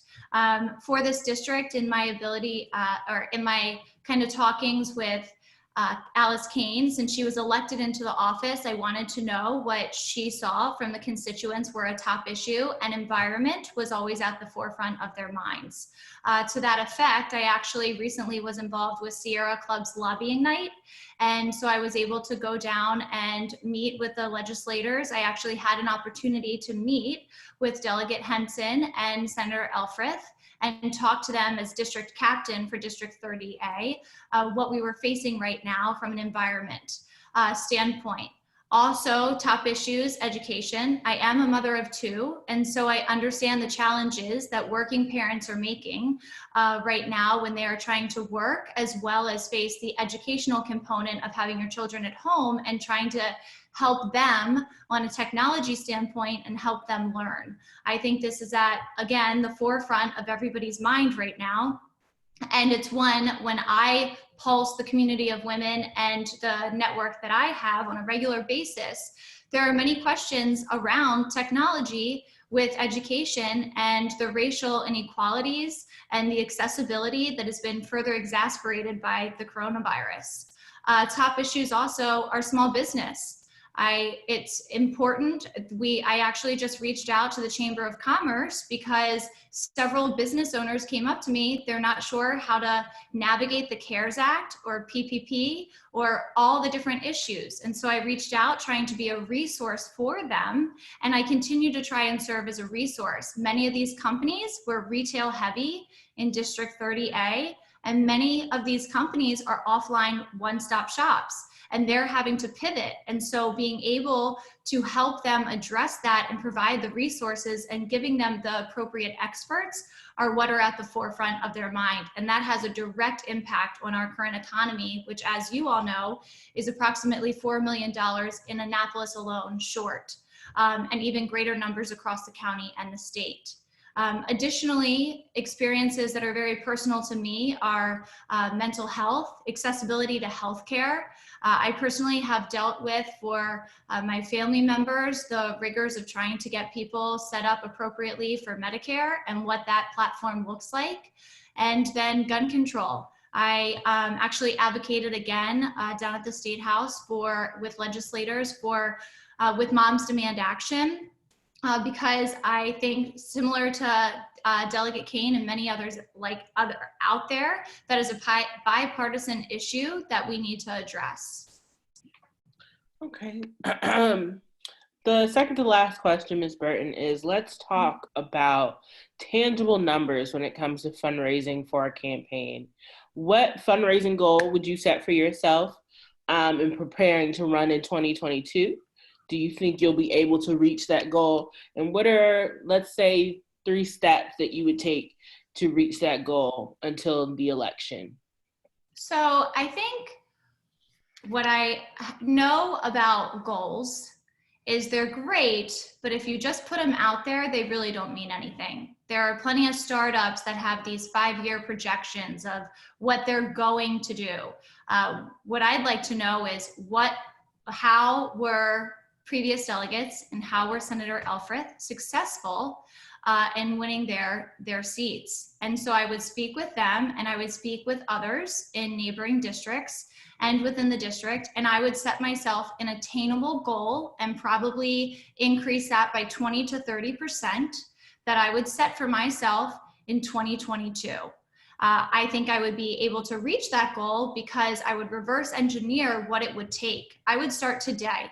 I would start today and I would sit down with them, and that would be some of the first steps that I took, is finding out what numbers it took to be successful and then inflate that. And maybe it's 35%. I think that in a purple state, we will have to go after this hard, and I'm committed to this party, and I'm committed to District 30A, and I'm committed to the state. And so I think you really need to have a good understanding of what a realistic goal is. And then from my previous experience in medical sales, and my business, you reverse engineer that, and then you do micro steps. So you have this long-term goal of 2022, then you look back and you do 2021, and then it's a monthly projection, and then it's a weekly projection, and then it's a daily projection. So every day you're looking at micro increments that could have huge impact. I think in terms of specifics to reach those goals that I set for myself, that would include obviously larger fundraising events, but then as I've also noticed, the small business owners in Annapolis, they love to feel incredibly heard. I'm one of them, so I know what that means. You want to be able to make sure that you feel heard and understood, and I think those are done in more intimate moments, and people are willing to get behind the person that they trust. And I think right now it's important to be honest with integrity and ensure that you're able to create an environment where people are able to have their questions answered. That's how I would establish my fundraising goals. Okay. The last question of the evening is, what would be your top 3 legislative issues on your upcoming agenda? Which House committees, and I do believe there are 5, would have domain over those top 3 issues? And do you have any legislative strategies in mind to move this agenda forward in the 2021 legislative session? My top 3 issues would be education, and I think that aligns nicely with former Delegate Kane. So I know that she sat on the Ways and Means Committee. Also business, so I would love to be a part of the Economic Matters Committee. And also healthcare, gun control, those are also key issues on my agenda. In terms, I believe I answered the question about House committees. Legislative strategies in mind to forward this agenda, yes. I think that I am a curator at heart, and the specific strategies, while I have great ideas, where I really excel is I like to speak with the experts and create a well thought out strategy that can be enacted quickly, but they're based on science and facts rather than just lofty ideas. So I would meet with Senator Elfreth, I would meet with Delegate Henson, I would meet with other parties within the Senate and House, and then I would specifically talk to them. And then I also would reach out to the concerned constituents who are also facing those same issues, and then possibly reach out to nonprofits or people who are trying to push forward a similar agenda. But I would want to make sure that the people that I was sitting across the table from were advisors, concerned constituents, and my colleagues. Hey, great. Thank you so much, Mrs. Burton. So right now, we have reached the end of your interview process. So some of the next tangible steps are these. The committee will convene in an executive session after the conclusion of the interviews, and we will be in there. And then after we come out, we will be streaming the actual vote, official vote. But before I apologize, we actually do have one more question. I apologize for you. It is really important for Anne Arundel County, because we are a purple county, that we make every single election count. And in preparing for your interview, it was brought up that we do have you missing the 2016 and 2018 election. And we were just hoping that you could explain to the constituents of 30A and the committee as to why we don't have you voting in those two elections. In the primary elections? Yes. That is because at the time I was a registered independent, and that was for no other reason than I absolutely loved our president, Barack Obama, and I knew that I needed to make a change, which is why I switched over to the Democratic Party. I am absolutely committed to this party. I actually have been a supporter of the party. I have been a donator of the party. And so I think that I knew that there needed to be a change, and I made sure that I quickly enacted that change as well. And so I have always been leaning towards the Democratic Party, and I think that I have entrenched myself within this party. And then I think that was a piece of paper that I absolutely needed to get changed because of the impact I grew to realize that it had. Okay. So again, like I said, that's the final question. I apologize for backtracking, but I did have that's fine. That's fine. So we asked that, we've been telling all the candidates that we will be streaming our official vote live. As the committee, we are required to make our votes public. So you will be able to see the official selection on the committee Facebook. It is Anne Arundel County Democratic Party, and we again will be streaming live. Madam Chair, do you have anything else before we dismiss Ms. Burton? Madam Chair, unmute yourself. Thank you for your interview, Ms. Burton. Thank you for your engagement and your application. We wish you the very best, and have a great evening. Thank you very much. I'd just like to conclude by saying it would be my absolute honor to serve as delegate for this district. And I do believe that I'm an excellent candidate. And while I can understand the previous concerns, I hope that you can understand that I am incredibly committed to this party. And if need be, I can definitely pass along some names where I've been a supporter, both financially as well as professionally too. So I hope that alleviated your concerns, and I greatly appreciate you taking the time to speak with me tonight. Thank you so much, ma'am. You have a great evening. You too. Bye. Bye-bye. Madam Chair? Yes. Mr. Giannetti, yeah, we're behind. He's 11:10. We're behind by 4 minutes. Okay. I'm ready.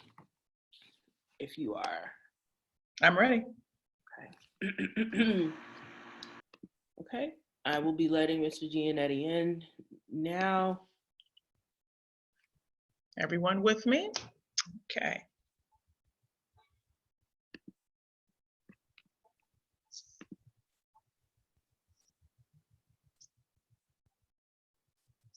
Can you hear me? Good evening, Mr. Giannetti. How are you, sir? Reverend, God bless you and bless everybody for doing all this. I know it's been a long day already. I know. Thank you. I received that blessing. Thank you, because we still have a long way to go. So thank you so much. You're in the back stretch. You're in the back stretch. Thank you for being timely. I want you to check your sound because it sounds like you're a little low on your sound. I just want to make sure that we can hear you. I am Thea Boykins-Wilson, the chair of this great committee. I am introduce you to our parliamentarian, Ms. Deja Williams, who will be helping me out with tying today, along with my rest of my colleagues that are also watching intently. They are all blacked out here, but they are listening. You will be able to see them after this, we deliberate during the vote, which we will stream live on Facebook Live sometime in the wee hours of between 1 in the morning and 1:30 a.m. So if you are so inclined, sir, you can stay up with us, all right? Terrific, terrific. Now, are they able to see me or are they just listening? They can see and hear you, but is it my sound, Miss Williams, or is it his? Mr. Giannetti, you are coming in just a tad bit muffled, but I can hear you, but it just sounds like there's just a little static on your end. Okay, I can adjust my volume here that makes you louder, but I don't know how to adjust my volume. Yeah, why don't you scoot up? Yeah, scoot up. You sounded a lot better there. Okay, all right. Is that better for you there? It's better. Thank you very much. Wonderful. You get 2 minutes, and we want you to take full advantage of your 2 minutes to tell us about yourself in some way that your resume and your application did not communicate, or something you want to highlight in your resume that will speak to your candidacy. Ms. Williams is going to help me with the timer for 2 minutes, and then following that, we will go right into your interview. Okay? Terrific. All right. Well, thank you. And I don't have a little timer here, so if you want to raise their hand, that's fine. I'll stop whenever you tell me to stop. You can see the timer right there on her screen. Yeah, so I'll flash it for you, Mr. Giannetti, and then I will raise it again here at 1 minute. All right. Okay. Can you see me here? I can see you. I can see you right now. Yeah, absolutely. Absolutely. Okay. Are you prepared to give us your introduction, sir? I sure am. Thank you so much. Okay, I am starting now. All right, thanks. Hey, everybody, members of the committee, thank you all very much. I know you're putting a lot of hard work into it. I'm going to make this quick and easy for you. I was able to send you some documents. Some of you I know had an opportunity to see the video I sent. I sent a video link and I sent it to the 16 email addresses that I had, and I know that it's gotten 32 views. So maybe some people have watched it twice. I hope you had an opportunity. That was a long video. I'm sorry for that. But you guys got my resume. It's 2 pages there. I also sent like a 6-page letter. I put highlights on there for you. And I also included 4 documents that have all of my legislation that I passed when I was in Annapolis, both my primary sponsored bills and also the bills that I was like the co-sponsor of. I know that you guys have a tough task here, maybe 4 or 5 people after me, and you're going to be judging on community outreach, legislative potential, relevant experience, campaign ability, fundraising capacity, and electability. I want to touch on each of those. Community outreach, big time. You know, I'm very active in my church. As you know, I'm the vice president of the U.S. India SME. I used to be the president of the Maryland India Business Roundtable, and that's a group that really probably nobody else in the in Anne Arundel County Democratic Party has much connection with. It's Indian business people. We travel to India. We bring Indian business people here to hopefully put their businesses in America. I'm the membership chair of the Young Men's Democratic Club, Prince George's County. I've been in that group for 25 years. A lot of good folks. That's a lot of where my fundraising is going to come from. I'm also Knights of Columbus, Sons of Italy. You can see, all right, oh my gosh, you can see everything there. My legislative potential, you can see the bills that I put in. The relevant experience, I think you know about. My campaign ability, I'm a very great campaigner. My fundraising, I know, listen, I'm going to be able to raise at least $500,000 for the next race if you bring me in there. And electability, we know about the issues dealing with my bar. But listen, I think if you guys endorse me, I'm going to be in there 2 years. I'm going to be able to get elected. I hope you can endorse me, help me on this path back, and we're going to have a great team. We're going to get reelected. I guarantee it. Well, thank you, sir. You'll have more time to talk about some of those issues as well. But thank you. We're going to share a screen with you so you can see these questions clearly and ponder your responses accordingly. Can you see the screen, sir? I sure can. Thank you so Wonderful. much. So Ms. Williams is going to now put this on presentation mode so the two of us can see it. Great. So let's talk about the top components of a successful campaign. We know you have run for office before, so tell us what makes up for a successful campaign, the 3 components, just 3, and how you would implement those strategies.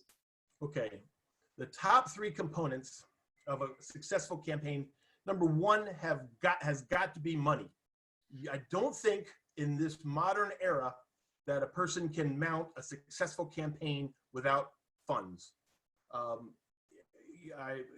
In the video, I pointed out that I raised $600,000 for my last Senate race. It wasn't successful. My opponent raised $800,000. I think that you need to have the money to be able to be sure that you can put up the signs, buy the signs, invest in the things that every campaign needs. And depending on the way the campaign goes, you might need to do a certain number of mailers. You might need to be sure you have a professional campaign staff. It might cost a few $1,000s in order just to have campaign staff. So number 1 component is for a successful campaign is money. Number 2, I think you have to have a definable message. You have to be able to, it's sort of like at an elevator. When you get in, when you're talking at the door for a constituent, you go in there, how can you say in 30 seconds why they should elect you or why they should elect your team? So that's got to be it. You've got to have clearly defined why should they elect you. It's got to be quick. You've got to be able to voice it, and you've got to have reasons. And of course, you need to be able to elaborate. And the third component of a successful campaign, I think, is energy. You can't stay at home. You have to consider it like you're running a race, because if you're not sprinting during your campaign, you're falling behind, because guaranteed there's somebody else running against you who's going to be sprinting. So even if you're sprinting half speed, they're going to pass you. So you can't let that happen. You need energy, you need to have a sellable message, and you need to have money. Those are the top 3 important things for a campaign. Wonderful. Thank you. You certainly have energy. You're at 11:22 p.m.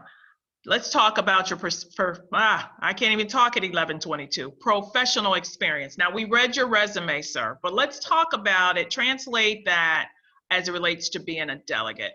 Sure. Okay. All right. Well, one of the things, they call us legislators. All right. And I was lucky enough, I was blessed to be in the House of Delegates for 4 years and the Senate for 4 years. And Maryland is a citizen legislature. It was created way back when the first Marylanders started going and voting, all right, it was just property owners, right? And then eventually, Maryland had to make the determination whether or not we're going to be a part-time legislature or full-time legislature. Well, we're part-time. And so the value of that is you have educators coming to Annapolis, and they sit on the education committee because they understand education. You have farmers, they sit on the agricultural committee. All right, you have people who are in insurance. They come in and they help make insurance policy. That's what the brilliant part of a citizen legislature is. My background is in the law. When I first got elected, I've been a lawyer for 4 years. Now I have 25 years of court experience that I'm going to bring to bear for the residents of 30A and for the residents of the state, because you're in court. You see what works, you see what doesn't work, you are able to see where the problems are, and that's going to be very valuable. So my professional experience will contribute a lot. It helps you think exactly what you're going to do, and And I have plenty of things I see that are problematic that I can help fix if I get to Annapolis as a delegate. Wonderful. Thank you, sir. Let's talk about the D30A community. All right. What do you think are the top issues facing this community? And let's talk about your previous experience addressing these issues, or any other community experience that we don't know about that you like to mention. Well, as it relates to D30, this is specific to D30A, sir.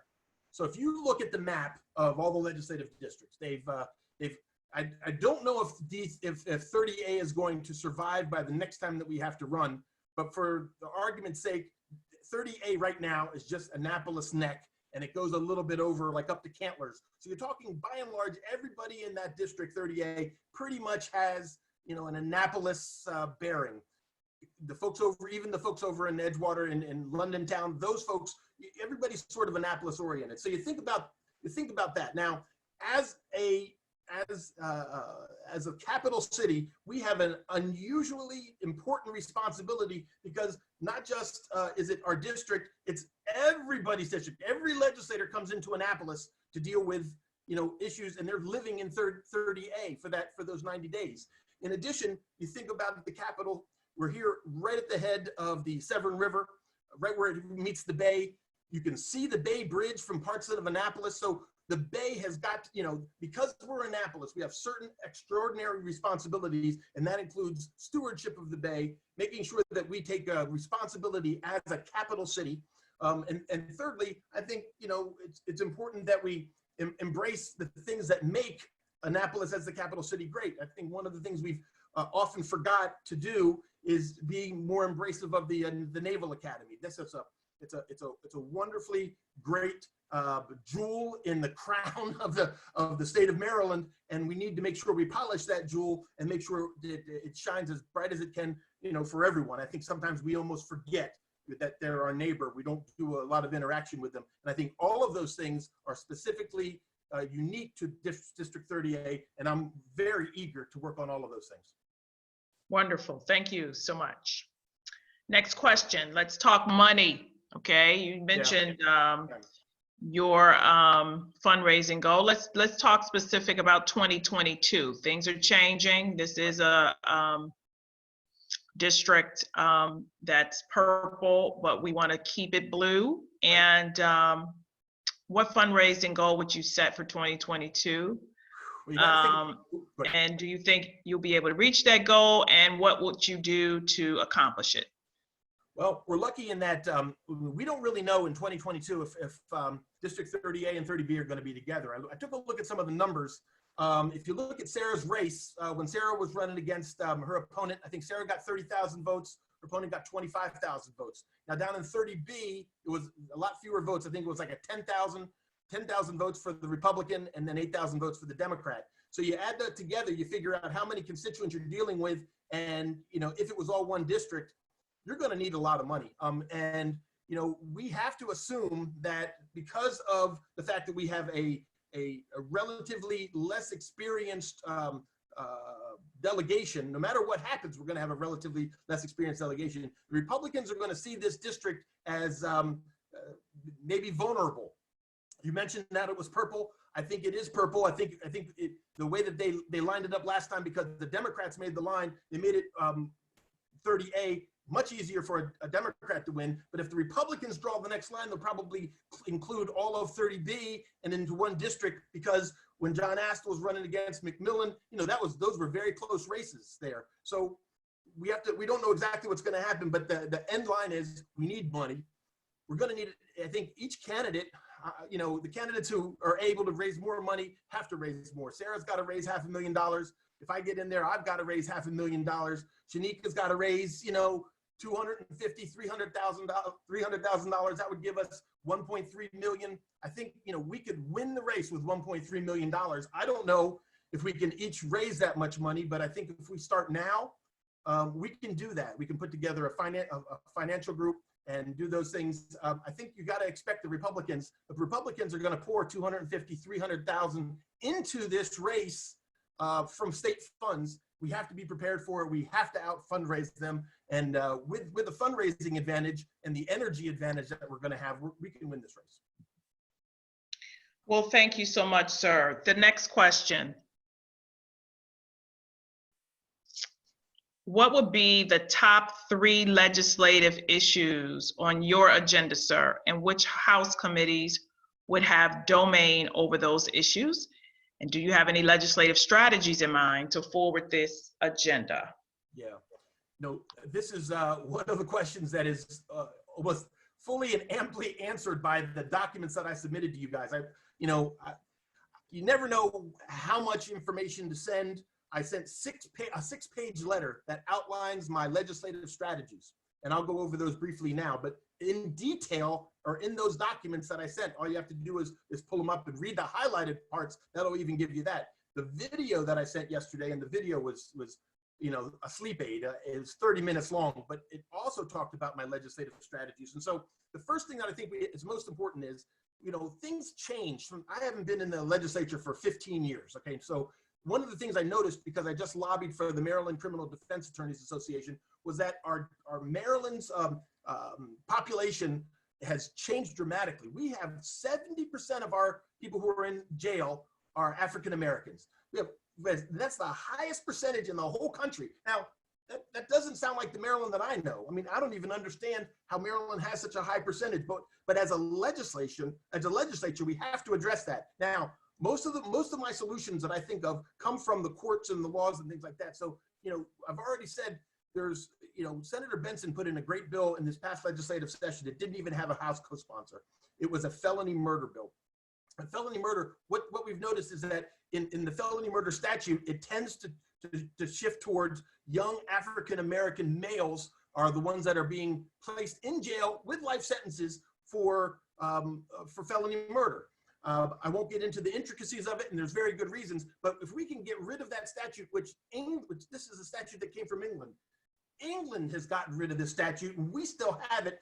It helps skew our population in the wrong direction. That would be one legislative priority, and if you put it as a blanket, that is one giant legislative priority, dealing with this imbalance of the African-American population in the state of Maryland. Number 2, I really fully believe in what's called interlock. Interlock is that device that you put on your car for a drunk driver. Since the time that I was in the legislature, I was sort of like the go-to guy for interlock bills. We've got interlock on a higher percentage of vehicles per capita than any other state in the union. Now we're down to like halfway. We're down to like number 20, 21st in interlock use in Maryland. I can help bring that percentage back up. They've made some mistakes. They've been kicking people off the interlock program. And of course, this is a mechanism to help drunk drivers. The more people that have this interlock on the car, the better off we're going to be. I see where the problems are in the system, and I can fix that. And both of those things are going to go through Judicial Proceedings Committee. And the third one, I mean, if there's one thing that I really would like to solve when I was getting down there is we need to handle, we have money in Maryland. We're a very rich state. We need to be sure we're as smart as we can possibly be and try to find out smart ways for us to use our money wisely to help invest into the environment for the Bay. I tell you what, you can see some of the things that I did with money in the capital funds in my district back when I represented the area of Northern College Park in Western Anne Arundel County. I actually got 2 bills passed for stream mitigation, which had never been done before. Put in money for recycling, and that was using your brain creatively to satisfy the needs of the state, but doing it creatively in accordance with your values. And the environment's a very, very big value for me. And that's, of course, going to go through the Environmental Matters Committee in the House and over to Health, Education, Environment in the Senate. So I feel very comfortable. I know the members of these committees. I was testifying there last session. I feel very comfortable that those members would understand what we're trying to do. And if our bills make sense, we can pass these bills through these committees. Wonderful. Thank you so much. Let's see. Is this the last question? Ms. Parliamentarian. Yes, that's the last question, sir. And we thank you again for your engagement in this process, for your application. Thank you for staying up this late. As I shared with you, the computer picked our applicants in the order. We wanted to make it as fair as possible and not go into, in alphabetical order like we normally did. So thank you so much for your time. Please tune in again to our Facebook page between 1 and 1:30 in the morning. And we will have the voting and the announcement then. Thank you again, sir, and we hope you have a good evening. Very good. Can I say one final word? Sure. Very good. Say, listen, I know that, we have to understand that a lot of these candidates, and we saw the paper today, a lot of the candidates come in with imperfect. I don't want these flaws to define any of these individuals. Certainly they don't define me. I'm ready, willing, and able to be able to get to Annapolis. Any of the things that we have that are problems, they'll be fixed by the next election. I'll be a great candidate. I'll be strong. And I need your courage and I need your help. You know that this experience that I bring will be best for the district and we can do a great thing together. Help me bring my experience to 30A and get these Democrats to win. All right, thank you. Thank you, sir. Have a good evening. You too. Bye-bye now. Bye-bye.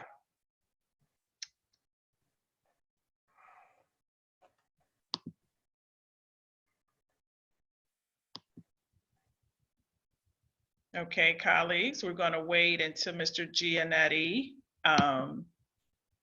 I think he is now, he has left the interview. Make sure that you update your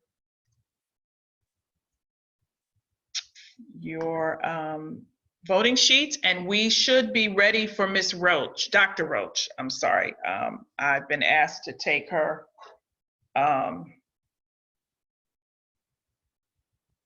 Give me 1 second.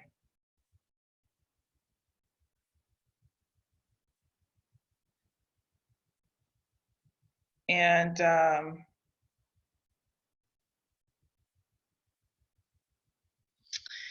yes, okay. So I know we are at 11:36. Is Ms. Dr. Roach available? Yes, Madam Chair. Okay, so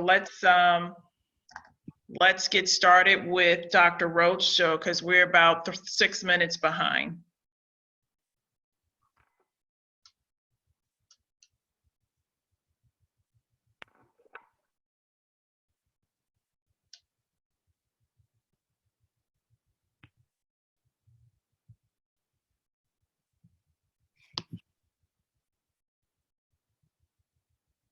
Okay.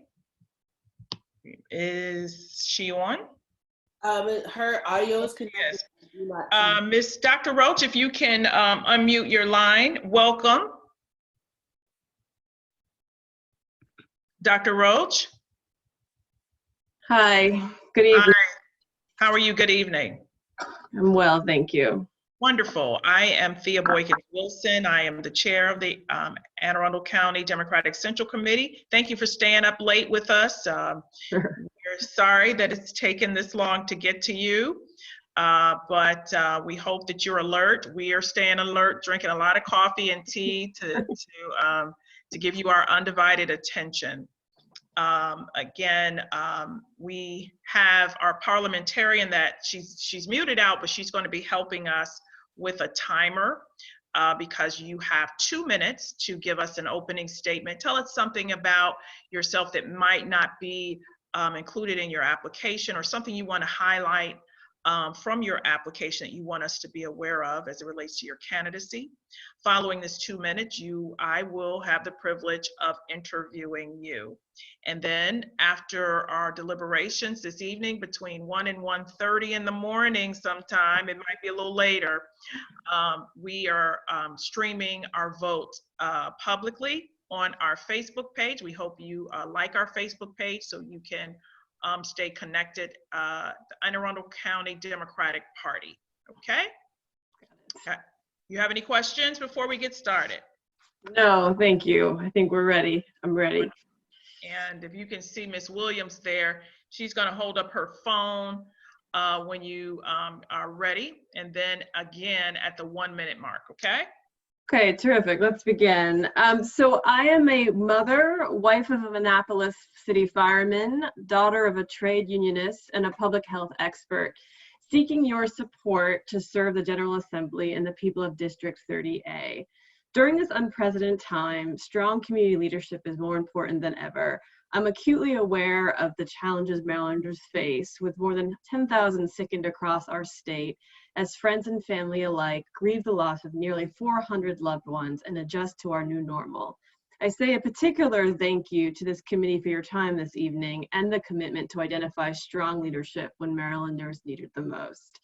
I've spent my career dedicated to issues central to democratic ideals, most notably improving access to basic rights such as equitable health care. I started my career as an occupational therapist, providing home care services in West Baltimore, while achieving a master's and doctorate degree at the Hopkins School of Public Health. I've worked in a number of presidential campaigns, including for the DNC, and I worked alongside the New York City Labor Council to institute the first health fund to support union workers who worked the pile post 9/11. During that time, I also received a certificate in labor studies from the City University of New York, solidifying my interest in policy that sits at the intersection of healthcare, public health, and often the working poor. Through 2016, I held leadership roles within the Obama administration to implement the Affordable Care Act, in which we did ultimately enroll greater than 20 million Americans, despite limited resources and significant and often well-publicized political blowback. Today, I work at Johnson & Johnson to shape forward-thinking policy agendas that endeavor to improve health for humanity, including advancing policy proposals to address the growing maternal mortality crisis in the US, Medicare, and these days, increasingly policies to address the global pandemic threat that is COVID-19. Since 2017, I've also held various roles within the Maryland Health Benefit Exchange, and I'm a board member of the Council for Affordable Health Care. We are facing an inescapable drumbeat about reopening the economy, and we need to be confident that such a strategy will be led with good public health and science. And I'm hoping that I will be able to represent the democratic values and those of the social safety net at hand while such proposals are presented. And I'll leave it at that. Thanks for the timer. Wonderful, thank you. All right, so in a moment, you're going to see the questions that will come up on our screen. And we're going to share a screen with you. So give us one moment. Sure. And I'm blacked out, so because you're the star of the show, Doctor. And we want to make sure that you get all eyes on you and the attention that you deserve for this interview. Okay, and so we're going to put this on presentation mode, and we have about 6 questions we'd like to ask you, okay? Sure. Let's talk about campaigning and the top 3 components from your perspective of what it takes to have a successful campaign, and how would you implement those strategies on your campaign? Sure, I would suggest the top 3 components are, well, first and foremost being timely and prescient messaging. So having a campaign message that resonates with the constituents and is representative of sort of the zeitgeist of what's happening in our state, and is certainly these days to the rest of our nation. So, for example, I would suggest a campaign messaging and strategy that was focused on a policy agenda that addressed basic human needs, food insecurity, housing, et cetera, in the time of an economic downturn, was mindful of protecting the economy, resources for small businesses and individuals, et cetera. So first and foremost being, campaign message and policy agenda. Second, I'm an old-fashioned field organizer, so I'm a pretty big component and believer in the strength of your people and your field organizing structure, both in terms of being able to tap into the community and sort of heart and soul of the folks that you will serve, but also in terms of strategic importance in getting out the vote, fundraising, etc. And third is I really am is also related to field organizing. I believe you have to have a very strong get out the vote component. So I think those are the three. I will note that missing from my top three are critically important issues such as fundraising. But I think that's sort of embedded within. Okay, well, thank you so much. The next question. What is your professional experience and how will it contribute to your ability to be a great delegate? Sure. So normally I would suggest having a deeply rooted both academic and professional career in policy would permit somebody to be well suited for these positions in terms of being able to dive right into contributing meaningfully to a policy agenda or even driving a more aggressive or desired policy agenda. But these days, I think the combination of my policy background, my ability to work with and for campaigns, but most importantly, my background in public health, I think would be really important right now. I think we need to make sure as these efforts, and we saw it tonight at 6 p.m. Well, for those of you who watch these never-ending presidential remarks, but in any case, there's a real interest in opening up the economy expeditiously, perhaps too fast. And I think we need to have folks in office who are going to pay attention to the science and who are strong stewards of public health and understanding the measures that need to be in place before the economy is reopened. So I think that right now I bring a unique perspective with that public health balance to public health expertise to balance the perspectives of those who might be looking to move forward expeditiously. Thank you. Next question.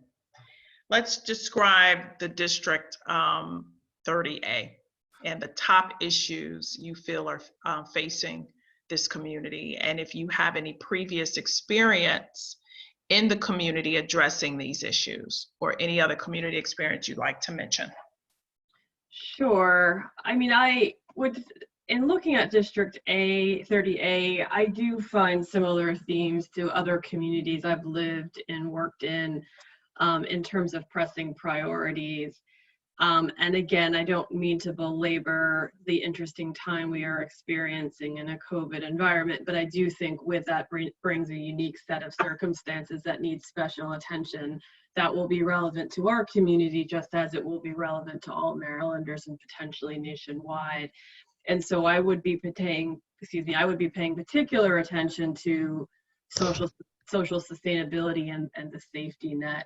So, again, making sure folks had access to affordable healthcare services and knew about the exchange offerings, found those offerings affordable and accessible, safe and affordable public housing in Annapolis.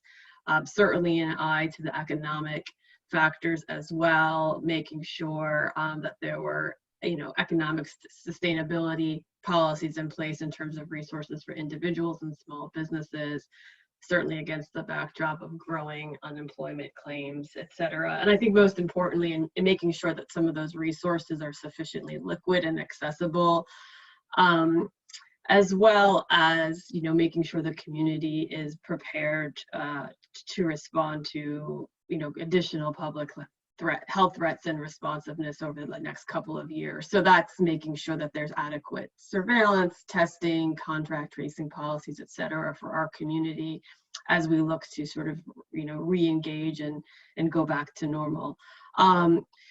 In a day, hopefully soon, where it's normal business, I think there are a number of policies that are unique to 30A in terms of environmental sustainability, a number of efforts that are really near and dear to our heart in terms of the Chesapeake and oyster recovery. I think I would need to be mindful about those policies as well, in addition to looking closely at primary and secondary education.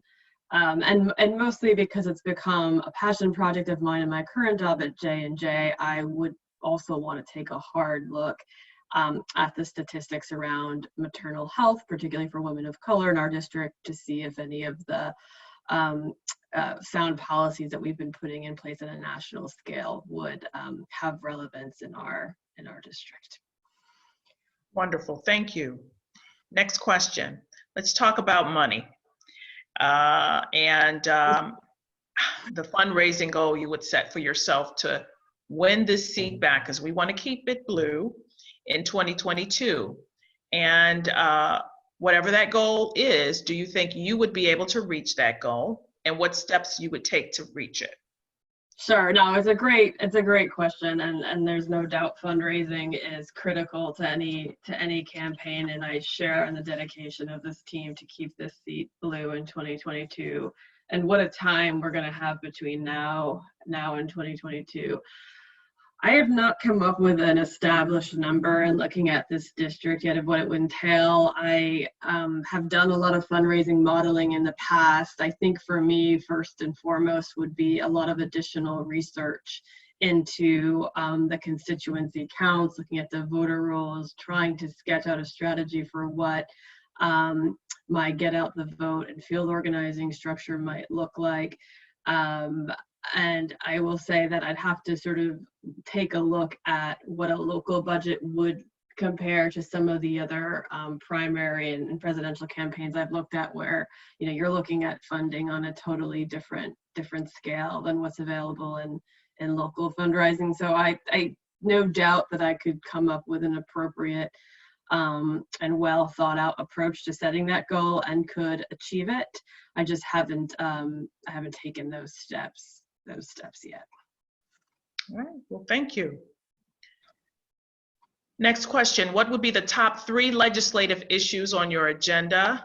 And you mentioned some of this, but which House committees would have domain over those issues? And do you have any legislative strategies in mind to forward this agenda? Sure. First and foremost, I'm sure some of this work is already underway, but being closer to it as a delegate, I may make a recommendation for a special committee or special work groups to look explicitly at some of the issues related to COVID and our local economy that might have a more targeted focus than the current jurisdictions and committees. But separate and apart from that, I would suspect that my healthcare experience and policy skills would be transferable to several of the committees, but mostly focused on Health and Government Operations Committee, with its focus on healthcare, civil rights, EMS, health policy, health insurance, et cetera, the issues directly in my bailiwick, public health, as well as ways and means related, looking more closely at issues related to children and youth. I think within those legislative agendas, I would be taking a hard look to make sure the Maryland Health Exchange had current capacity and premiums were affordable to serve the growing numbers of the newly uninsured. Hopefully those numbers in Maryland won't look anything like they're trending on a national scale, but in case, I think we need to be ready with our safety net, including our food programs and our Medicaid programs. So I would pay attention to that, as well as programs available to children and youth, particularly if additional resources are required to sort of get children through this unique time we're all living in now. Right. And I think that I'd also probably take a hard look at issues of unemployment insurance, accessibility, and how sustainable those funds are, other forms of economic development. Right. Well, thank you. That concludes our interview. And we thank you again for your application, Dr. Roach. And are we saying that right? Is it Dr. Roach or Roche? No, it's Roach. I can't class that name up if I try. R-O-C-H-E. Well, I wanted to make sure. It is what it is. But thank you so much. Again, you don't have long to wait. 1:30, hopefully we will be voting and making an announcement. And we again thank you for your application. Oh, my video isn't on. Thank you for your application, and enjoy the morning. I will. Okay, thanks for your service. I appreciate you all doing this. Cheers. Thank you. Bye Cheers. now. Take care. Bye. Bye-bye. Okay, colleagues, I need to let you know that we have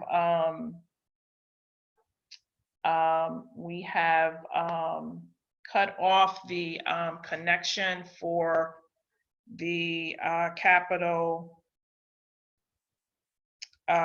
Gazette because they have been tweeting out our questions and answers all night long and taking photos off of the screens. So it is unfortunate that we invited them on to show the public that we were being transparent and fair in this process so they can report after. It was the whole goal of not sharing this with the public to protect the privacy of the interviews, the actual questions from other candidates, knowing the questions before they came before us. And so I was just notified that the reporter who represents the Capital Gazette, Ms. Sanchez, has been tweeting out the answers and the questions all night long. And just please take that into consideration. If you all have found out this information, I'm sure the whole entire public is, and it's our goal for them to know this information, as you know. However, for the fairness of everything, we wanted to make sure that it was kept confidential until we were over, given the platform that we have to be on tonight. So I'm just letting you all know. Thank you. I'm gonna, yes, Mr. Schandelmeyer. Madam Chair, so I looked through what Ms. Sanchez was tweeting out. She was sending out people's pretty general answers. She didn't put out our entire grading rubric. And the picture that was sent was of just like our general talking, and I think one candidate interviewing, but with no audio. So it just showed, I believe, the candidate's picture and yours and Deja's avatars, and then like the rest of our avatars right now. So no, I'm clear. Yeah, I'm clear. The issue is with the questions, and I appreciate that, Mr. Schandelmeyer. The issue is the questions. We asked that this be confidential until the interviews were over, and then we were making the entire process public. So not to beat a dead horse, I'm disappointed that this happened, and I just wanted to notify you all of this information. It was our thought that inviting the press was a good idea to this because, again, our goal was to be as transparent as possible, but not give away the interview questions to candidates coming after. So again, thank you. I still think we need to have a member of the press on. I think the nature of this, I know it's I know it's unfortunate, but I think if we don't have a member of the press on, it's going to end up causing more of an issue than if we don't. Okay. I am muting out, and hope that all of you weigh in on this conversation if you would like. We only have 3 more applicants to go. But we just want to, and probably now what, about, let's see, what time is it? Probably about an hour, this entire recording will be aired on Facebook. So we can dialogue about this. I'll mute out.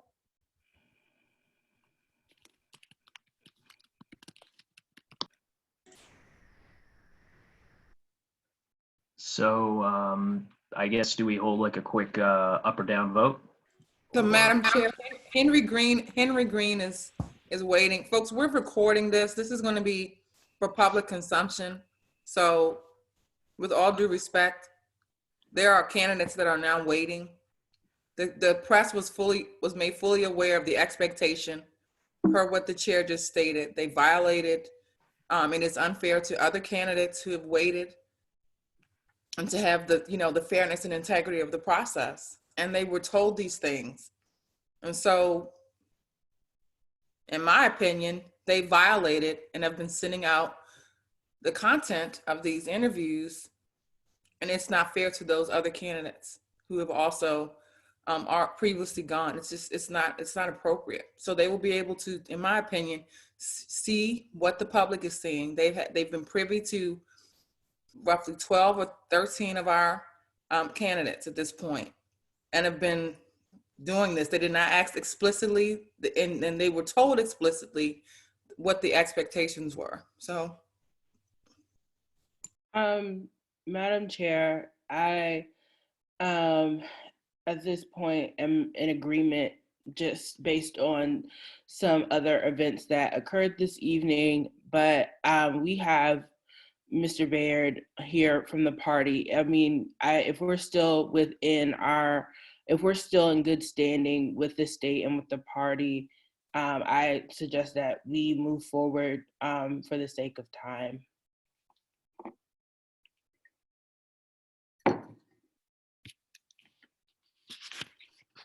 Yes, we are I believe, in our rights to continue. Again, this is being recorded and it will be uploaded. We're not hiding anything. We're just trying to be fair to our candidates. It's all. Okay. At this point.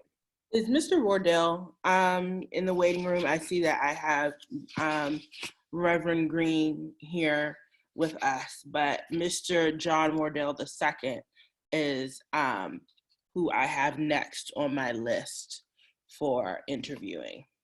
Mr. Green will be after Miss Golson, and she's at 12:30. So his interview will probably be at what, 12:50? Yes, ma'am. Okay, so we need to let Mr. Green know. Okay, and if anybody has contact information for the gentleman aforementioned, Mr. Wardell, you could let him know that the committee is waiting, and we will wait for an additional minute before we move on to see if Mr. Wells is ready to conduct his interview.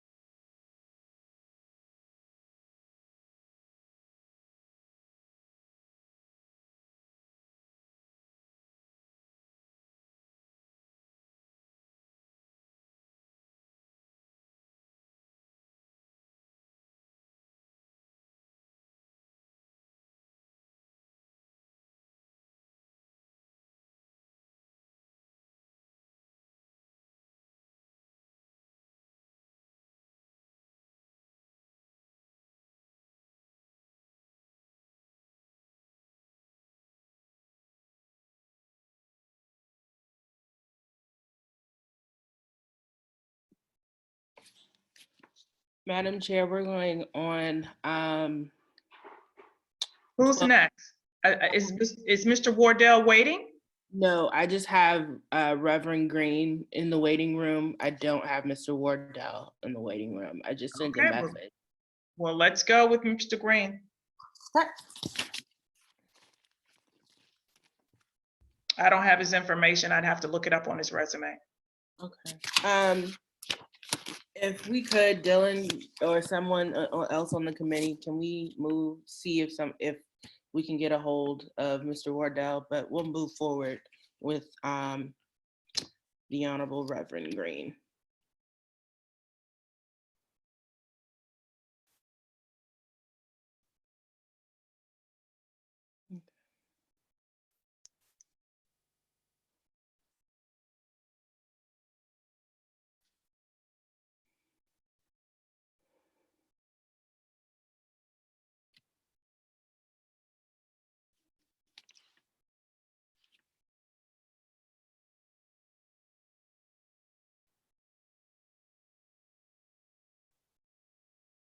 Reverend Green, can you hear us? It doesn't seem to have, no one's in the room currently.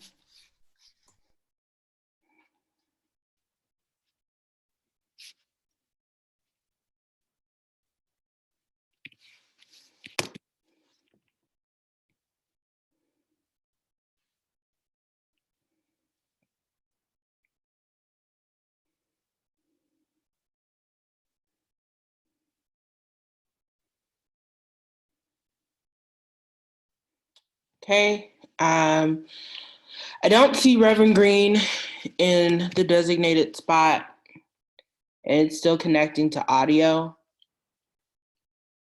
Madam Chair, how would you like to proceed? I thought he was in the, he's no longer in the queue? He was in the waiting room, but as I'm currently Connecting, it says connecting to an audio. And I don't see anybody in the room. Yeah, it's connecting to an audio, but he's not in the chair in the room that's visible on the screen.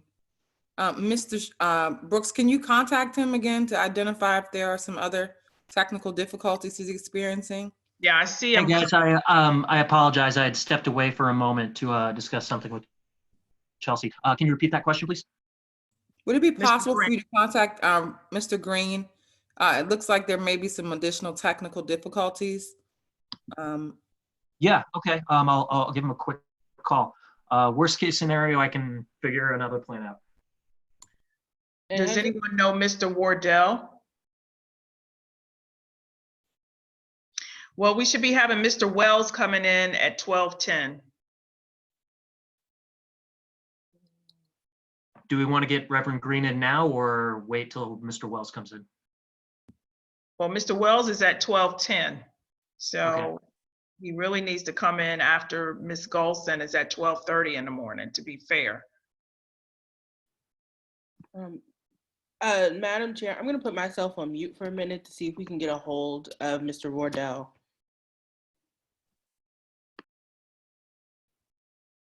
Okay, colleagues. It looks like we have about 4 minutes or 3 before Mr. Wells comes in. Please make a note that Mr. Wardell I don't have an email from him or anything that says he's having difficulties. I know the hour is late.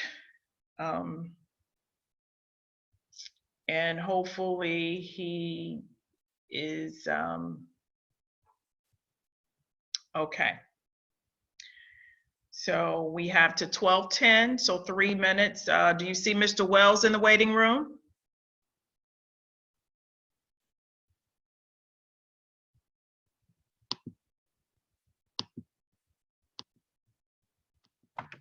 I was told by Reverend Green that there were no issues regarding his coming back on. He is ready to go at his appointment. Wonderful. Can we disconnect what I see here of him? Madam Chair, I have Mr. Wardell on the phone right now. He says that he's been logged into the meeting waiting since the appointed time. He is going to try to re-enter into the waiting room. So I just want the committee just to take note that Mr. Wardell has stated that he's been waiting to be admitted in. So let's see if he can get in this time. Okay, if I remove Reverend Green, he will not be able to get back in. So now that we've admitted him in, so we'll need to proceed. Can he hear us? If I delete him, he will not be able to get back in the session. Say again, Janice. Okay, we have you, Mr. Wardell, in the waiting room. I said Mr. Green is currently in the meeting, and so if it says if I delete him, that he will not be able to come back in the meeting. Ms. Jones, could we resend the link to Mr. Green again when it's closer to his time? It's still the same link, so it's gonna. Janice, he will be able to log back in. I did the same thing earlier with Chrissy. with her phone, and she was able to call back in. Okay. Mr. Wardell, we're about to, I'm going to hang up now. We're about to pull you in. Thank you.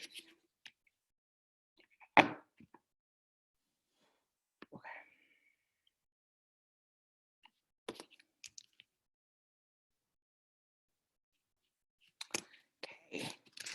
Good evening, Mr. Wardell. Can you hear me? Yes, ma'am. Okay. We apologize for the technical difficulties. We're going to be speeding through. We want to make sure you get all of your time. And so really quickly, you get 2 minutes. I will start the clock. And then right after, just go. When I say go, just hit it, and then you'll see me hold my phone up at 1 minute, and that'll give you the chance to wrap up. You'll have 5 to 6 questions to expound on your platform and why you would make a good delegate for the district, and we'll give you some wrap-up instructions at the end. Okay. Just so you are aware, we are recording this session for the for the constituents of 30A. So all things being equal, I will start your time now, sir, and you may begin. Great. Well, thank you everyone for being here. And more importantly, thank you for taking the time, especially good morning. I want to say to everybody, the first one to say good morning to everyone here. My name's John Wardell II. I was born and raised in the Annapolis area. Dad was a Naval Academy graduate, became a Marine Corps officer. Mom was an Anne Arundel County educator. She was a teacher and became a principal. So she worked for the school system for 30 plus years here. So I'm a product of the school system. Raising my family here, I have a wonderful wife, 3 beautiful children. I joined the Marine Corps at 18 years old, did 5 amazing years in service on active duty, got out, had the pleasure of transferring and moving overseas as a civilian in Germany, worked for 2 years, came home, started a small business right here just outside the Annapolis area, did that for a little bit, and realized that I was missing something in my life, and knew that when I look back on my service, it was public service. And about that time, I had applied, and fortunately for me, I was blessed to get a call from the city of Annapolis, and it was the fire department, and I was hired by them. I became a firefighter, and have been a firefighter for a little over 10 years now. Through that course of time, naturally, we're out serving the public every single day, and it's a blessing to be able to do that and to work with folks from all over the spectrum. But I knew that I still had an opportunity to do more. So last year, just before last year, rather the fall of 2018, I knew I could do more, wanted to do more, became a member of our executive board. I was a secretary, fast-tracked, immediately became the president, and became a board member for the fire retirement system. And that's my time. 2 minutes goes quick. When you're having fun. So right now, Mr. Wardell, I am about to share my screen with you. Just verify when you can see my screen. I can see your screen. Okay, we're going to go into presentation mode. Okay, first question. What would be the top 3 legislative issues on your agenda? Which House committees would have domain over those issues? And do you have any legislative strategies in mind to move forward? I'll be turning my video off now. Can I go ahead, or do you need to? Yes. Oh, you're turning your video off? Yes, sir. You're center stage. Oh, wonderful. Okay. So I think the main 3 legislative issues on my agenda, big thing, obviously, and always is education. Education is huge. As I mentioned, I'm a product of this county, product of the state school system, and with the understanding that these children that we're bringing up, my children and the residents' children, they are our future leaders. They're our future firefighters, our future police officers, our future teachers, our future legislators and executives. So obviously with the impetus on the focus on education with the Kerwin Commission and everything that comes along with that, definitely is an exercise in understanding exactly what we're dealing with, understanding where we compare with other states, and tackling that to become one of the leaders once again in the education system. Obviously, that would be something that, you know, I know Delegate Kane was a big part of when she was on the education subcommittee with through the Ways and Means. That would be something that would be of interest to me to continue that motivation that she had to continue to press that. Another big issue for me is healthcare reform.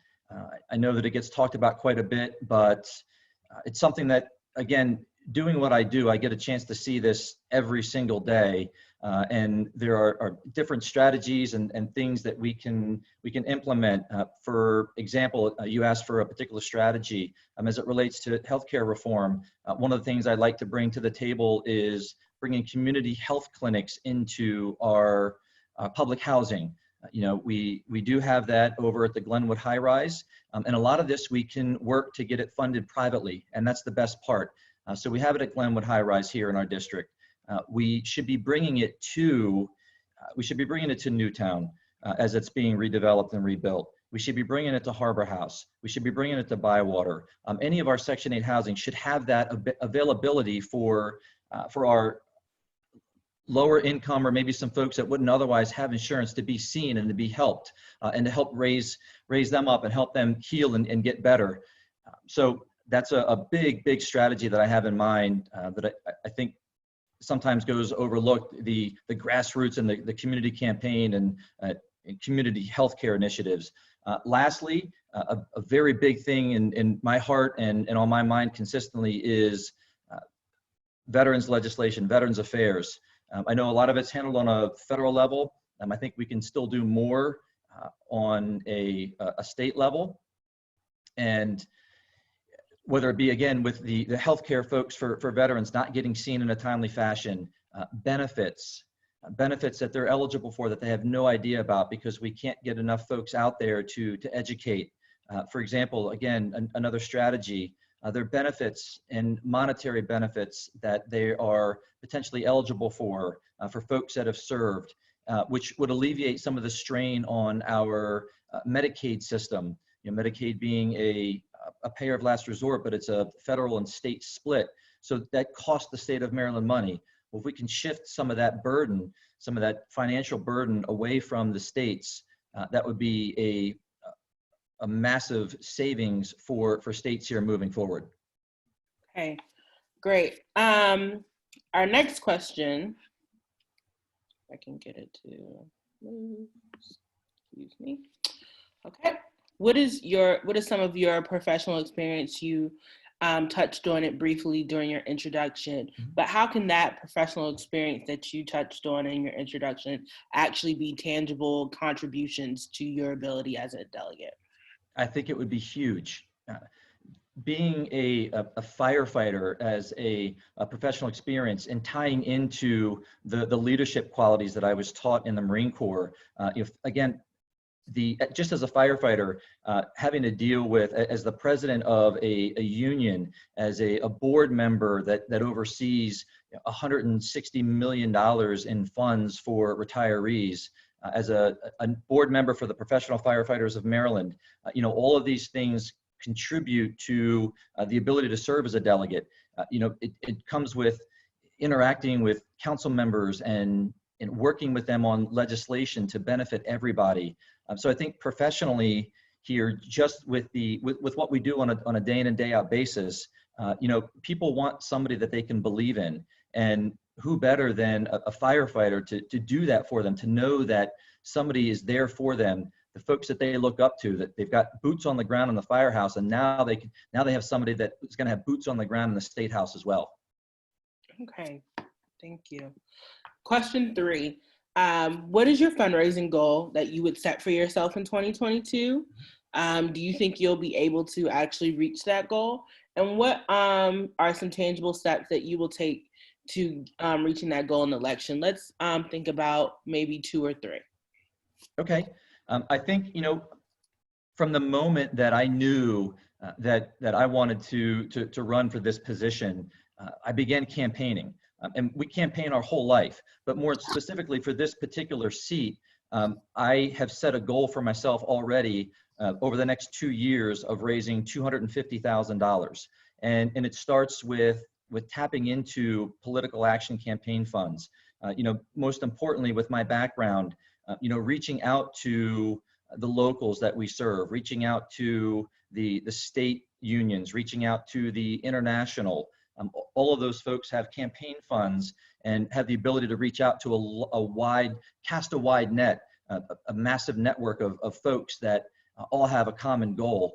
Same thing I mentioned, my mom was an educator for 30 plus years, trying to work more with the teachers union. We all have the same goal, pay, benefits, etc.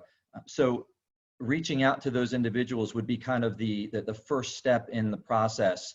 And then you get into kind of your grassroots, going around, knocking on doors, talking to people, finding out their issues and seeing if they're able to contribute.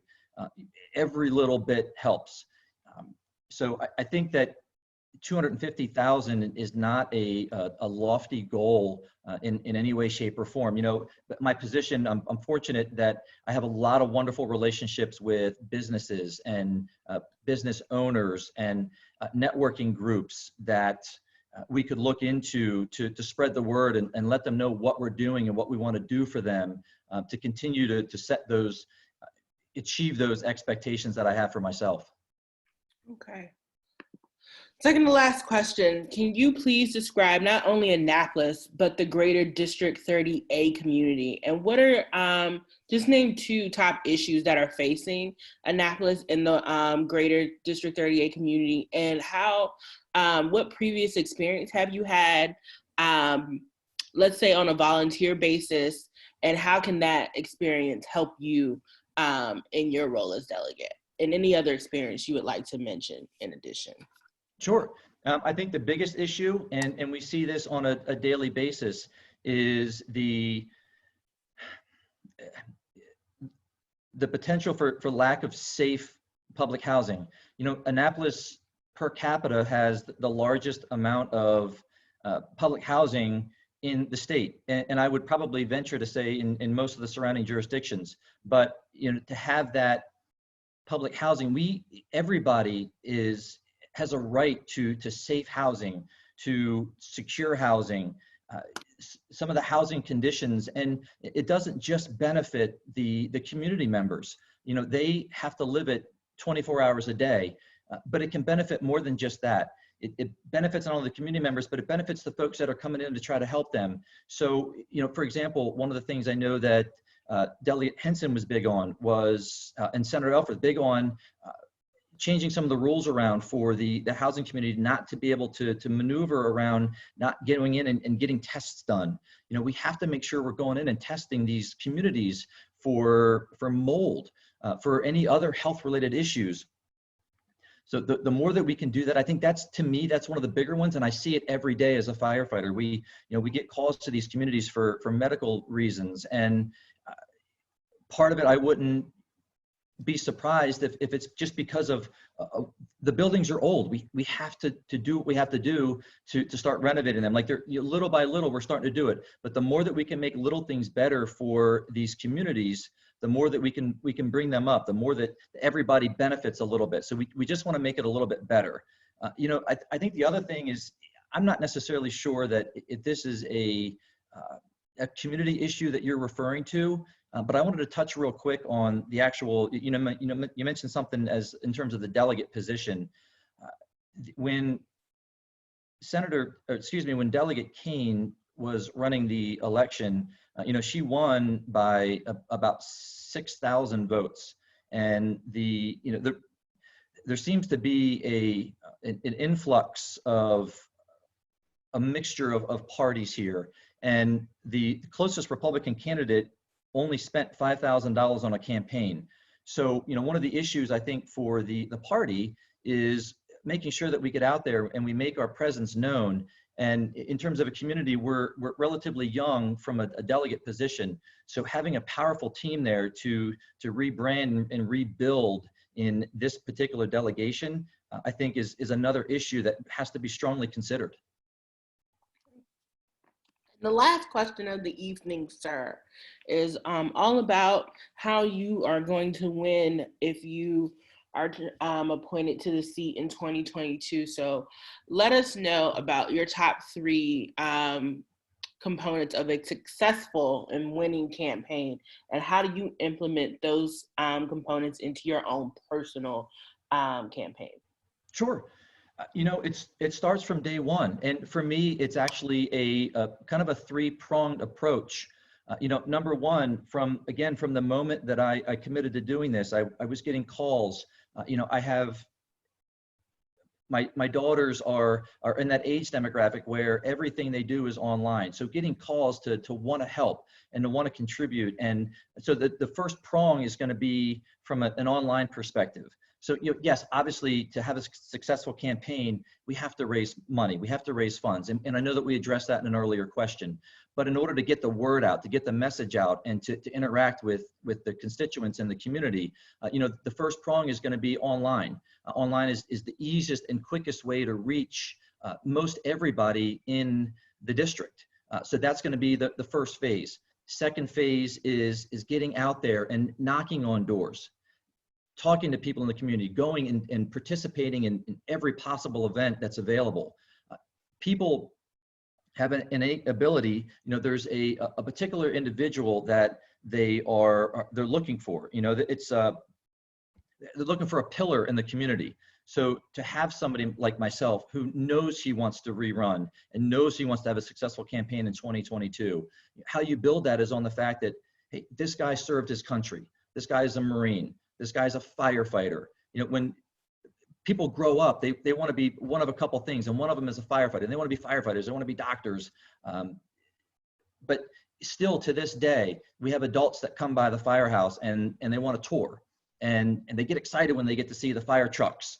And we can use that and use that in a positive way to spread positive words and just bring people up and let them know that we're there for them. So they know that I'm a pillar of the community. They know that I'm there to help them. We are fixers. We're type A personalities. We want to take their problems and we want to make them better. So having somebody that they can look at and know that they've been through what I've been through has kind of led me to this particular moment.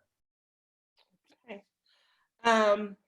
Well, sir, we thank you for your service in the military, and we thank you for your service now during this pandemic. That is all that we have right now. We will be going live. We have told people about 1:30, but that could possibly be later. So I would just say, if you are interested in seeing the votes in real time, I would encourage you to just bring up Facebook on your tab and type in Anne Arundel County Democratic Party, and we will be streaming the vote live after we come out of executive session. Again, Mr. Wardell, we thank you for your service, and we thank you for your current service as a firefighter. And it has been a pleasure to speak with you this evening. Wishing you and your family a very safe rest of the year, and we will see you at a later time. That's it. Yeah, that's it. Thank you, sir. Thank you, Madam Chair. All right, take care. Have a good evening. You too. Thank you. We're morning. It's morning now. All right, ladies and gentlemen,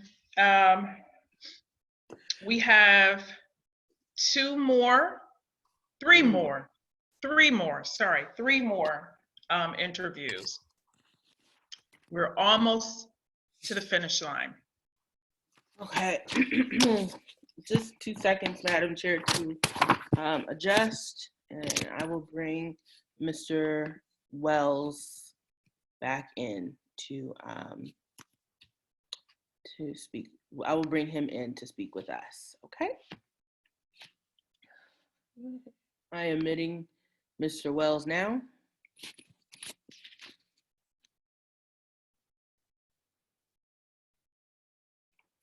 Hello. Hey, Mr. Wells, how are you? I'm good. Okay, I would first like to thank you for your continued patience. We apologize. We are running just a tad bit behind schedule, but we thank you for joining us at this very early hour. And I'll just run through very quick ground rules and we will get started. You will have the chance to speak to not only the committee, but the citizens of District 30A, and just give us a brief introduction, touch on things that you sent us in your resume, or even add in things that you didn't have a chance to add into your resume. Just give us a better, well-rounded view of who John Wells is and who he could possibly be as the future delegate of District 30A. We are being recorded for playback for the citizens of District 30A and the rest of the constituents of Anne Arundel County and the residents of the state of Maryland. After your introduction, we will go immediately into the questioning and we will hit those one by one. If I do cut you off, I apologize. That is just for the sake of time. So I just ask that when I do, you immediately wrap up so we can move on to the next question. Do you have any questions for me at this time? No, I'm ready to go. Okay, I will flash my phone at 1 minute so you know when to wrap up your introduction. Mr. Wells, you are live and you may start. Hi, I want to make some points that I didn't make so clearly in my application. First, I was a very hard campaigner for the, Alice and Sarah and Lisa Rodvian in this district, which means not only did I learn a lot about the district, but I'm well known in the district. Pounded a lot of doors, talked to a lot of folks. I also worked hard for Gavin Buckley, and in certain sections of the town, I'm extremely well known. So I've got a footprint already. In terms of the funding issue, I ran into Ben Jealous recently, and he pointed out that he actually got enough votes that he could have won any of the elections in Maryland history other than this one. And he was very appreciative of the Blue Wave Maryland, which I co-founded, and the work we did to help get him elected. And I think that is what I would call political capital in the bank, so to speak. I'm an economist, statistician.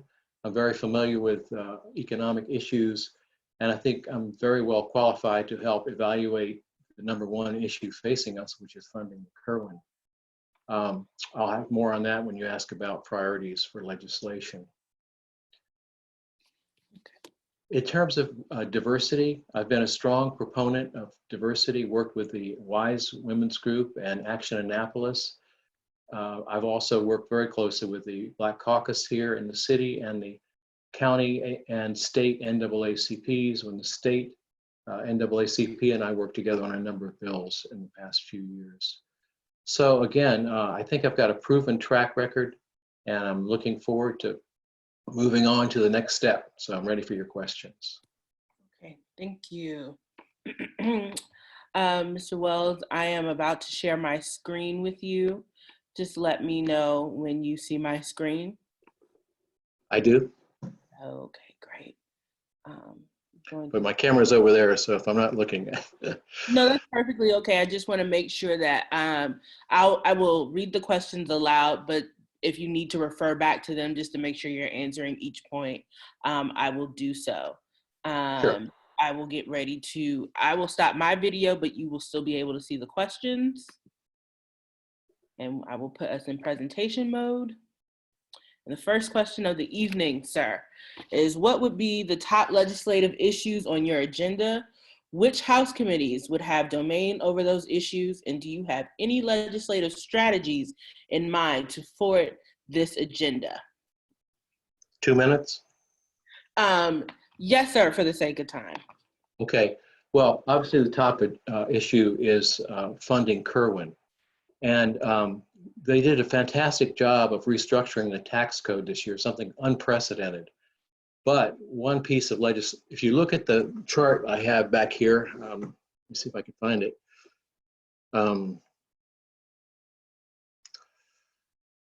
The funding for Kerwin jumps dramatically in the out years. So we did a great job in funding the next 5 years.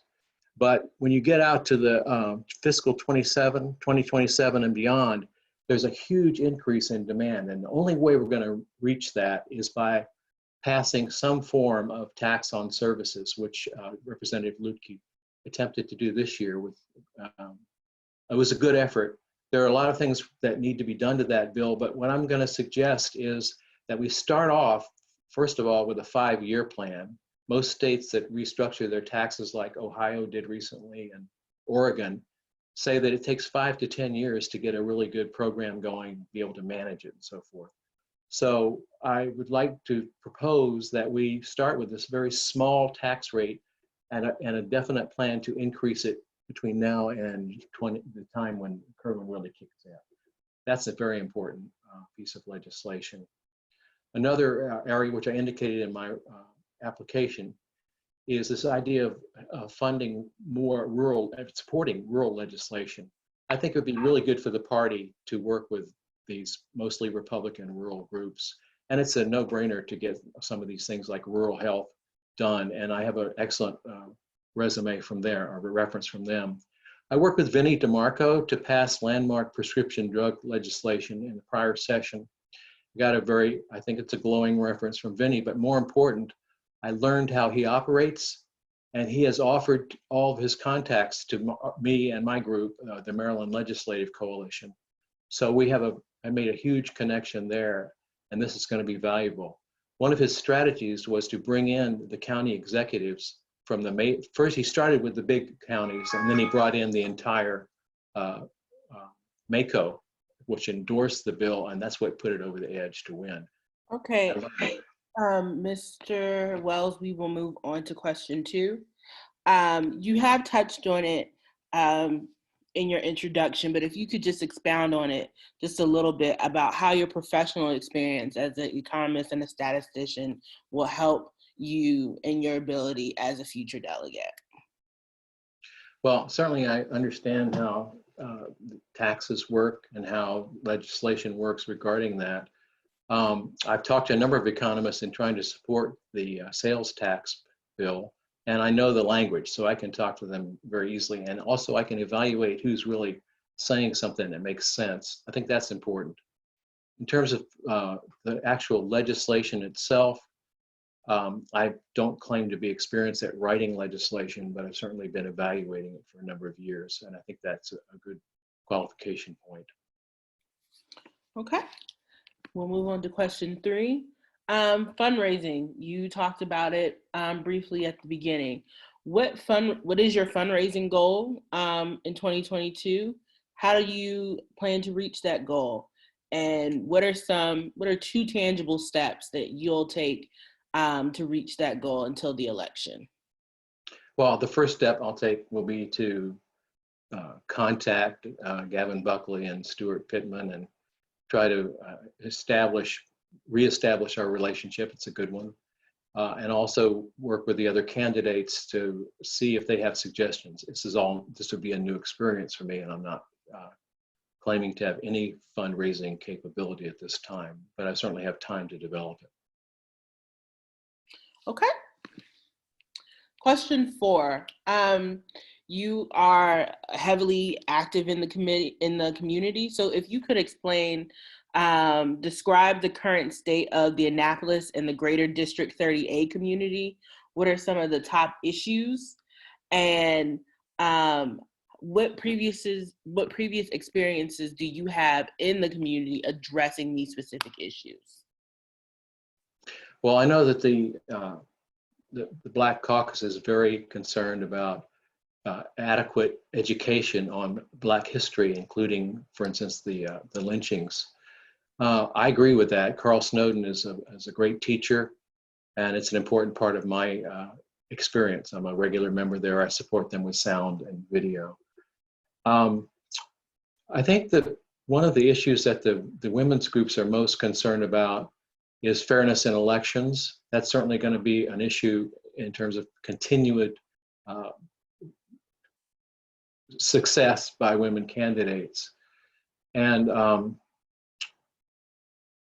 think the biggest concern is still, in terms of racial justice, the lack of people's awareness of the extent of the problem.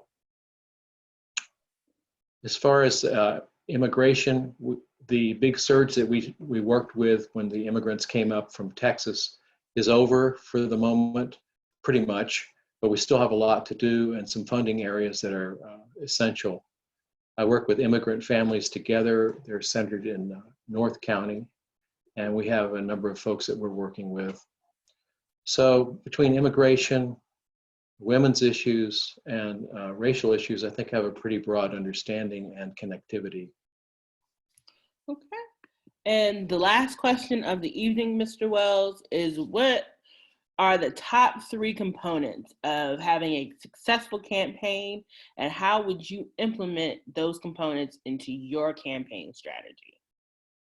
Well, I work with Michael Bush's campaign manager, and her slogan was always boots on the ground, boots on the ground, boots on the ground.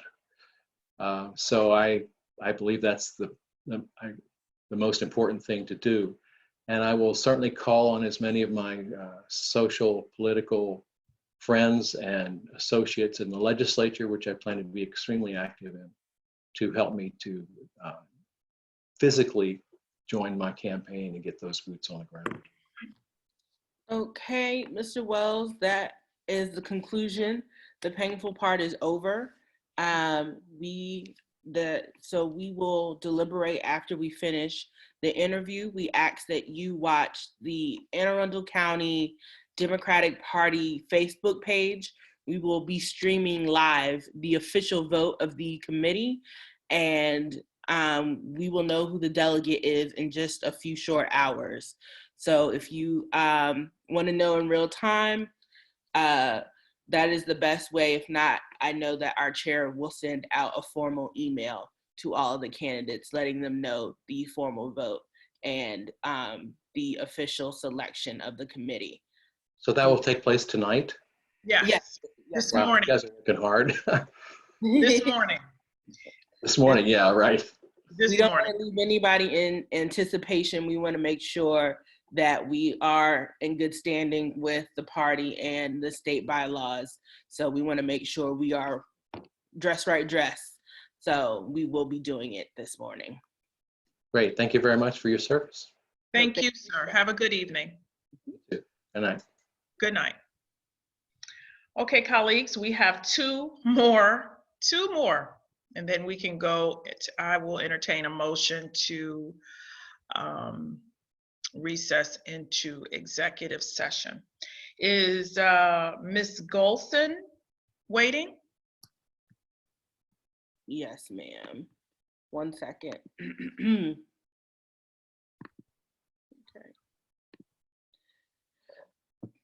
Excuse me. I'm admitting Ms. Golson right now, ma'am. Thank you. Good evening, good morning, Ms. Golson. Are you there? Good morning. Hello, can you hear me? Let's see, is she muted? No, ma'am. Can you hear me, Ms. Golson? I know I'm not. Her audio might not be connected. Ms. Golson, please make sure your audio is connected. It shows that it doesn't say she's muted. Yeah, that's because I don't believe her audio is connected. Her video might be connected, but I don't know if her audio is. Okay. Yeah, just her video is connected. Ms. Golson, if you can connect your audio as well, we just have your video is the only thing that's been connected, not your audio. So you see a mic at the bottom of your screen where it says mute. If you just click that arrow, see if it'll allow you to connect. At the bottom of your screen? Yes, yes, Okay, I there got you it go. now. All right, Sorry. wonderful. Well, welcome to the Anne Arundel County Democratic Central Committee. Our colleagues are all here and we're still wide awake because we want to make sure that we give you our undivided attention. Thank you. I am Thea Boykins Wilson, the chair of this committee, and the person that you see is our parliamentarian, Ms. Deja Williams. She will help me with timing. Okay. This is a timed interview. We are recording, so it will be posted to our Facebook page so the public can view this entire process for information purposes. And you will have 2 minutes to provide an opening statement of your candidacy.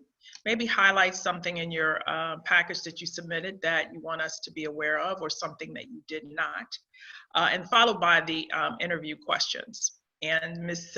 Williams will hold up a timer to time your 2-minute introduction, okay? And then if you go longer on a question than the time allows, I'm just going to allow you to finish a sentence and ask that we move on to the next question, okay? Okay. Thank you. Okay, Ms. Golson, when you're ready, your 2 minutes starts now. Okay. Yes, I am ready. Okay. I am Serpil Golson. I live in Arundel County in Maryland since 2003. I was born in Turkey. I moved here to have my daughter's education, give them better education with my 2 daughters.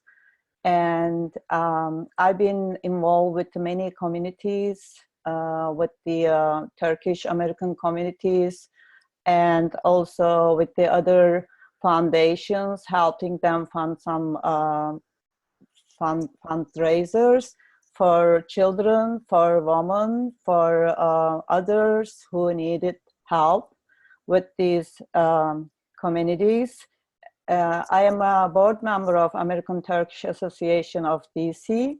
It's since 2015. I was that year, before become a board member, I was selected as a volunteer of the year with the Popular's Choice, and that I was helping them raise some funds and do event organizing for the communities. So I would like to join the Anne Arundel Democrats for District 30A to get a different vision. I have also my ethnic background also allows me to bring different version. I am also secular Muslim, so I am thinking that I can represent the Muslim people also who live in Maryland. Thank you. Okay. Thank you very much. All right, Ms. Williams is going to share her screen with you so you can see the questions along with me. Okay. And ponder your answers, so you'll have it in writing. All right, we're going to get started with the top 3 components, in your opinion, of a successful campaign. What do you think makes up a successful campaign? 3 so the one of them with the involved with the community that I've been doing already since I've been here, since I've been living in America. Also, the strategies work with the best campaign strategist and would allow me to make it better. Also, the topics that I would work on it will be making the best because of the social justice, like environment problems that we're having, or education, or also the woman problems that is gonna make my campaign better, that work on it. All right, thank you very much. You're welcome. The next question, let's talk about your professional experience. We've read your resume, but how do you feel it will contribute to your ability to be a delegate? As a delegate, I have also political background from my country. I was working with the opposite party. I was also I also helped them to send to Senate 10 senators. And with my experience from my country, it's a little bit different here, but relationship with the public, it's same. The human relations is everywhere the same thing. It's only there is different culture, difference, adoptions here that I already had it for almost 17 years. 17 years will be done this July. So I already gained all those. I got from the community a lot while I'm raising my daughters. And I have also a teaching background from my country. I worked here as a nanny, as a daycare owner, and I ran it. I work with the parents who are having problems with the education system, with the child care system, also with their complaints. I heard from them a lot. What are the problems? How would be using the environments, education environments? How would be using the education tools? Also, how it's for the college students, how it's expensive. I would like to contribute on those problems while as a delegate. Okay, thank you. You're welcome. So this question talks about the D30A community and your knowledge about this community. Can you tell us what you feel the top issues, not just the top three, but what are the top issues facing this community? And if you have previous experience in the community addressing these issues. Yes, the water pollution, air pollution, and also there are other problem with the beaches around. They're dirty. There's bacteria, and since I'm here, I've been here. I just only went to the beach one time. And then after that, I got sick, and never since then, I didn't go to the beaches. I didn't go to water other than Ocean City around the 30A, District 30A, and close to the districts around here. Also, the waters having erosion problems, the beaches going away.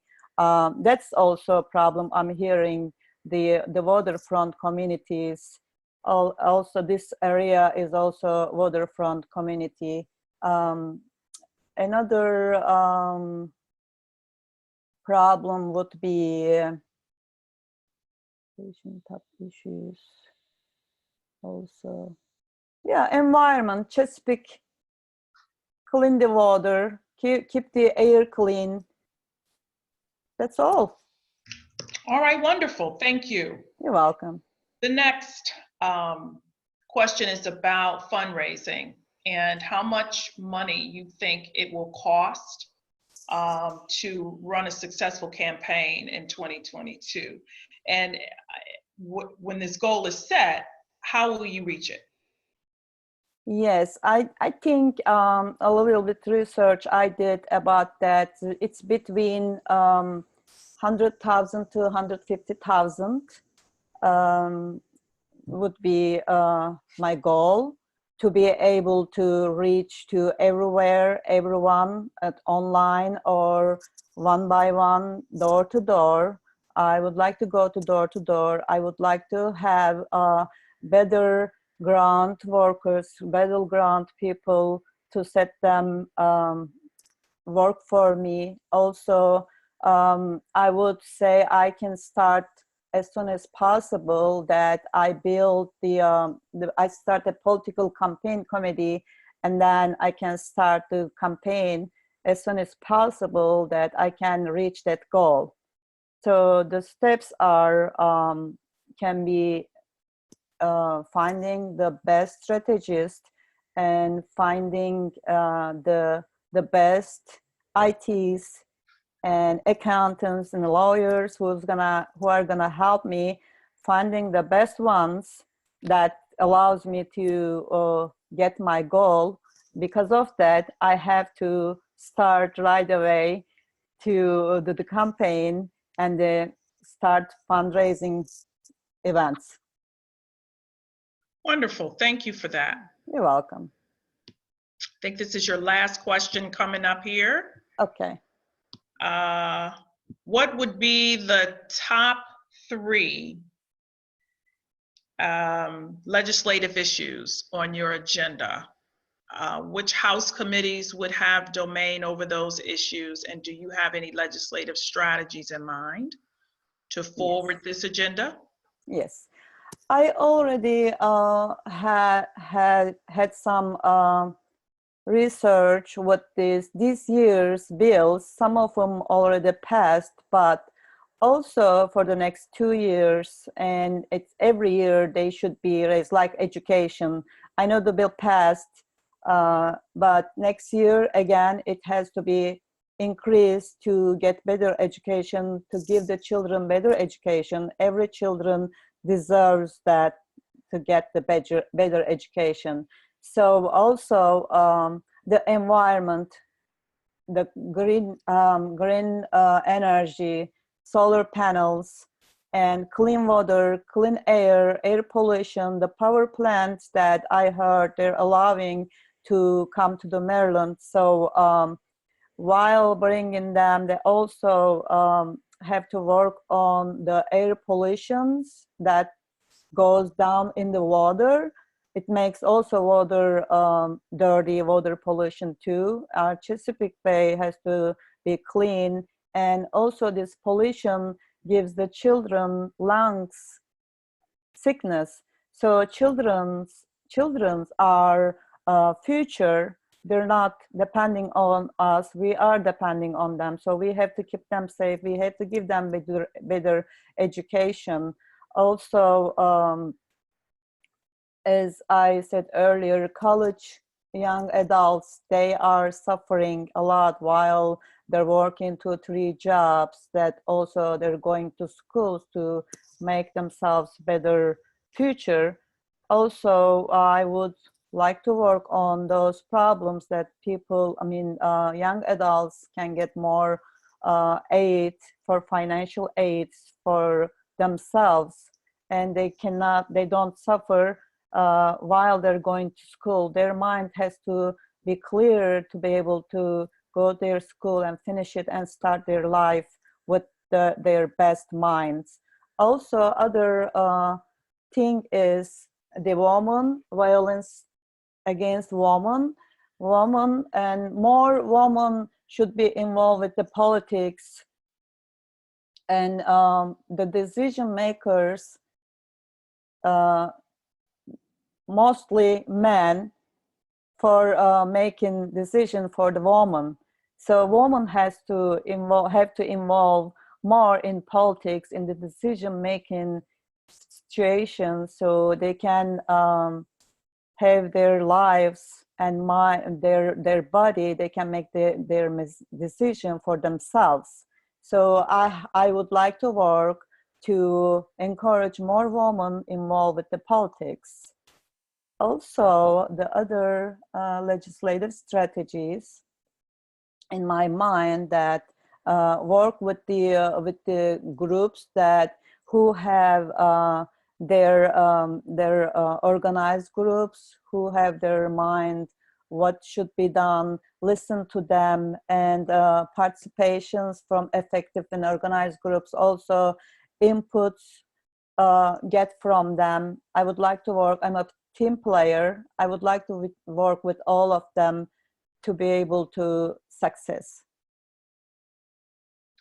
Wonderful. I do agree with you about the women Yes. women in politics. Well, thank you so much, Ms. Galston, for your interview and for staying up to this hour in the morning. Thank you very much for you that you're staying until now, and it's going to be a long night for you.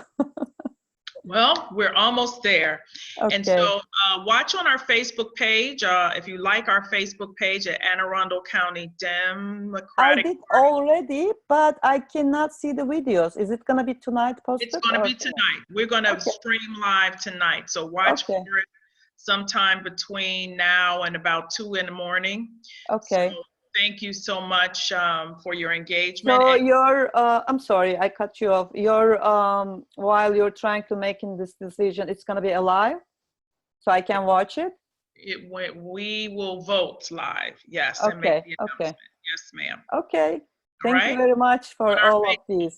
page, Facebook. Okay. All right. Yes. Have Thank a great you. night. Thank you.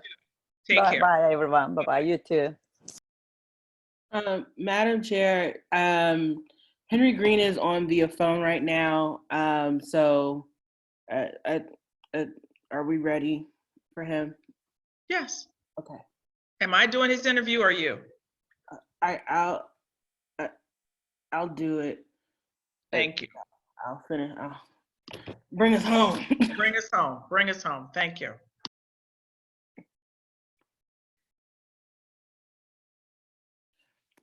Reverend Green, can you hear us?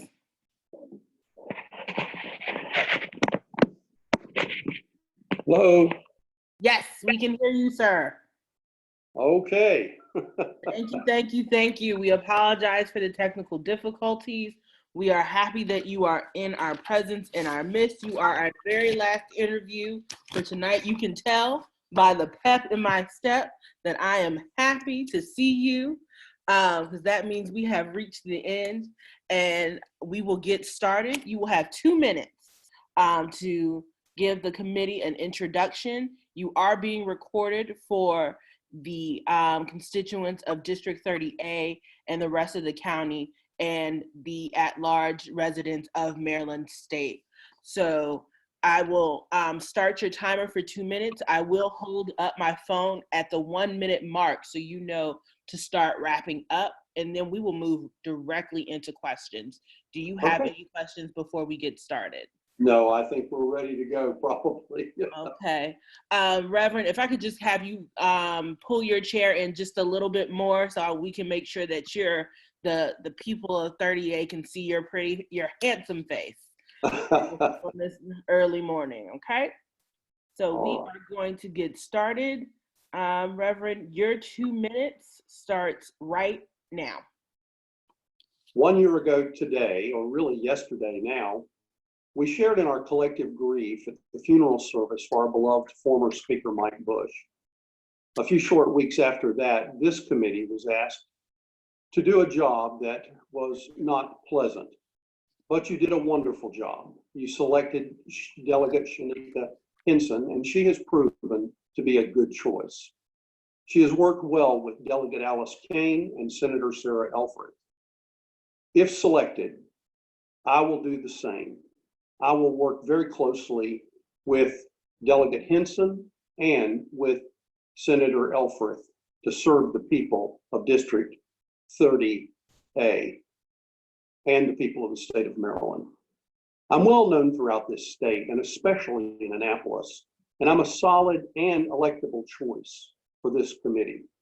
Fundraising has been a significant part of my life work, and the letters of support that you received about me were from people who are contributors to the Democratic Party, both nationally and locally. In 1996, I was a Democratic nominee for Congress in Florida. And in 2014, I responded to the request by Speaker Bush to run for the House of Delegates in District 33. I know how to work hard. I know how to knock on doors, and I know how to rapidly respond to the nonsense of the opposition when they put it out.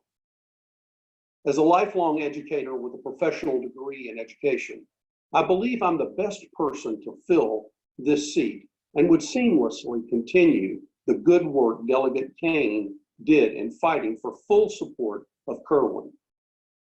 Additionally, in this current crisis of COVID-19, I would be able to draw from the wealth of my experience in serving on the Care First Blue Cross Blue Shield Board. If selected, I would ask Speaker Adrian Jones to serve on the Ways and Means Committee as Delegate Kane did. Since I know the people, I would work carefully with them to accomplish the objectives that we seek to accomplish, especially with Kerwin and in dealing with these needs right now. I care about people and I care about the most vulnerable among us. Thank you, and I ask for your support tonight. Okay. And we will begin to get started here, Reverend, and I will share my screen with you. Just please acknowledge that you are able to see and read the screen clearly. I believe I can, yes. Okay. You see the 30A delegate selection? Yes. Okay. I will turn off my video, but you will still be able to hear my voice. Please let me know if you can't understand me or have questions about the questions that are being asked, but they will also be on the screen. All right. Okay, we are now in presentation mode. Reverend, the first question is, what are your top two components of a successful campaign, and how would you implement those strategies in your campaign? The three top components of a successful campaign are, first of all, knocking on doors, raising money, and making certain that your message is clear, that you have a clear and concise message, that you understand what to do, that you work together with your people, that you're consistent, and that you're saying the same thing over and over again. So it's meeting people, knocking on doors, raising money, and making sure that your message is clear. And I think consistent with the Democratic Party. Okay. Question two. You touched on it briefly in your introduction, but can you expound on how your past professional experience will directly correlate into your abilities to be an effective delegate? Well, I'm a lifelong educator, not just as a pastor, but I'm trained as a public school teacher. My undergraduate degree was in secondary education, social studies. Wherever I've been, I've always worked hard on public education issues, strong supporter of public education.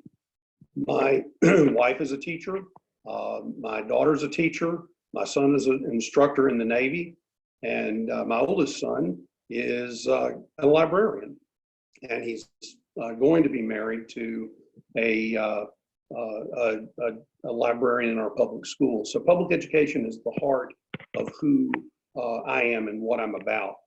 I think also and so that I think informs what I would be able to do, because I understand the issues. I know what the expectations are, I believe. And in my work with Care First Blue Cross Blue Shield, I know what's going on right now with healthcare, not only in America, but regionally. I know the numbers, I understand what needs to be addressed.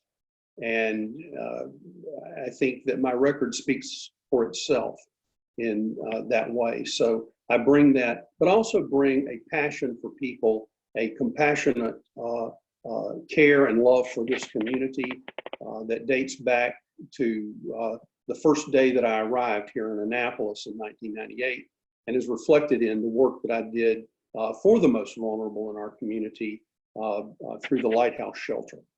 And you probably had an opportunity to read the article that the Baltimore Sun wrote about me on that. Okay. Question three. Please describe the District 30A community. What are the top two issues facing the District 30A community? And if you have any previous experience in the community addressing these issues? Well, my record, you've read my record, and I've dealt with these issues. I would say that you want the top two or top three? Top two for the sake of time, I apologize. Well, I think that the top two right now, in this moment in time, would be healthcare and education. And education related to healthcare is obviously dealing with the COVID-19 situation and the crisis that it's bringing about in people's lives, the loss of jobs, their insecurity with income, their inability to be able to access many things related to that. And that spills over then into how are we going to deal with their children? How are we going to be able to educate our children going forward at this point? Is there an equitable process that we will be able to do there? How will the children have access to technology? Will they be able to have the technology to do that? Can we provide that for them? And so these are the top issues that I think our community is going to be dealing with. Connected to all of that, of course, is housing and transportation issues and all things related to that. So those are issues and areas where there must be careful attention. And I have the background and the ability to deal with those issues, and I have the history of dealing with those issues. You talked quite a bit about fundraising in the beginning and in your introduction. So can you, Reverend, give us a solid fundraising goal for yourself in 2022? Do you think you'll realistically be able to reach that goal? And what are some steps that you're going to take to make sure that we meet that goal in 2022? Well, I would hope to raise at least $100,000. I think we're going to need that going forward. The steps I would take was spend a lot of time on the phone, making phone calls, asking people to make that contribution, asking people to kick in. I think that's $100,000 would be kind of a baseline beginning point with that. And you have to make the ask. I mean, if you're going to get the money, you have to make the ask. And it's really simple, but it's not easy. And you have to get on the phone and you have to call people. You have to write letters. You have to ask people to dig into their pockets and to help you make that happen. I have a broad base of support of people that I can reach out to and that I know who can help me reach that goal. Okay.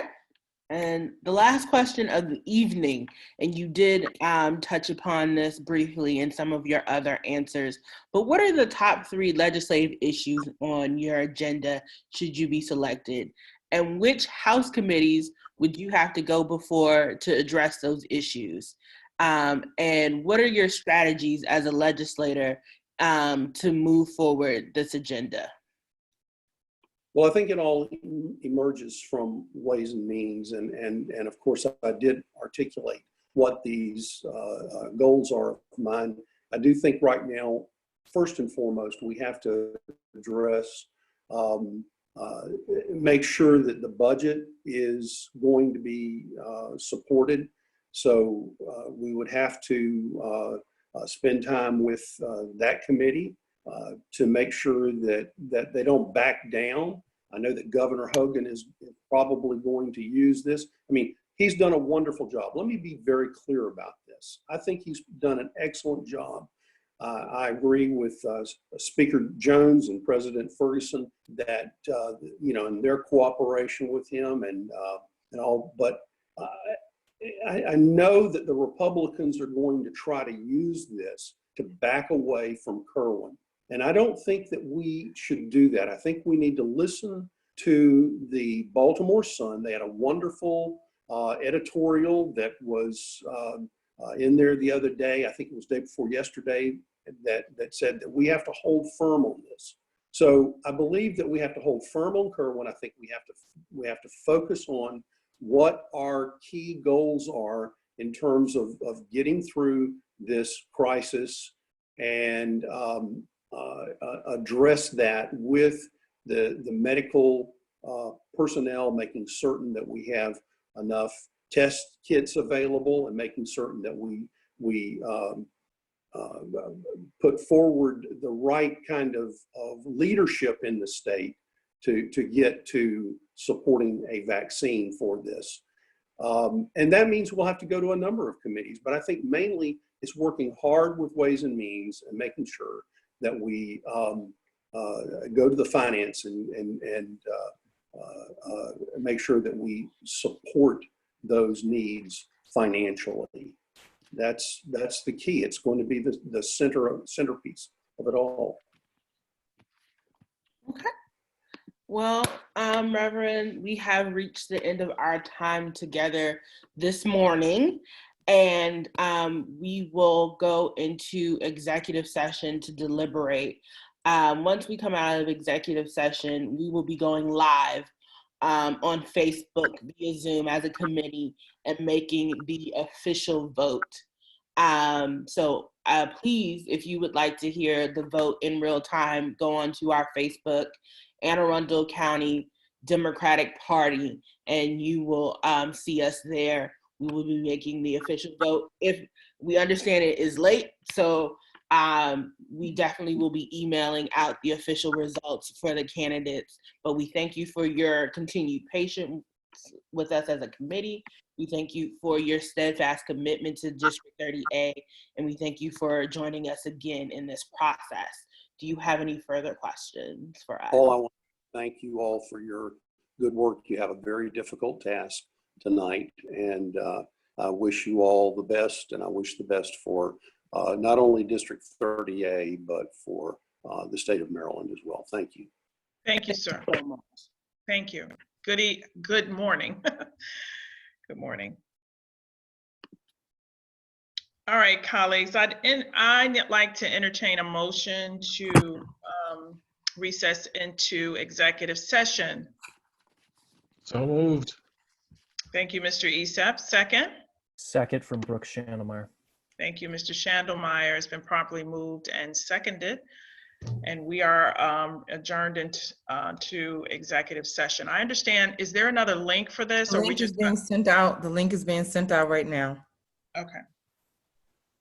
I can stop the meeting recording? Yes, ma'am. Yes. Colleagues,